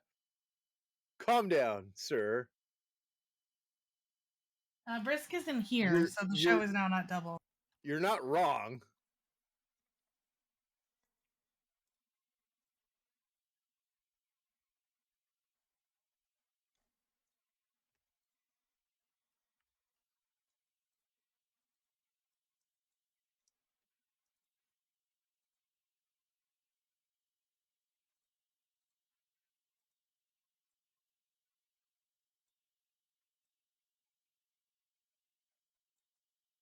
My call times are still long.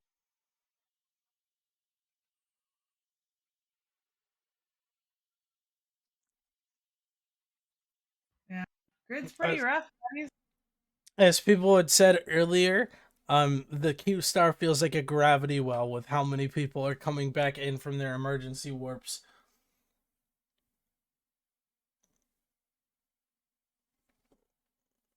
I mean, the server crashing was no surprise. The data rollback is what is a complete and utter surprise.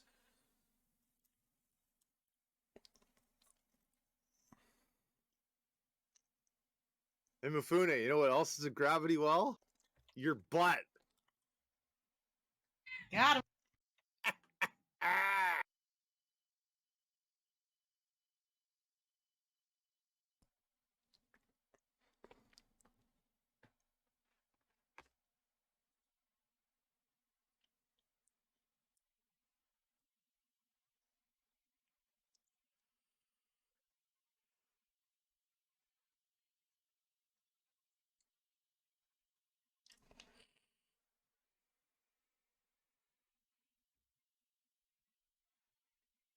All times are still at. Yes, the call times are up to 5 minutes already.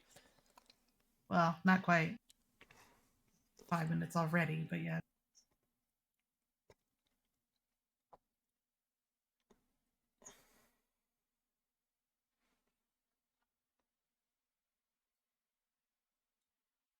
I don't think there's too much left on grid of like organized fleets. I've been watching a lot of individuals warping out. I think we're just trying to all get recollected together at this point. With the server crashing multiple times, it's not in our favor.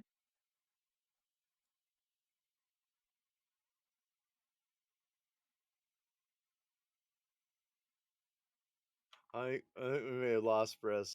I think Briss may have decided to go have some sleep. Go to He's sleep. probably talking to CCP.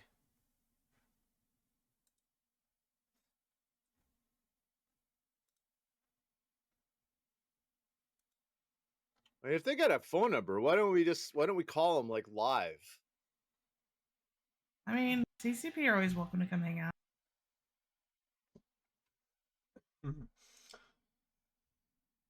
The server is dragging along still. I think the initiative fleet got engaged somewhere else, or whatever backup fleet Brisk is on. God's win, Brisk. I am surprised that we got 6,000 people at a 4 a.m. form up, but hey,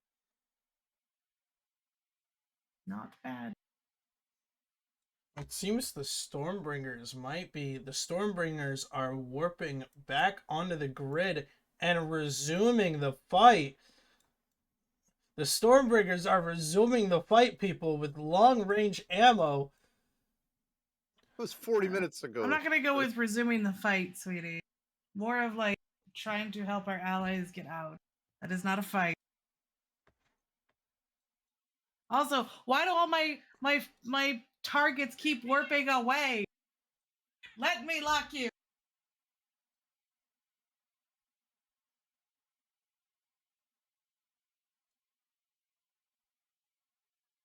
Don, when was the last time you got to use the Zarmazods? It's been a while. Were you pretty sad that it was? So who won? People are asking who won already. The answer is CCP won. No, Goons won. We totally won. CCP won. I'm sorry, but I'm CCP. sitting in my ship. The only winner here is CCP.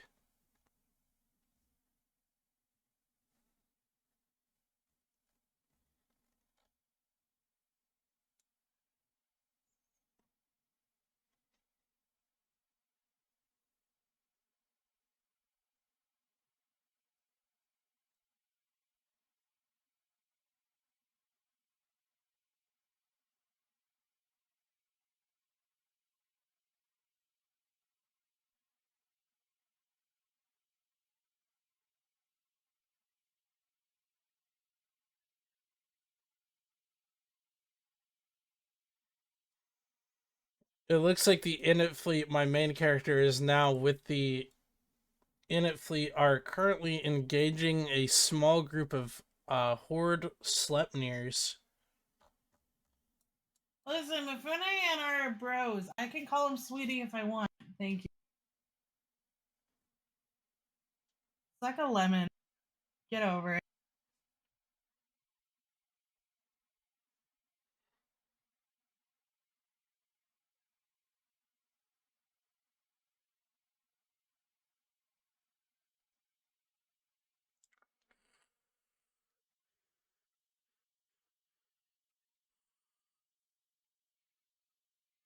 See a lot of orange pods. We killed something.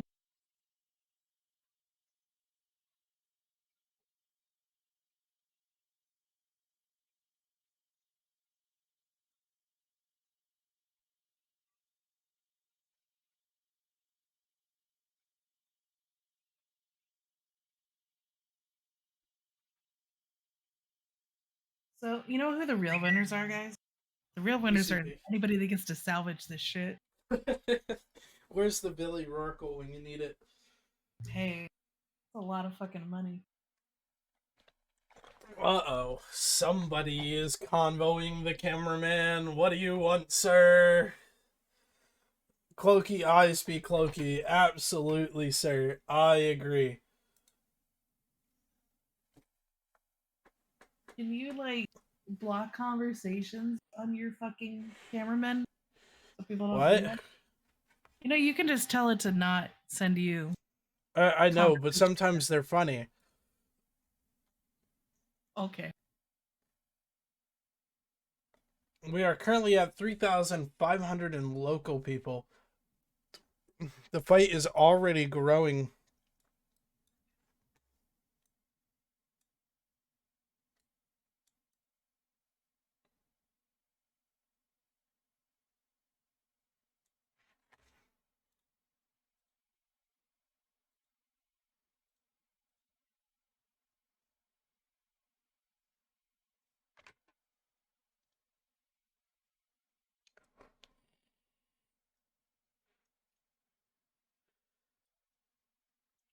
Yeah, hi mom.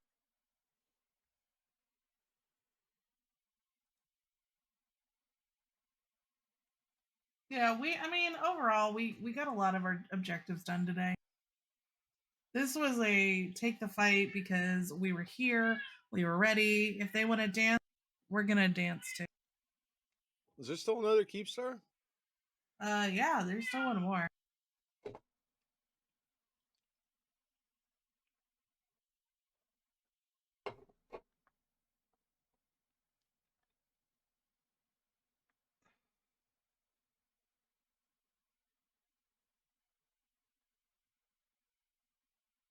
Yeah, I may have to have a little bit of a nap this afternoon there, Don.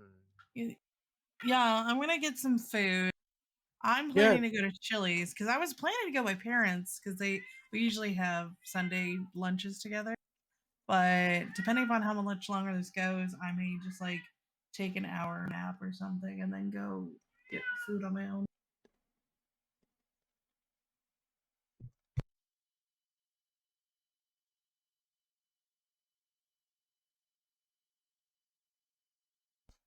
No, mind one. Dawn's cat is just an attention whore. No, Oh, mine one could she's totally unfixed. fucking. You should mix that. That would be awesome. She Dawn's is not cat with fixed. pancake cat. You can get a lot of different sounds out of my cat just from her incessant noises that you could probably mix it for a good beat. I mean, Don, you get a lot of noises out of you with your incessant noises too. Shut up, Greg.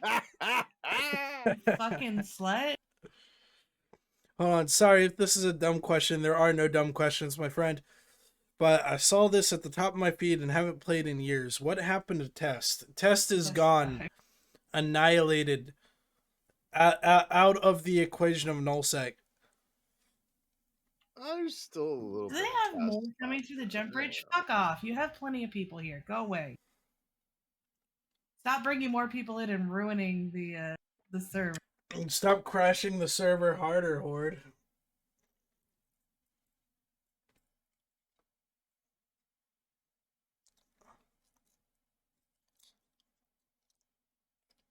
Yeah, test basically about 2/3 of it got absorbed into P Horde because the guys who were leading them, Billy, Progod, and Sapporo, Billy went to Horde on his own. Progod went to go skiing, and now he's in Goose. How that happened, I don't know, but that's what happened. And then Sapporo has decided to just not give a shit. So Test kind of has just like been wasting away, withering, losing people because they weren't doing anything, and now they're in faction warfare. I personally would like to see them come back, grow again, only because it's fun having more than one, group to fight. So I don't care. They've gone through their death, and I'm fine with the resurgence. Yeah, let's get this camera a little lower as things happen. It seems it's just though allied battleships are trying to get out of the fray. Stormbringers are trying to kill dictors and looters. It also looks like as the The Dracarys Munin fleet is back on the jump bridge, killing things that are coming in.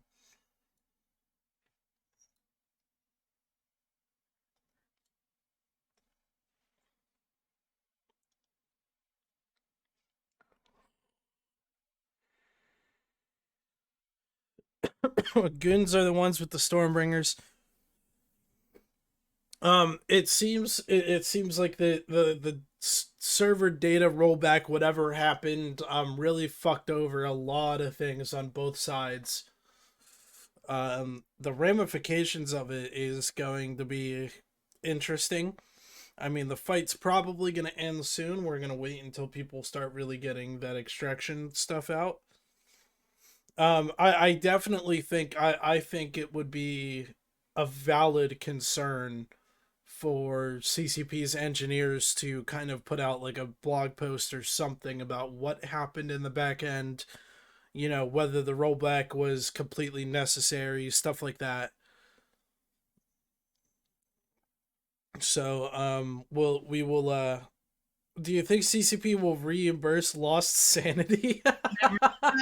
I don't know if they No, have to be sane to do that.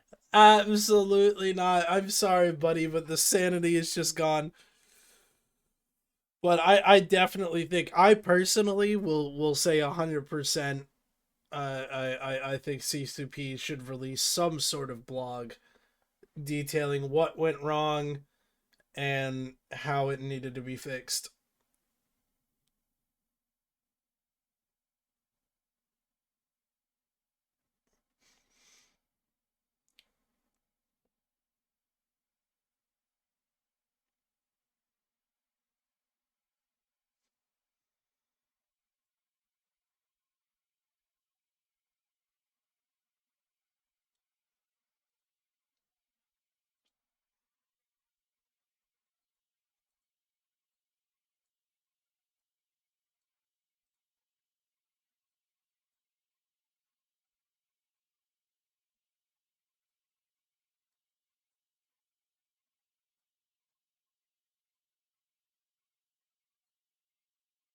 So they've held their ground. They haven't like the bad guys or I mean, fart coalition hasn't they haven't left. They're still with us.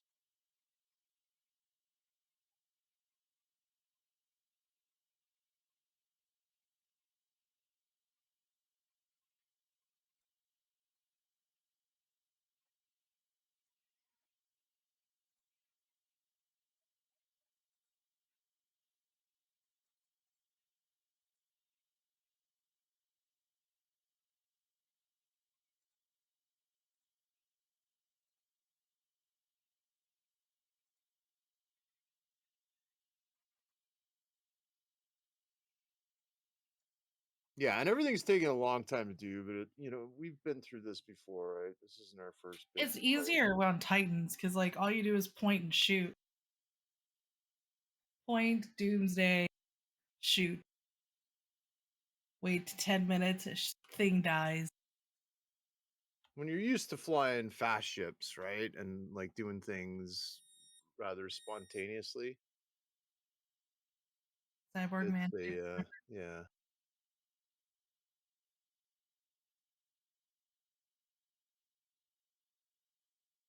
It's very rare for CCP to not let downtime go through.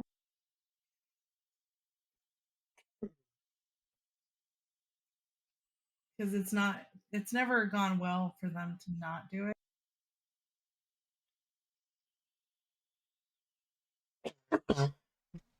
Has Fraternity paid the next rent sum for Horde to defend the next Keepstar? I'm not sure yet. We haven't gotten any word on that.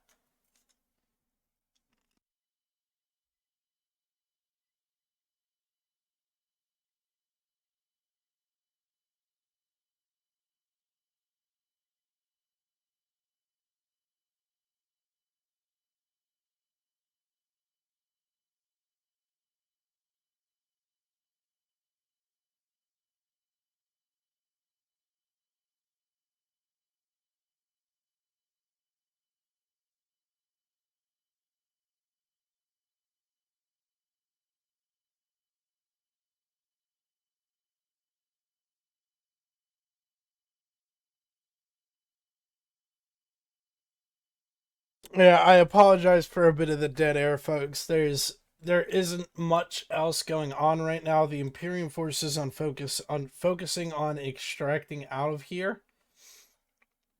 And as the Imperium forces leave them, we'll start to close down the stream a little bit. Dead air. I was thinking of something really witty to say, Mifune.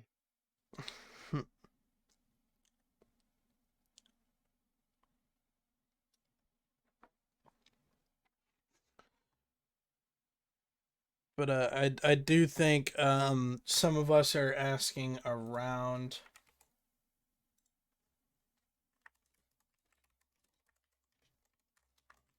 Flagger puts no Goon Titans because there wasn't a there was a whole bunch of inhibs. They closed the system.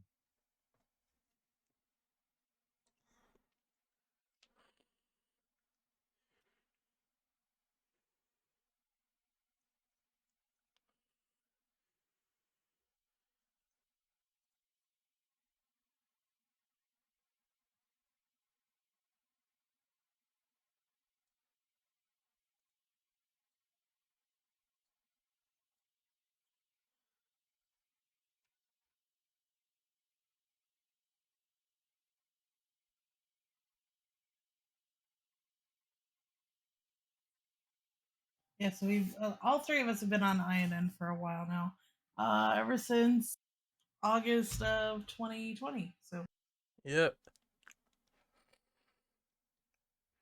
There's some other good shows on INN too. Like on Saturdays, it's like a fucking cornucopia of goodness. oh, that's something we can bring up. So, Greg, did you watch your favorite thing return Saturday?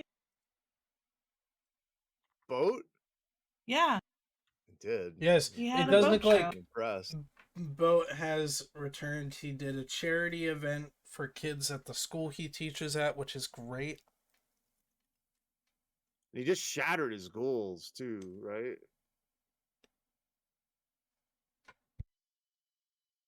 Yeah, and that was very unexpected. I had no idea he was going to be doing something like that.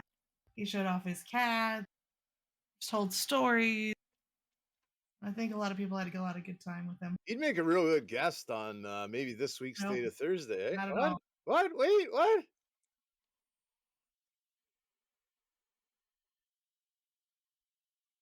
Not at all.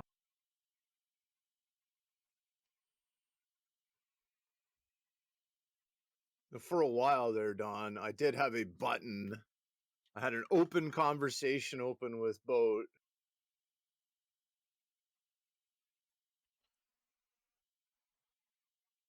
Very rarely did I push it, but sometimes I would.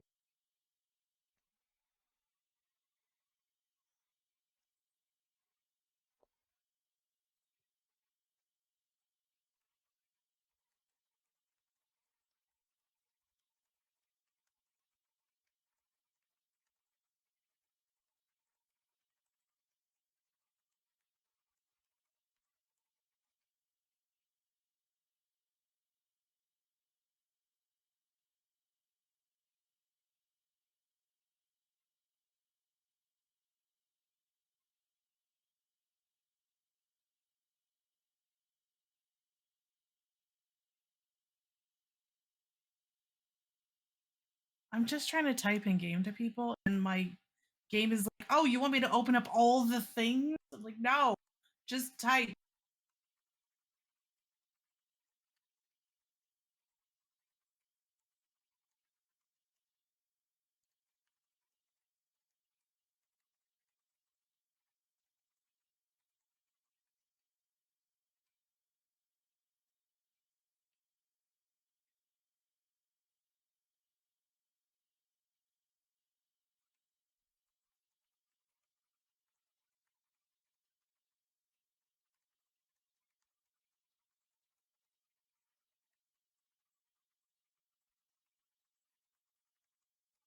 Yeah, the the Keepstar in FTech N was dropped by Mal or Marv, who's a regular in a different Discord. He dropped it for the memes and the lulls to just see how long it lives, and it's been living for 7 months. Because every time Brave wanted to ref it, Frat would get just enough people to be annoying and keep them away. Boat does not still play regularly. He just kind of made a special thing yesterday. He might pop in and out, but he's been very busy with his own personal life. I believe he got married. He's working on, building their life with her, cat. He's got stuff. himself in shape too. He's like a runner.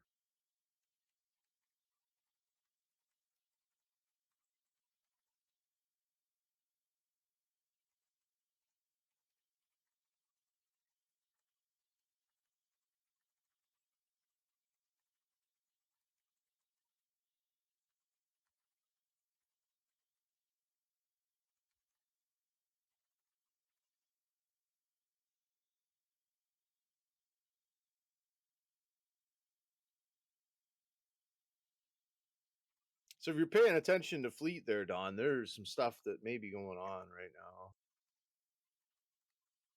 You get something a little on the juicy side.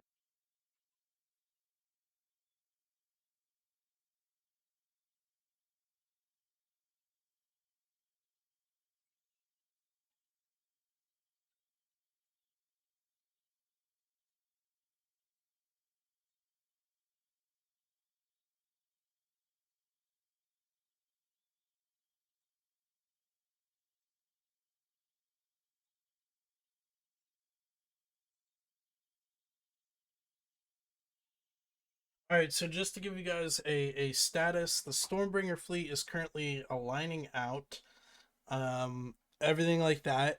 So it looks like that things are winding down. We're looking at a local count of 3,400.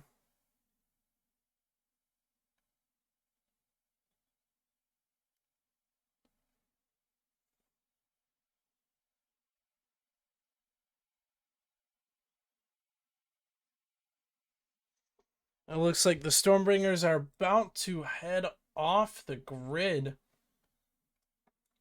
We are seeing the first of their forces warp off and out, and I believe that is the last Imperium fleet on the grid, except for the few caught in the bubble on the way out.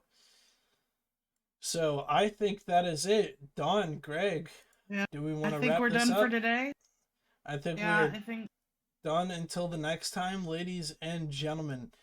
Thank you for coming by, stopping by, and staying by the Oh Imperium yeah, News spending Network, time with us. watching us help you, bring you the news about the latest fights in New Eden. I know damn well that we all need a shower, some water, some fucking food, and a goddamn nap. yeah, if something else pops off later, we will try to cover it.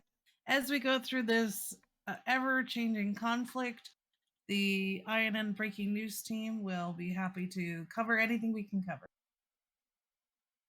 So Oh, for keep on sure. the We'll lookout for always more activity, always more be here ping. for you. You guys There's come no and good hang out battle with us. report. A good one's not going to be available for a couple we're hours. we're probably gonna get an accurate battle report in about 2 days. We'll talk about server issues. Woo! Maybe we can cover the battle report on Theta Thursday. We probably Possibly. will.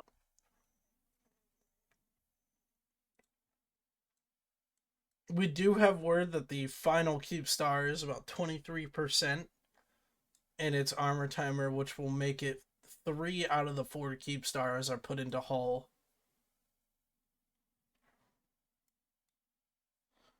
All right, ladies and gentlemen, I am back. So I understand that the server reset to right after downtime in terms of positions.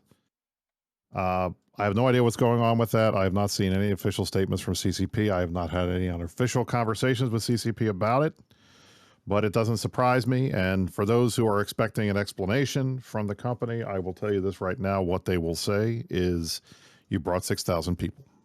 That is their standard response whenever there are server issues when we bring a lot of people. So that is the reality. Now, What have I been doing the last 20 minutes if I wasn't talking to CCC? I have been in 5ZXX reffing the final Keepstar. That final Keepstar is almost finished. It's in 13% armor. It will be down here shortly. So the result of the 4 Keepstar Sunday morning fleet, what we have seen, 3 of the 4 Keepstars have been put into their final hull timer. Horde and Fraternity were successful in defending the Keepstar in X47, one of their staging systems. The other 3 Keepstars will be ready to be destroyed sometime on Wednesday after downtime. In addition, while we were fighting in X47, B2 and assorted Imperium fleets killed another 4 Fortizars across the area. Each of those Fortizars is worth about 15 billion ISK. They're not chump change, which is nice. And the reality is, I think this is a pretty solid example of what happens in EVE Online when you have both sides doing things that they want to do. Fraternity and Pandemic Horde won their side of the fight. They managed to save X47. They managed to dumpster a solid number of Imperium and B2 fleets. On the other side, the Imperium and B2 were able to kill a bunch of structures and put 3 Keepstars into their final timer, which should die later on this Wednesday. It's difficult to determine whether or not at this point we will see Fraternity and Pandemic Horde decide to contest those Keepstars on Wednesday. It would be rather foolish of them to do that when they don't need to. At the same time, coming off of this win in X47, they may be rearing for a fight. We will find out. But the good news is, the bottom line good news is that we had a solid fight today. Yes, the servers took a pounding, but that's always going to happen when we bring near Guinness World Record numbers. 6,000 people is no joke. We had 6,200. We still were able to get a good fight. Horde still and Fraternity still killed a lot of stuff. And at the same time, the Imperium P2 did complete most of our strategic objectives, and we were able to get a bunch of kills. So I think both sides can walk away from today saying that they achieved some of their objectives, and they both sides in this fight have a rational way of claiming victory, which is how we like it here in EVE. Are we wrapping up now, guys? Is that what I understand? Mm-hmm. All right, ladies and gentlemen, thank you for joining us for the Imperium News Network's coverage, ongoing and continuing coverage of the war in the North. Today was the battle in X47. We expect more fights later this week. Be sure to tune in on Wednesday when we will probably be broadcasting some Keepstar kills. And of course, Thursday, tune in for Theta Thursday. Saturday is Push to Talk and the Meta Show. And we will see you all next time here on INN.